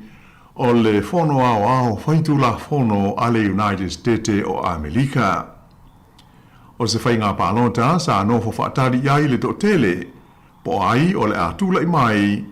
e taitai i leisi whai ngā māloa i so i nei, a le atunu o pito i le lei, ma malosi lona ta mau ainga o le lalolangi a toa. O ripoti ma whaasa launga no tātou maua mai i a la leo ma la ata o televise, le itio a tō fo ima vesota inga whaatekonolosi, le o tātou manino ai i le taun unga o le whainga whiliwhilinga a le au pālota o a Melika a toa. Peila o na tue tūla i mai nei le li o Donald Trump, o le sa aveo mua fo im Pelestene o Amerika, ma lana pati o le Republican i le tofi Pelestene o le awhaafuaina le balole United States o Amerika mo leisi whātau sanga o lumana i nei. O le taimi a whaanga solo mai i a whātau sina a sui tau wā au tua to o lua mo le tofi Pelestene e tele manoa noa ai iani mata upu sa la ngā ai e Donald Trump ma le patia le Republicans ai mai se foi o le tamaita i Pelestene lango o loo i nei o Amerika ia Kamala Harris ma le lātou foi pati a le Democrats. Na mata i tuina le lei ma le totoa ia tu langa uma e tai o isi ma lo le lololangi. E au fia ho i matatou i New Zealand nei, ai whapea ma le Pasifika. Taruai, on ia afianga e ono a afia ai o tātou o tunu, ma isi e tunu o le lololangi, pe a uma ia le pālota le nei a Amerika. O le upu moni lava a tonu o le fasilitele lea o whaatula i mai nei, ma whea ngai ma tai o le lololangi. Po ania a fianga o la tau tunu, i le tau unga o le pālota a Amerika, ai maise le toe tula i mai o Donald Trump, ma le patia le Republicans, i le pulea ma le whaafoeina o lana whainga mā lo. Mo le whainga malo so whaatasi o lo tu nei le foe i le whainga malo o New Zealand nei, a maise o tai o isi pāti uma wha o whai o malo i le tono o New Zealand. Masalo o le fasilita la whea ngai mo tātou. O le a tonu wale o winga moni o le manu malo ai o Donald Trump i le tofi pele stene o Amerika i a New Zealand ma lona ta mau a inga. O lea o umona wha i loa mai a lo ia langona o nisi o le awatu ma mai ma ta upu tau ta mau a inga ma fe whatau o inga. E whapea, o le wholofolanga Donald Trump i le taimi o whaatau sina o le pālota i lona wha moe lea e si itia i le 2% ia le fua o la fonga tutongi mo le whapea fo i mo le tiute o loa mai whafo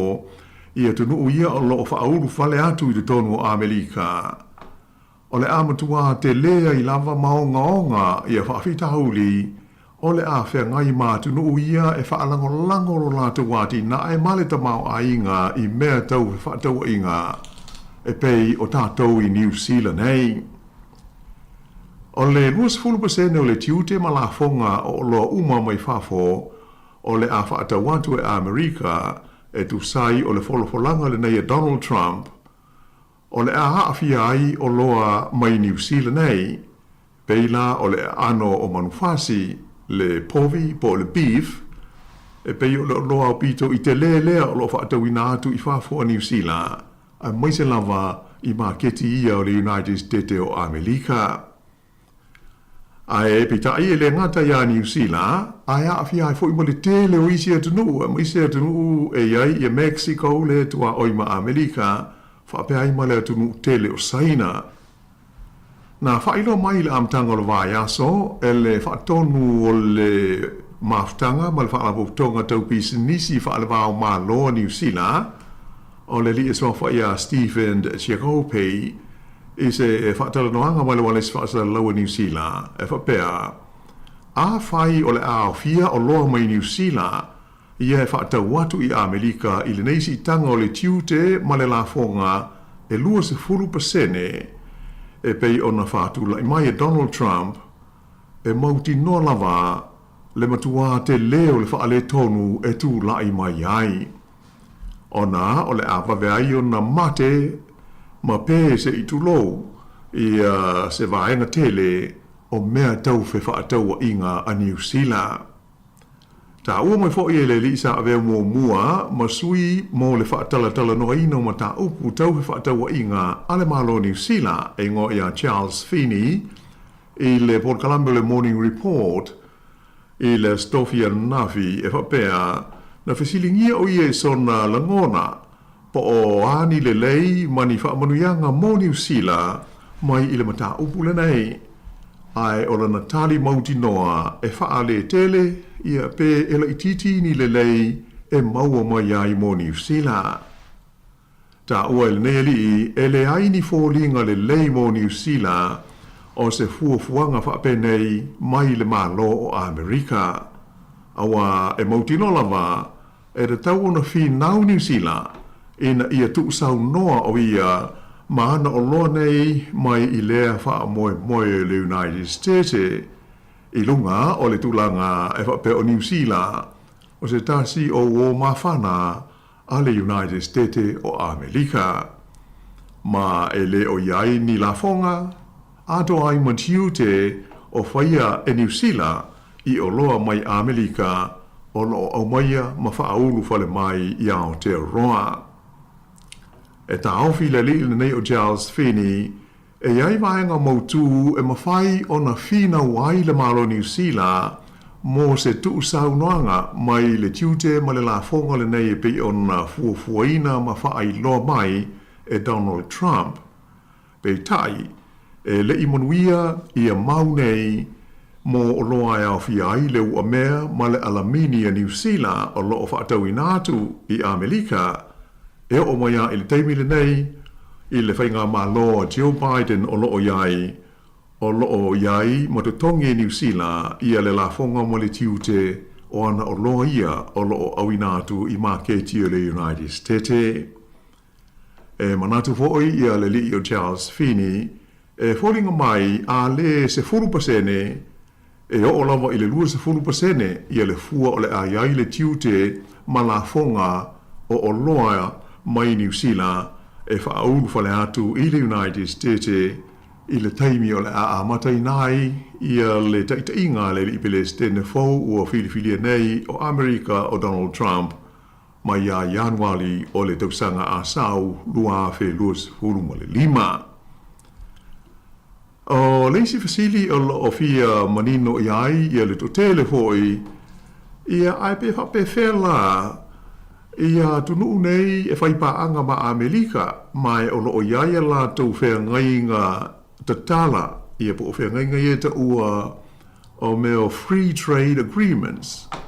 ia po whea ngai ngā tau whatau i ngā saoloto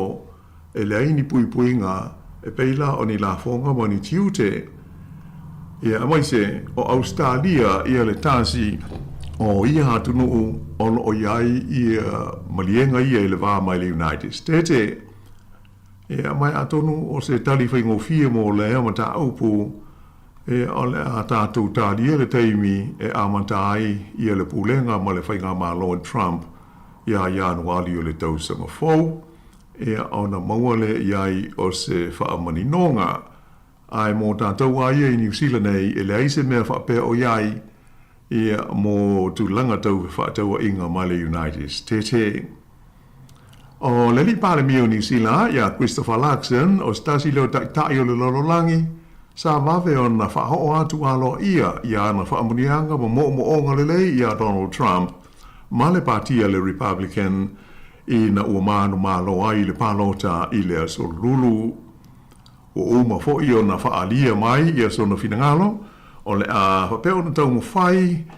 e le whainga malo so whaatasi o lo i nei New Zealand ina i sanga whaale lei a tili i le wawhea lono ai o le malo New Zealand mai le United States ma ngā rurue whaatasi ai whelanga longo mai ma Donald Trump ma lana whainga malo i tu langa masani whaale wao malo i le a ngai luma. E le ngata ai le pāle mia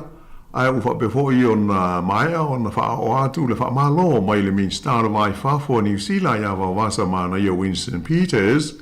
i le li i Palestine filifilia o le United States o iai. I le nei vai taimi a mata talu ona uma le palota a Amerika wa tangiai a whai o le fuwhanga le li Palestine fo ia Donald Trump ina ia whaawhainga tā mea tau he whaatau inga malelalo langi whaafo e ono a velea ma mafuanga e li liu mai ai le malo saina ma sanga whaa malo sia tili ona sotanga tau le tamao ainga ma le malo o New Zealand. Ta ua foi e Charles Finney a whai o le a o atu i le ono se 4% ia le mahu rungo o le tiute ma le la fonga o le a whai e Donald Trump i o loa mai saina e mauti nolava o le a iai se tali mai i ai ale malo tele o saina e tusa o lea fuafuanga mai o se mea mauti nolava foi o le a afi ai o loa tau whaatoanga ale United States ia o loa au inatu i saina mai a whai e tupu se mea whapea e le tau mateina le mawai o se awanoa le lei mo o loa mai New Zealand i te tonu o maketi o saina. Ai pei o nā māua mai o le fuafuanga Donald Trump mo le sitia māua lunga o le la fonga le neipo le tiute i lunga o loa mai whafo e whaahuru whale atu i te tonu o Amerika. E pei o stasi nei o ta upu ua wawe o na tata i ai manatu malangona o le au mai tau lau lua me tau whaatau inga ale lololangi ai mai se o tātou i New Zealand ei ona o a fianga i o loa o loo whaatauina i atunu i whafo. O le nei tu a inga o whainga e pei o na silofia ta uele ngana Peretania o le protectionism e a polo na winga o se whainga whaamai e pui ai le so ona whaahuru whale atu i le tonu o se atunu o loa mai i isi atunu i whafo ona o le a whaina ai o lātou lau fo i o loa ngosi ai moise o le tamao ainga o na whai whaatoanga ma lātou pisi nisi. Ia, e tofu lo fo i tātou ma le langona e pei ona sila ia i le tūlanga o taunu ia i whai ngā whilwhiringa la au pālota o Amerika. Ia, e pei o le maitau o le tātou polo kalame ia i. Ia, pei o le pālota le nei ua sanga whaamautui nai. Ia, le tūlanga tāua ma le malosi o le tamau ainga po o le tūpe i whai ngā pālota i le tonu o le United States e la tau a tonu o se tulanga fo i o lo tele in Maitawina ia e wha pena fo i nisi o tunu o e ui ina iaitu la fono i pui pui ai ia e pei o le utatu Maitawina i Amerika e pei wha ale e aini tu la fono e wha sa ia pei pāpui pui ai ia le wha o ngā ina o le malosi o le tūpe i taimi o whai ngā pālota ma whai ngā whaatosina e pei o na tātou mōri mawina ma sila ho iai a o tā pena mai le whai ngā pālota le nei a le United States o Amerika. Ia ai usi pēr le whaafonga.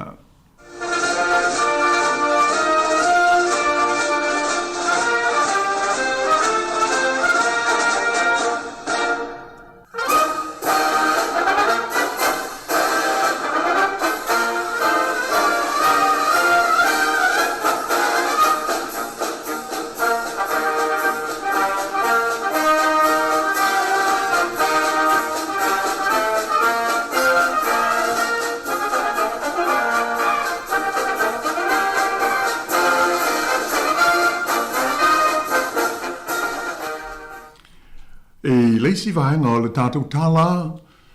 mai i Engelani ua lipotio mai ai e le mautau le tupu i lone tōna le Buckingham Palace, le whaataoto li ai o le masiofo le tupu o sa lesa le tolu i a Camilla i se ngase o le whatawhata.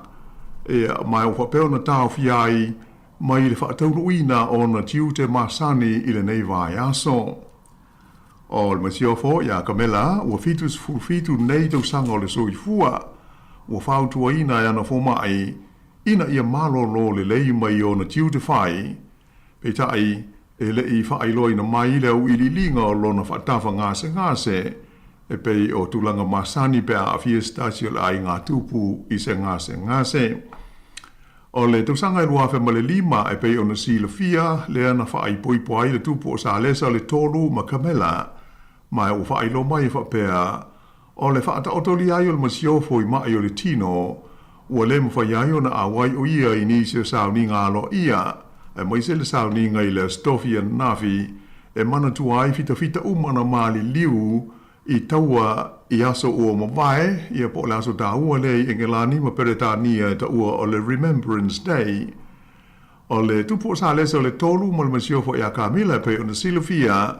na malanga mai i au Italia whaapea ma Sāmoa lata mai nei, mo sa la ua si singa tau loa. Ato ai foi ma le te talaina o le fono lo na luas fulfitu o tai o malo o le tau pulenga, le ana tali malo ai lo tātou o tunu.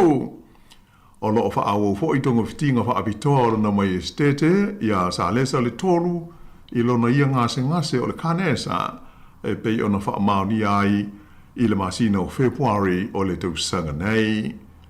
O le toe taliwatu o la ua i Engelani, na o la whea ai ia initia mo nisi fuafuanga whaale soifua ma lolo ina. I le atunu o se pānia, pei ona ta ua fo i le tātu tala le vai asa o mawai, ua whaalia le matua le fia ma le matamataita o ta ngata o le tu ma loa Valencia, i le tupu o se pānia o la lātou tupu o le li o King Filipe Leono ina uasia si atu o ia i lea i tu malo o Valencia pe ona ta ua fo i mua ma sila ia i ripoti mai whafo sa i longa na matua whaina ma mawhatia i lea i tu malo se pānia i lolonga ma ta whenga ma mawha i le vai aso talwai. E le ngata ina alalanga ma lafo e tangata i le tupu ni wha upunga mamafa. Ae sa o la tau aia fo i o ia i ni fua moa ma nisi la pisi e wha ailo ailo la tau le fia tele i le taliane ale malo i mawhatianga sa whengai ma i la tau o na oro longa matautia le ua o i le lua se lau, o sidi atu i le lua se lau le a whaingo tangata ua mali liwai, ma whapenao na whaatama ia i le tele o whale ma mea tōtino i lea vaenga o se pānia. Sa malanga ai whaatasi ia le tupu ia Filipe 6 ma le ali pālemia ia Pedro Sanchez, whape ai ma le kovana whaitu malo ingo ia Carlos Mason, i le taimi na adia di mai ia tūlanga i le nua ingo o Pai Porta e le mamau ma le aitele o Valencia. Peitai e ui ia tūlanga ai sa mawhai e leo o na puipuia le tupu mai tangata na fia tāgo lima ia te ia whape ai mata i tai o le mālo. O li poti au pito lata mai na tā uai, ua lua se lau se fulwha la wha inga we ua maari liwi tā whenga malo longa nei i le tonu o le tunuu. O le tūla i mai, o le ai o se fuafuanga mautu mai le malo tele o se pānia e tali atua i le nei whaala velave ma tuutia whaale natura e pei o le au tū lea ma le mafuanga o le matua le fia o le tōtele o tangata i le malo. O le teimi nei, o tele ina whaonga ina le fita mō ngā luenga fiso soani i vaenga umo le tunu usai longa na mawhatia i nei lo longa. I se whaalinga aloa ia mai le pālemia ia Pedro Sanchez, sa ia whaamawala loa i tangata o le tunu u na fia, ma ia ioe ai sa whaisi tuwai o le taliane le malo ina ua tūla i mai le nei whaala velave, ua whaamatalaina, oni lo longa mani tā whenga au pito matautia, wa fia ai ma mawhatia ai se pānia i lona tala whaasolo pito. As for reile na te nei lea na whaatonu i nai e le pālemia, le awina ne o isi fita e lima awe la whae i Valencia, ma lona i tūmā no e fe soani ai i ngā ruenga o lo whae ai mo le tau whaale leia o mea sa whaale ngaina i ia whaale tonu. Na te utino ai e le pālemia, e tele vaenga de tau na whaale leia o au nanga lau tele le malo, ai maise, i taimi ni whaala lave mātu ia whapena i e tutupu maari e li mai le lumanai. E o mai e nafi o lo pisi pe lava au nanga o ngā ruenga la vea ai i le taumwhaile au ina ne iuta i le pau mātu i a tino maliu mai le Sami mai i matawhanga o Valencia. Whaalie whape whaitau fia se lau tangata sa tā whewhea i le Sami mai o tino maliu o mau nei o lo taumwhai e tau whaamautu po o ai tonu i lātou ona ua tūlanga whainta ona i loa ngō fie. O lātou umanei e mauti noa sa tā whewhea i le Sami mai vai tawhe au tū e lua o Turia whapea ma Chuga Rivers i le taimi o le malosi o le tawhenga i le vai aso ua tua nai. E lua se laus fultoru la whainga tangata o whaamania ua maaliliu a e awhe iwa se lau ia le whainga o isi o loo sa i lia pēa e le maua e o mai i le taimi nei. Ia mai ono le tātou taimi ua manatu o la whapo mai i le nei whaapoponga o le tātou tala te fue whaftai mo le mātou a wanoa. Malo whaftai whamalo fwe tāpena mo le tātou po kalame le nei vai aso lo fionga le wano tātou i fui le lo foleli i au le vai aso fau e manu te le ina le whai unga le vai aso. Hape nao na whai whaftai fo i ia unuia fo i le alo atu il whai unga le vai aso wha soi fo ia. Soi fua mai manuia.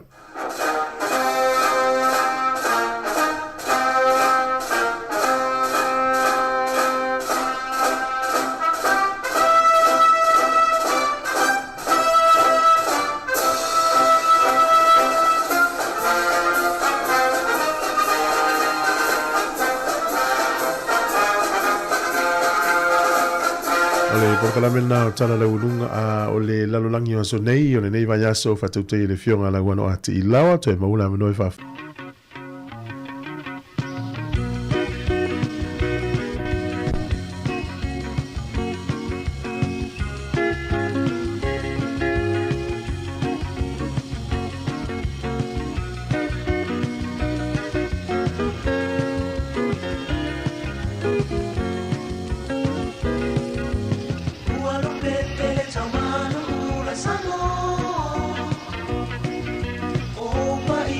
Mama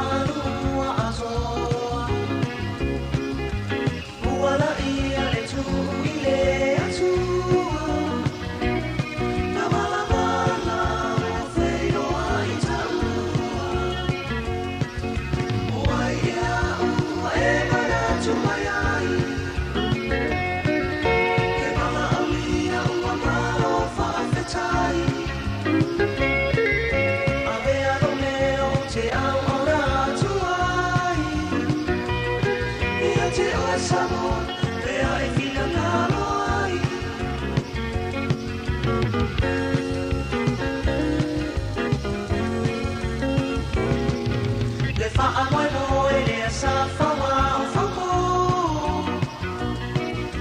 O tini nei tato mua ia mo. O aia mana tu whaapei o a Sāmoa. O lea mawalunga ua whaamalo le tua. O aia ua e mana tu mai ai.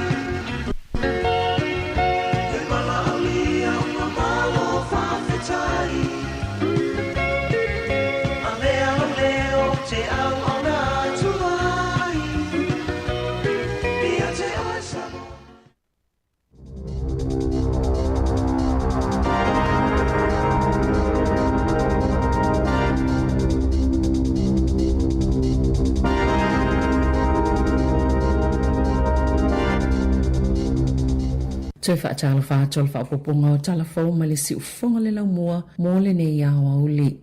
Ua whaalieni whaamaumaunga le ACC e lua se lau wafe leo whainga o talo sanga sātu ina atu. Sātu tongi mō tangata na manunua a o whaingaluenga mai a inga talo mai le amatanga le tau sanga lua afe se fuluiva. Ua whaititia leo whainga o talo sanga fou. Sātolu sfulu lima afe valu se lau iwa sfulu ono le tau sanga lua afe se fuluiva. E ua tolu sfulu lima afe tolu se lau tolu ono. Ile lua afe lua tasi, tolu sfulu afe fit se lau sfulu tasi ile tau sanga e lua afe lua tolu, ma le lua sfulu fa afe tolu se lau male iwa, ma ile tau sanga talua i o ma ile taiminei, o manu anga e mafua ma ile tasi ingoni mea mamafa. Le e pe ona ta atele iai, ma e ono afe fit se lau lua se fulu talo sanga mo ia manu anga, na tu ina atu mo le nei tau sanga pe ona fa alia le ACC, po le ofiso tau wio fa lau lau fa afua see, e pito iai manu anga e mafua mai, le pa leni o le tu po le savali ma le nofo. E lata ile fitu se lau fitu se fulu tangata ile tau sanga, e o mai le taimine sa manunua, ona ua whaina pona iwi au whaingaluenga mai le fale, e lata ile tootolu se lau na mu. O le vaenga pito ilalo papatua ma le tua sivi, e pito ta atele la vaivaenga o le tino e manunua, pito aita ma ilima ma lima matua, e silia ma le valu se lau miliona ta alana fa aluina, e fa atupe ai tonga fitinga, mo manu anga i tangata whaingaluenga mai titono o ainga, mai le lua fesfuluiva,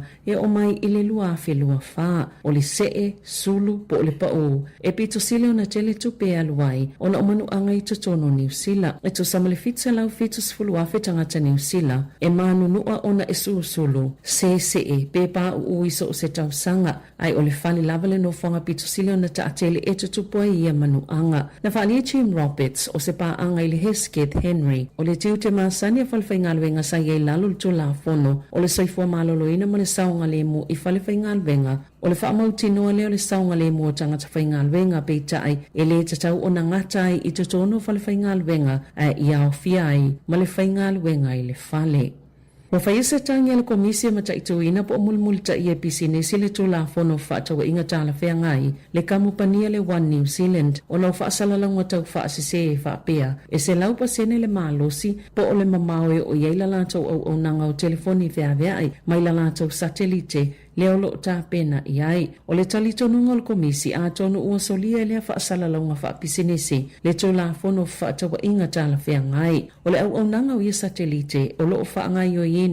le kampani o le SpaceX a le li bilionea Amerika o Elon Musk. Ma o le whaasalaunga le safa ngā solo ia aperila lua whelua tolu ina ua toi sui le ingo o le One New Zealand mai le Vodafone. O le masino yuni lua whelua tolu na whaeloa atua i le komisi i le One New Zealand wa tatau o na tau fila whaalau iloanga o le au nanga o telefoni whiawhia ai se lau pasene le mawhai o na maua i so se vaenga o le atunuu. Na sauno le sui taifono o le komisi i lo lato tali tonunga e fōlinga mai wa taitaina si se tangata mai ia whaasalaunga o na olo lato momoli atu le langona e whaapea o au nanga umalawa o telefoni whiawhia i le taiminei e pe o le text vala au matata o le a maua mai le lua whelua wha, ma o le a maua i se taimi vave e tangata mai fsota inga mai so se vaenga o New Zealand, peitai ele o le tūlanga le nā o lea e iai, na whaalia le One New Zealand, o le a whinau malo si e te i ia molianga. Ua tolo pōwhai ngā malanga le New Zealand ma le Qantas e pei fo i o isi kampani wa alele sa wha moe mo Bali. Ona o le fuefu po le aso mai le maunga moe Bali wa lilo fiai a wala e wia e wa alele o le aso tolo Novema na pa le maunga o le laki i lewa taupi na malili wai tangata o atu i le to se fulu. O le vailuanga le pōna pa le maunga na whelelea e ni maaula ma sa a fiei nisi o nuu petu sama le 4 kilomita le mamao ese mai ma Sāmoa i manifale e to tele tangata na leto e mawani me no fuai na whaalia le ene usila o le tūlango le fuefo ma le asu ona o le maunga mō i le awala mai au kilani anga i atu i Denver sa i Bali na mafuayona tolo pō malanga le NZ ono lua ma le NZ ono tolu i le aso lulu. O whaititia mai le valu se lau i le lua se lau 5 se fulu le au whaingo masini po e ata mo le saunga le muilunga o wala te tele peitai wa whaalua ina le tau le masini po e ata e tasi. O se polkala me tele o le iele wha moe moe e o atu le tau sanga e lua afe tolu se fulu wa se lau tolu se fulu e whaititia i le au whaingo tangata mali leo le tau sanga. Peitai ina whaalia li pote le ofisa o tupe wa mawalunga le tau masini po e ata petu sama le valu se lau masini po e ata ai lua te sima le 5 biliona tala le tau atoa i tutono le luas fulu tau sanga. Ui ilea, o toe whaititia le NZTA i le tasi te sima le ono fitu biliona tala e whaaluenai peitai ua matoa pa u lava leo whainga masini po e ata. Na ta ua le whaala potonga ua whaafetau ia la tau fuafuanga mawaenga o awele whaamua tūlanga tau tupe e tu saifo i mapolisi fau al whainga malo i whela ua inga i lungo o wala petu sama le ono miliona tala le tau le masini po e ata whaatusa i le 3 miliona tala i le polo kalame mua na whaalia le minister whela o inga Simeon Brown sa whaasilsila le whainga malo ua mawaile mata upo peitai ele i whaatupeina.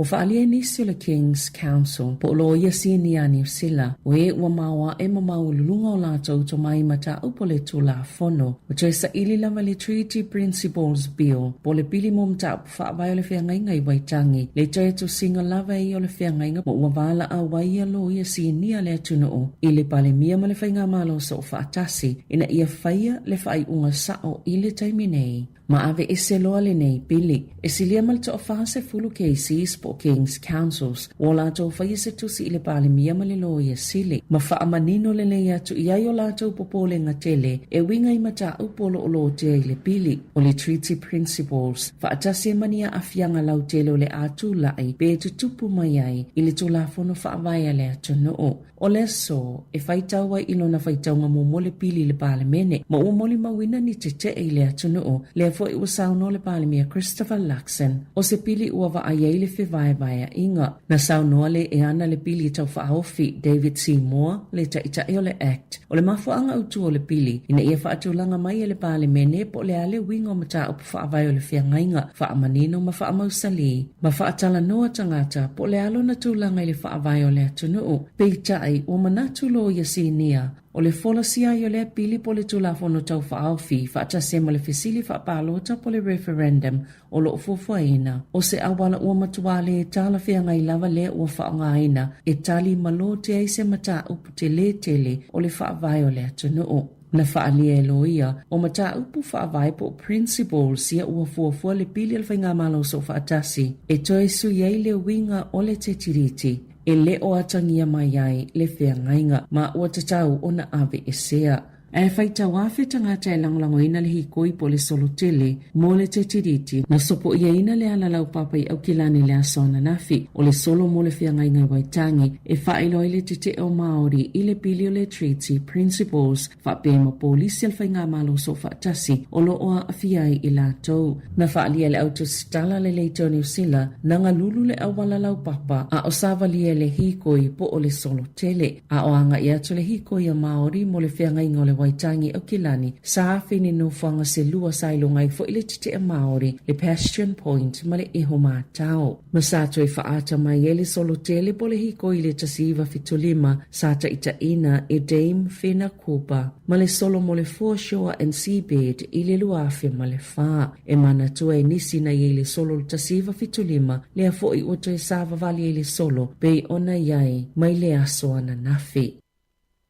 Sa tau au ina te tangatana whaasau ina mai sa wanga a oi lalo te ita inga le malo, se talo sanga ua sainia le to tele, o lo wala awai le pale mene New Zealand, ina ia whaatino ina loa fautuanga umalava, o lo au mai ile li poti ale komisi so esue, ua talia le malo le unga le li poti ale komisi so esue, a sa whaawau peo na ngā lulue anga i fautuanga po recommendations, e se lau tolu valu, whaupopo ile iwa lima mai le li poti, lua whelua tasi, o le amatanga le tausanga fōu. O le hawhailoa i le mālola na tali ato o toa i whautuanga. I le whaato isenga le pālemia i le asolulu, i tangata na mawhaina whaasau ina malawe ina mai sawanga, a o iei le tausinga le mālo, e whaapea o lea ua mai o na whaangalue ina le mālo le ngā luenga, pe ua toe amatalia fo i o na whaatino ngā luenga i whautuanga e lua se fuluma le valu. Na talia ina le tala sanga tustosia pe o na momoli atu, i le tamaita i whaipulo le Greens o Haurangi Kata.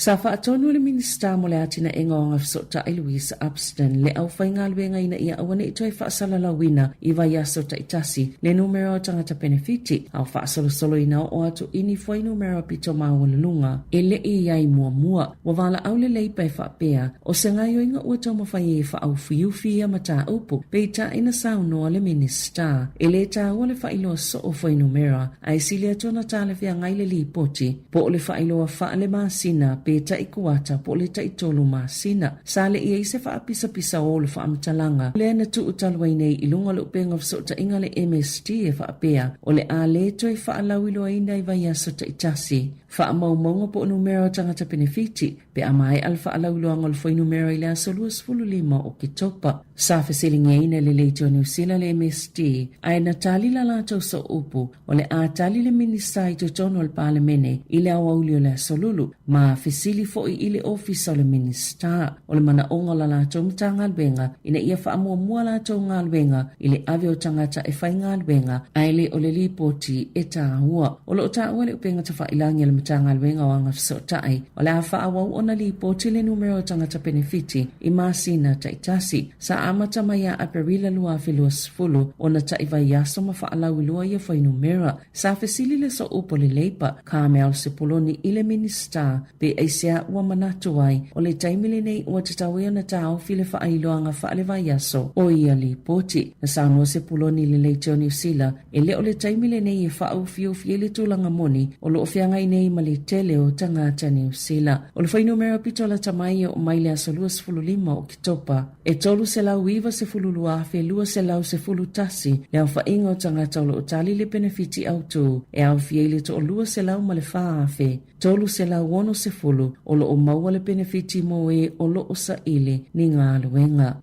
Ua whaalia le komisina langolango leo Paul Basham sa whelo i atu leo i taita i o kengi ina ia whaamanino atu i aile tu la fono e au ona mulimuli ta ia i whaatatau ia lato pine po o whaailo. Na whaalia Basham sa ngā lulue malo si leo mo masina i ono e tā pena mo le amatanga o le tu la fono na ia whaalia o le saunga le mua leo ma le atunu u lautele e whaamua moi le whaaiunga po o awhia tonu e whaamalo si le tu la fono ina tā ue si o leo o le tapu ma le sāpe o na whaatu la fonoina e au ngā tele mawele malo si anga o leo e tali e toa i a mi o ngā whaasolu tu la fono a kengi ma o le asoluas fultasi o le masina nei e amata whaamamalu ina i le pili o le Kangs Legislation Amendments Bill ma o le a whaasaina i ona toi whaailoa pine po o whaailoilo e iloa ingo o kengi ino fuanga whaitele. Na ta ua le komisina langolango e to ofitus fulfitu leo o le afito i tonu malea ngā luenga ma le Kang Disruption Officers langolango i eile isi to luas fululima mai le National Kang Units ma o le au lato ta ita ia le fuafuanga le a whaatino ai le whaamalu singa tili o le atu la fono. I ta alonga e le whaingofia ta alonga ualo atu i eile au sokali i Sāmoa le vai aso nei, ma le amatanga le vai aso fau, mo le sa ilinga o so nā vanoa, e le ta amelo sango le ipo la langi lua whelua ono, e ta alo Sāmoa ma Tahiti, i le FGM Stadium i Hamilton e le pola aso whareile nei, o atai au lea, so oi Malaysia na ta'alonga male awa New Zealand le Ko Media Stadium I au kilani ile po le asonga fua o Sāmoa ma Vanuatu o au lua pito ilunga mai le kulupu pi o le ata alo ma au pito ilunga o le kulupu a e to ono tamafou au mai le whaia onga Sāmoa Jess Ibrom mo ia ta'alonga o le taiminei o lo whaia la to tāpena ngai Hamiltone ma e te tau o na manu malo ia ta'alonga uma wa wala au le whaia onga whaapele kapiteni a Sāmoa Andrew Setefano I le au tāpua I Hamiltone ma au kilani ina ia o atu lango la la tau mawhainga I le aso wharaile whaapea le aso ngafua. O le ta'alonga I le aso atai au e amata I le afo le wha I le afiafi a o le aso ngafua I le afa o le fitu I le afiafi. Ele itaitai ona tini la lato whainga malanga I be ona sauno le whaia onga le fitu Sāmoa ina uofi atu la lato au la kapiliki. Ele taamele sango le ipo la langi ele lua afi lua ono ma toi siti atu ile tau vango le ipo au tua le taamele sanga ale Pasifika. Wa whaafifia ina le atu no ule manuia o tau mawhainga le au la kapia tamaitai Sāmoa. Ai ua sauno le whaia onga Jamie Soward o le afa awau bea ona whaao o mapasi atu le nei suwinga le lei isi au ngā tupulanga whai mai o le taalonga la kapia. E lua se lau sifulu ono ta'alonga Soward ile la kapiliki ile NRL ma sa ta'alo le Roosters o le Penrith ma le Dragons. O le tausanga talwaina vaya I maila na ngalwenga le Dragons ai na whaate ia o ia ina ua wala awatu le President o le la kapiliki Samoa Jeff Brown ina ia whaia o ngai le fitu Samoa sa ia ta ualo na laki ona ole le leo lau whai ngalwenga o lo o lato ngalulu e whaatasi ile pulenga o le au o lo o langolango malo si a te ia. E awhiei Frank Pritchett Pauline Poloai, Niall Williams, Shane Flanagan, Kyle Stanley, malito tele lima whaiona ia tō lau tai tō tasi. O le fōwhanga le whaia onga, e lena o le malai ta alo, ai o lo waama ai fo I itu maanga I whanua. E ia lātou semina whaaleanga nuu, o na o le tō tele o tamaitai, e lena o le tai tasi o lātou tangata nuu, ai o neia o onga, o lo o mawhaiona whaafso tai ai, ma o lātou itu Sāmoa. Tānon mai a ta alonga ia na manu malo ai, wa tele wala au ile ngata mai Queenselani, New South Wales, whaapea New Zealand, ma ole a iei teine ta isfulu ono ile ta isfulu fitu tau sanga le mātutua, e anga wa amole ipola langi loa whelua ono, pe ona sauno le whaia onga, na ia whaalia, ole a siasi Sāmoa I se taimi ole tau sanga fau, e to olua o la alo malona whaletua. Tala whawia male se ufonga le lau moa, mo le nei au auli.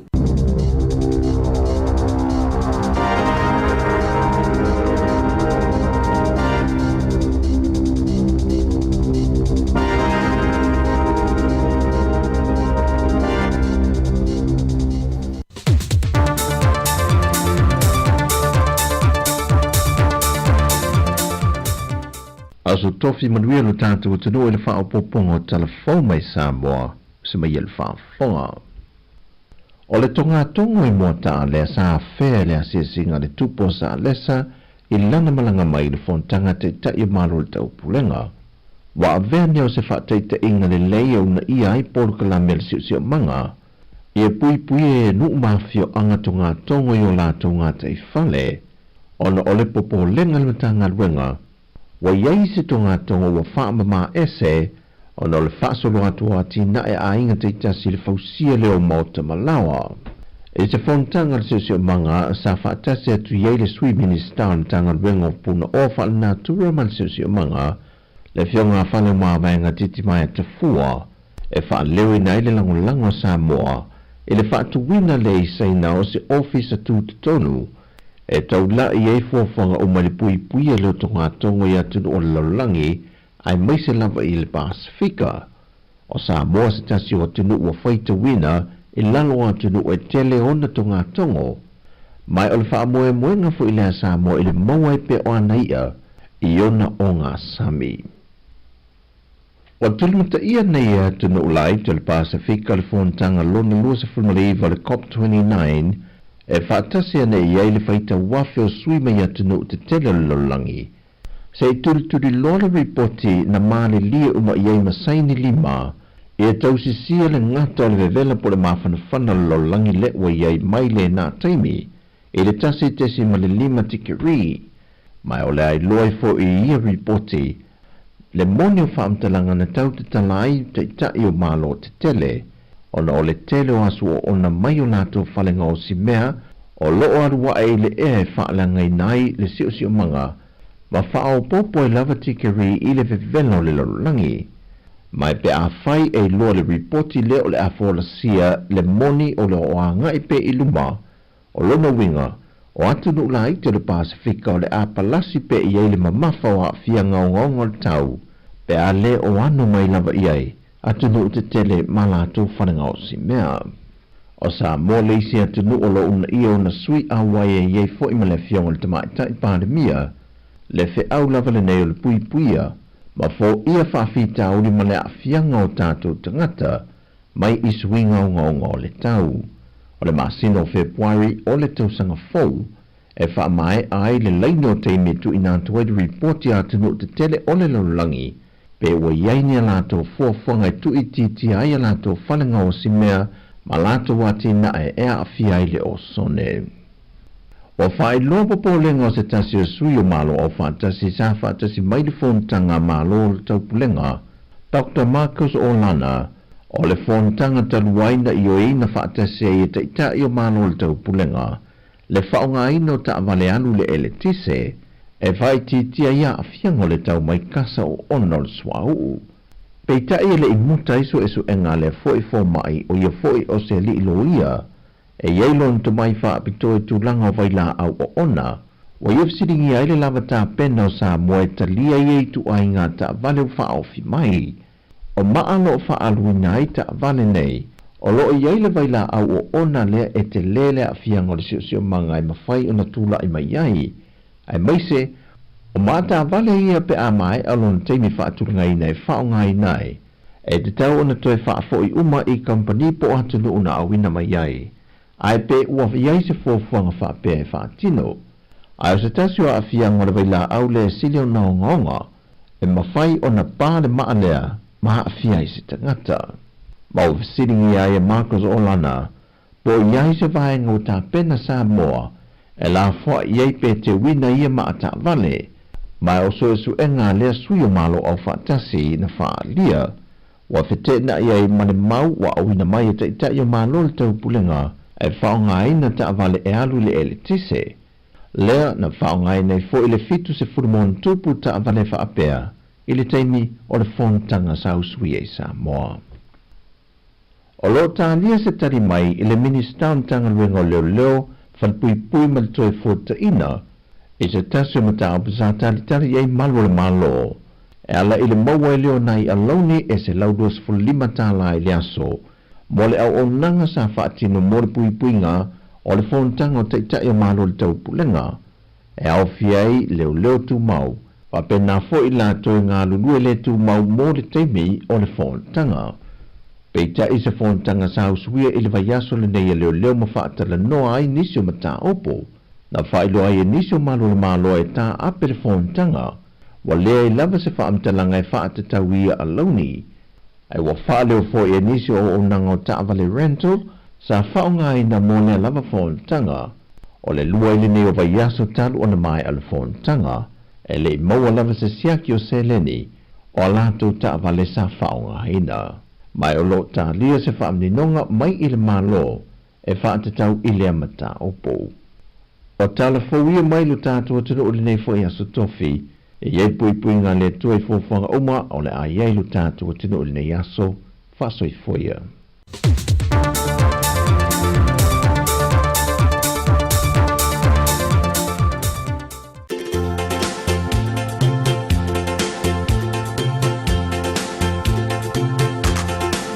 Tuna kali ena tomba kosuba wanga nani na kiloka na loma ni koro yambeta na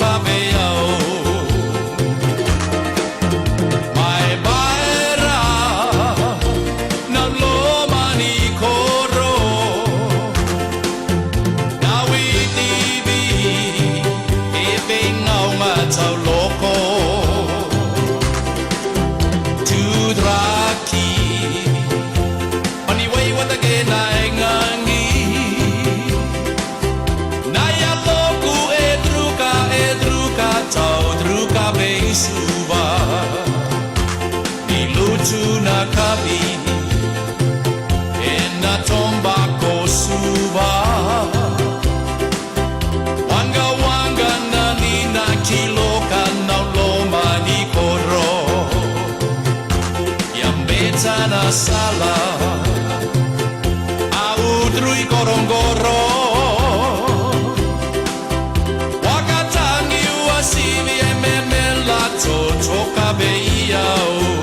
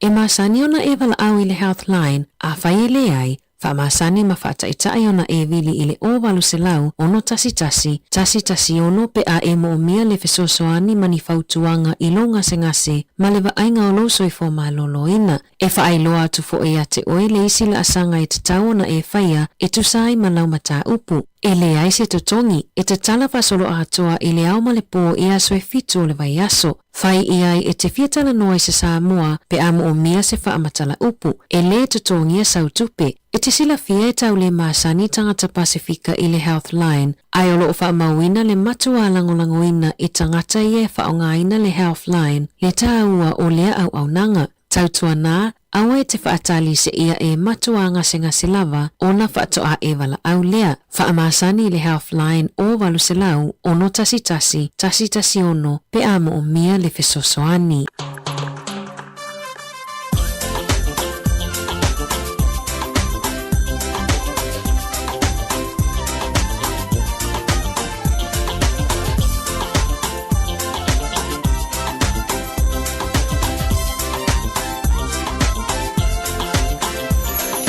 Nau whawhanga mara tātua tunu le nei vaenga o le auli no te tolu ne minute ia on awha leo le itula suma le lua le tautona unanga le tātua wana leo le taso no te sima le tasi whamo le nei vaenga le aso ia mātou te toi o whalofa whaatalo whaatoi pa i morungo le tātua tunu le nei vaenga o le aso mālo le ngāru lue mālo le onusa i mālo le tau ata i o tau whaivano filima i le nei vaenga o le aso e le ngā maulunga o soronga le nei ia ngā ruenga whaatino le nei vaenga o le auli ngā ta foi lea ia o le tautua mara au nanga le tātou ala leo ia o lo whapena ia o na fsosoni loutou pa ia ma loutou ma mauli o tau whaiva lo whirima a whengai o tau whaiva ngā ruenga le nei vaenga o le aso.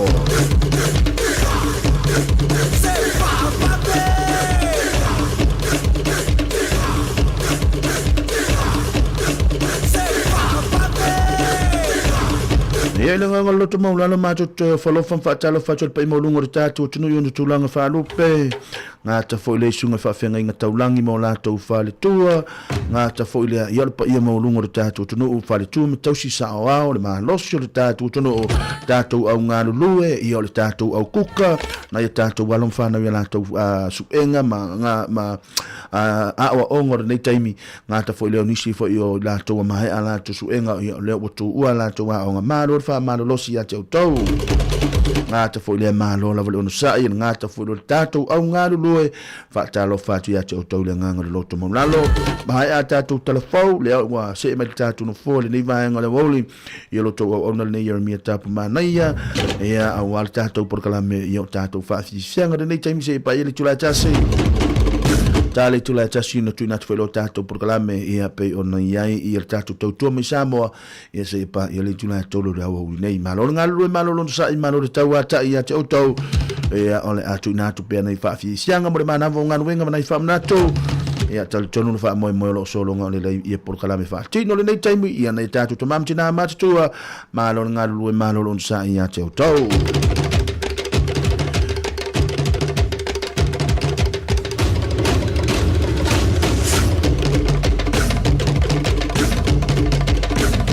talo fa lava ia malolo sa ia tau fa fi fianga nei vai ngale aso ia awale tulanga le sopo ia o se le ale tau maftanga lo sa unu le taimi nei tato au nga lue ia wa watu foi lo tau maftanga le wa afale tula sumale lua ia wa malosi nga ruenga le taimi nei mana o mia sina pesele mu foi le fa solo yo mafa fonga i le toi ina male lo matua por tinale a inga lo fa muliatu ia tatau ia ona wala au male lo matua ia pete wala au mal tinale a inga po a mai nga ruenga po a mai ia fufuanga tono a inga le nei taimi ia le nei vaing le so edito le pini nei fa fianga mo auto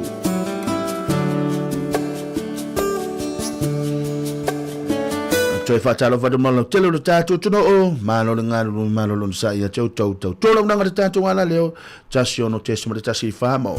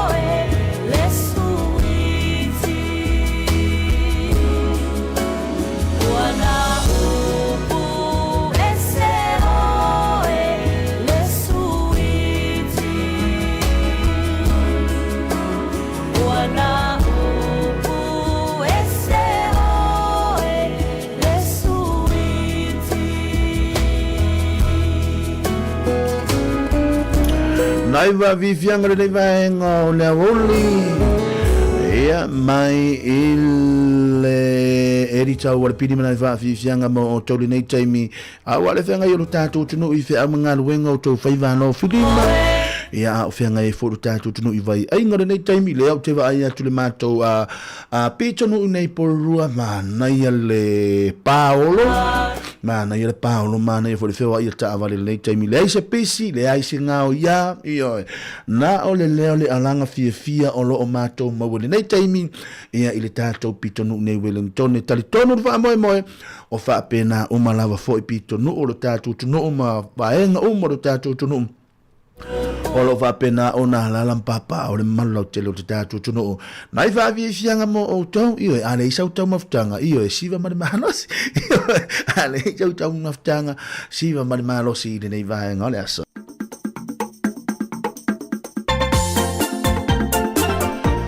Dato se maya mesido kiso janga chaloto leanga ala be no tulianga ifua le isa tau maftanga awo te ki ai fua ia siva oi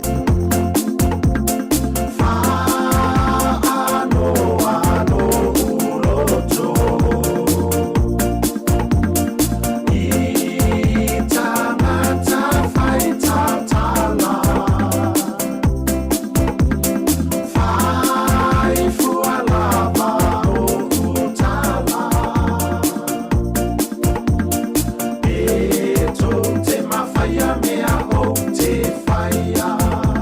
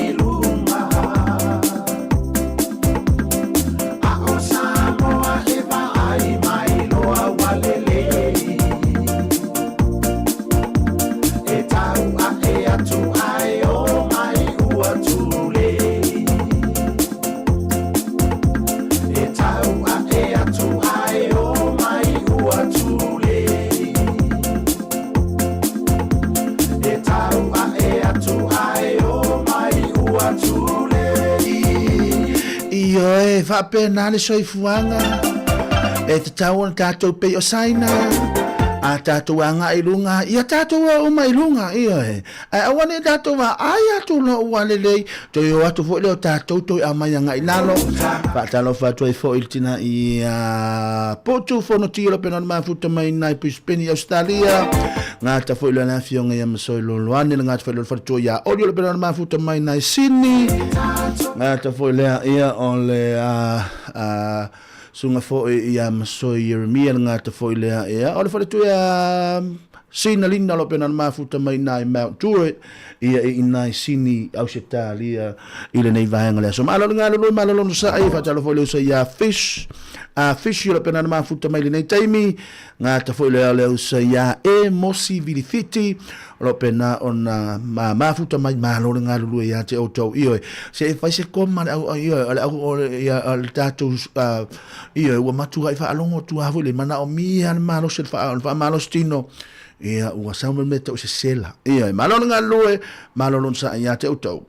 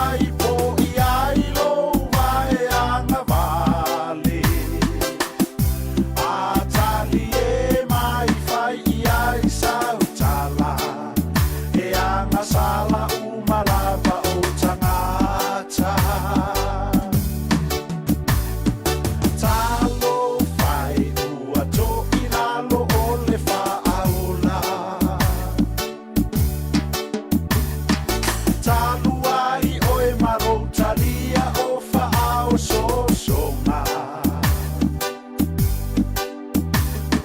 Ale ali I ole lalo lani ole pule ole afi. Ae talo fae isi o whaaola. Olo o whautua mai mare alofa. Whaanoa noa e. Oi talo fae. Whaanoa noa e. Whaanoa noa e. Whaanoa noa e. Whaanoa noa e. Whaanoa ai nei meo tutupu mai le nei soifuanga o lo tātou wola ia mau feola ai ia ai o le tualalo lava ia le tātou ala leo ua kipilo oe ioe ua tipilo oe lau teine ua te popo e whauti o me meo ioe si o le mea isi le mea na ioe na e te lei o le sami na e te lei o le sami e whai e lau whiriwhiri ngā ua te alu fu e whai le nā mea ioe ma i mau e fua lo wola ma lo malosi ia tele whi au mau ngā ioe tele lo tāua o lo mana o le ali e whao ngā mo e mo lo soifua ma lo ngā nuru e ma lo le ono sa le malu lau tele o le tātua tono o ia ngā ta fo ile ia o le tātua au whaafonga i o asa isa akoro pena le mafuta mai ia I nai pango pango a ngā ta fo ile o sau le one o liwe le pena le mafuta mai I whea Hastings I le nei vaenga le aso ma lo ngā lulu e ma lo le ono sa I mo o tau ia tu nātu pena e tātua whaafi sianga le nei taimi ia awale whea ngai o le tātua tono I o tau whai whalo whilima mai ia whale tāwhaonga ia mare pese o whaingo ina ti ai le anga I nuu le ainga. Marolo ngalului, marolo sa ia tau whai walo whilima alo whatu.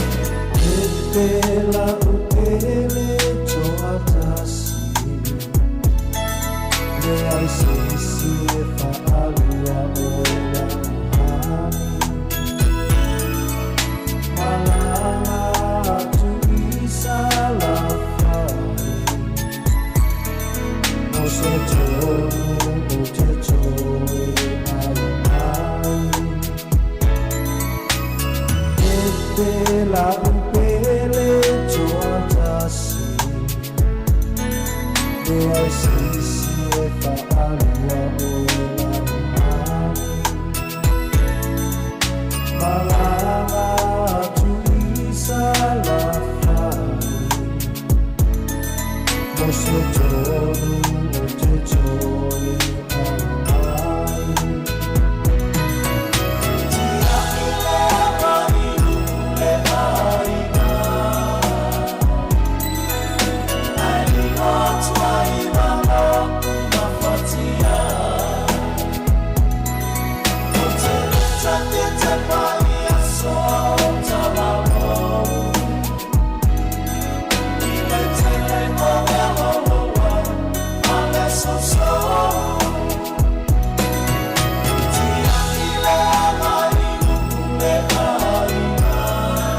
Ia tia ile anga inu ule ainga.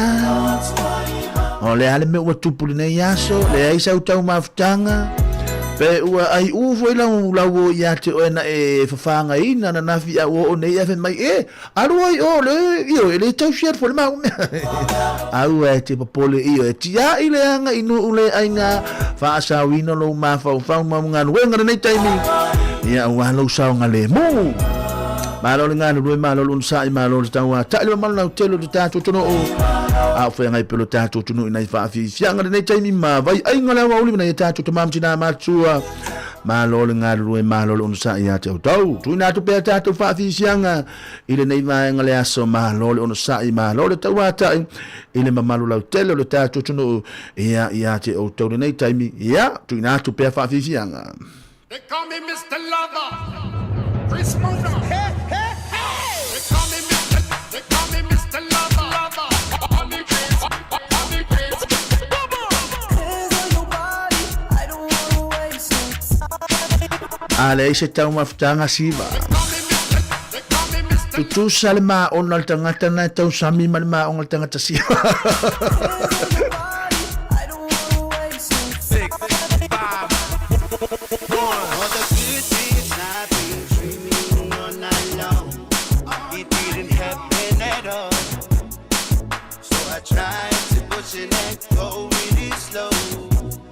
When I was 16, I was feeling comfortable. Baby, it's time to let it go. That means it's time again. Nobody will love me like me. Oh man, so cold. I'm getting to lose control. It's like when we change the channel. No way I'm gonna stay and settle. It's like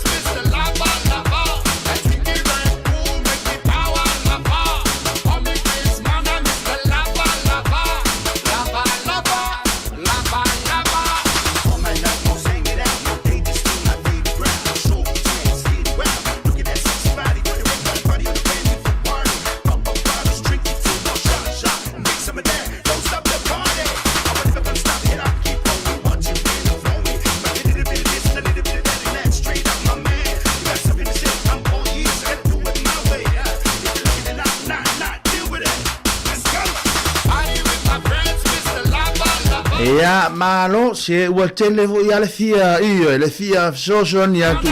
ia la ngale fa tani mele toi ino le toi in Sāmoa ile tu la tasi ia tato felo le aso atayao sa ua fe mo sela lato mo le tele nganga fa tai tele la va tato tunu le aso ia tu sai foi mo tato maftanga tato felo atayao to fa umma tato tala atayao fa ia inisi tato tiva se tele ia nganga maulungo le tato proklame ia tato mau le fifia ona sawa le men meta o se sela alofa atu mo oto fa soifua ia ile nei taimi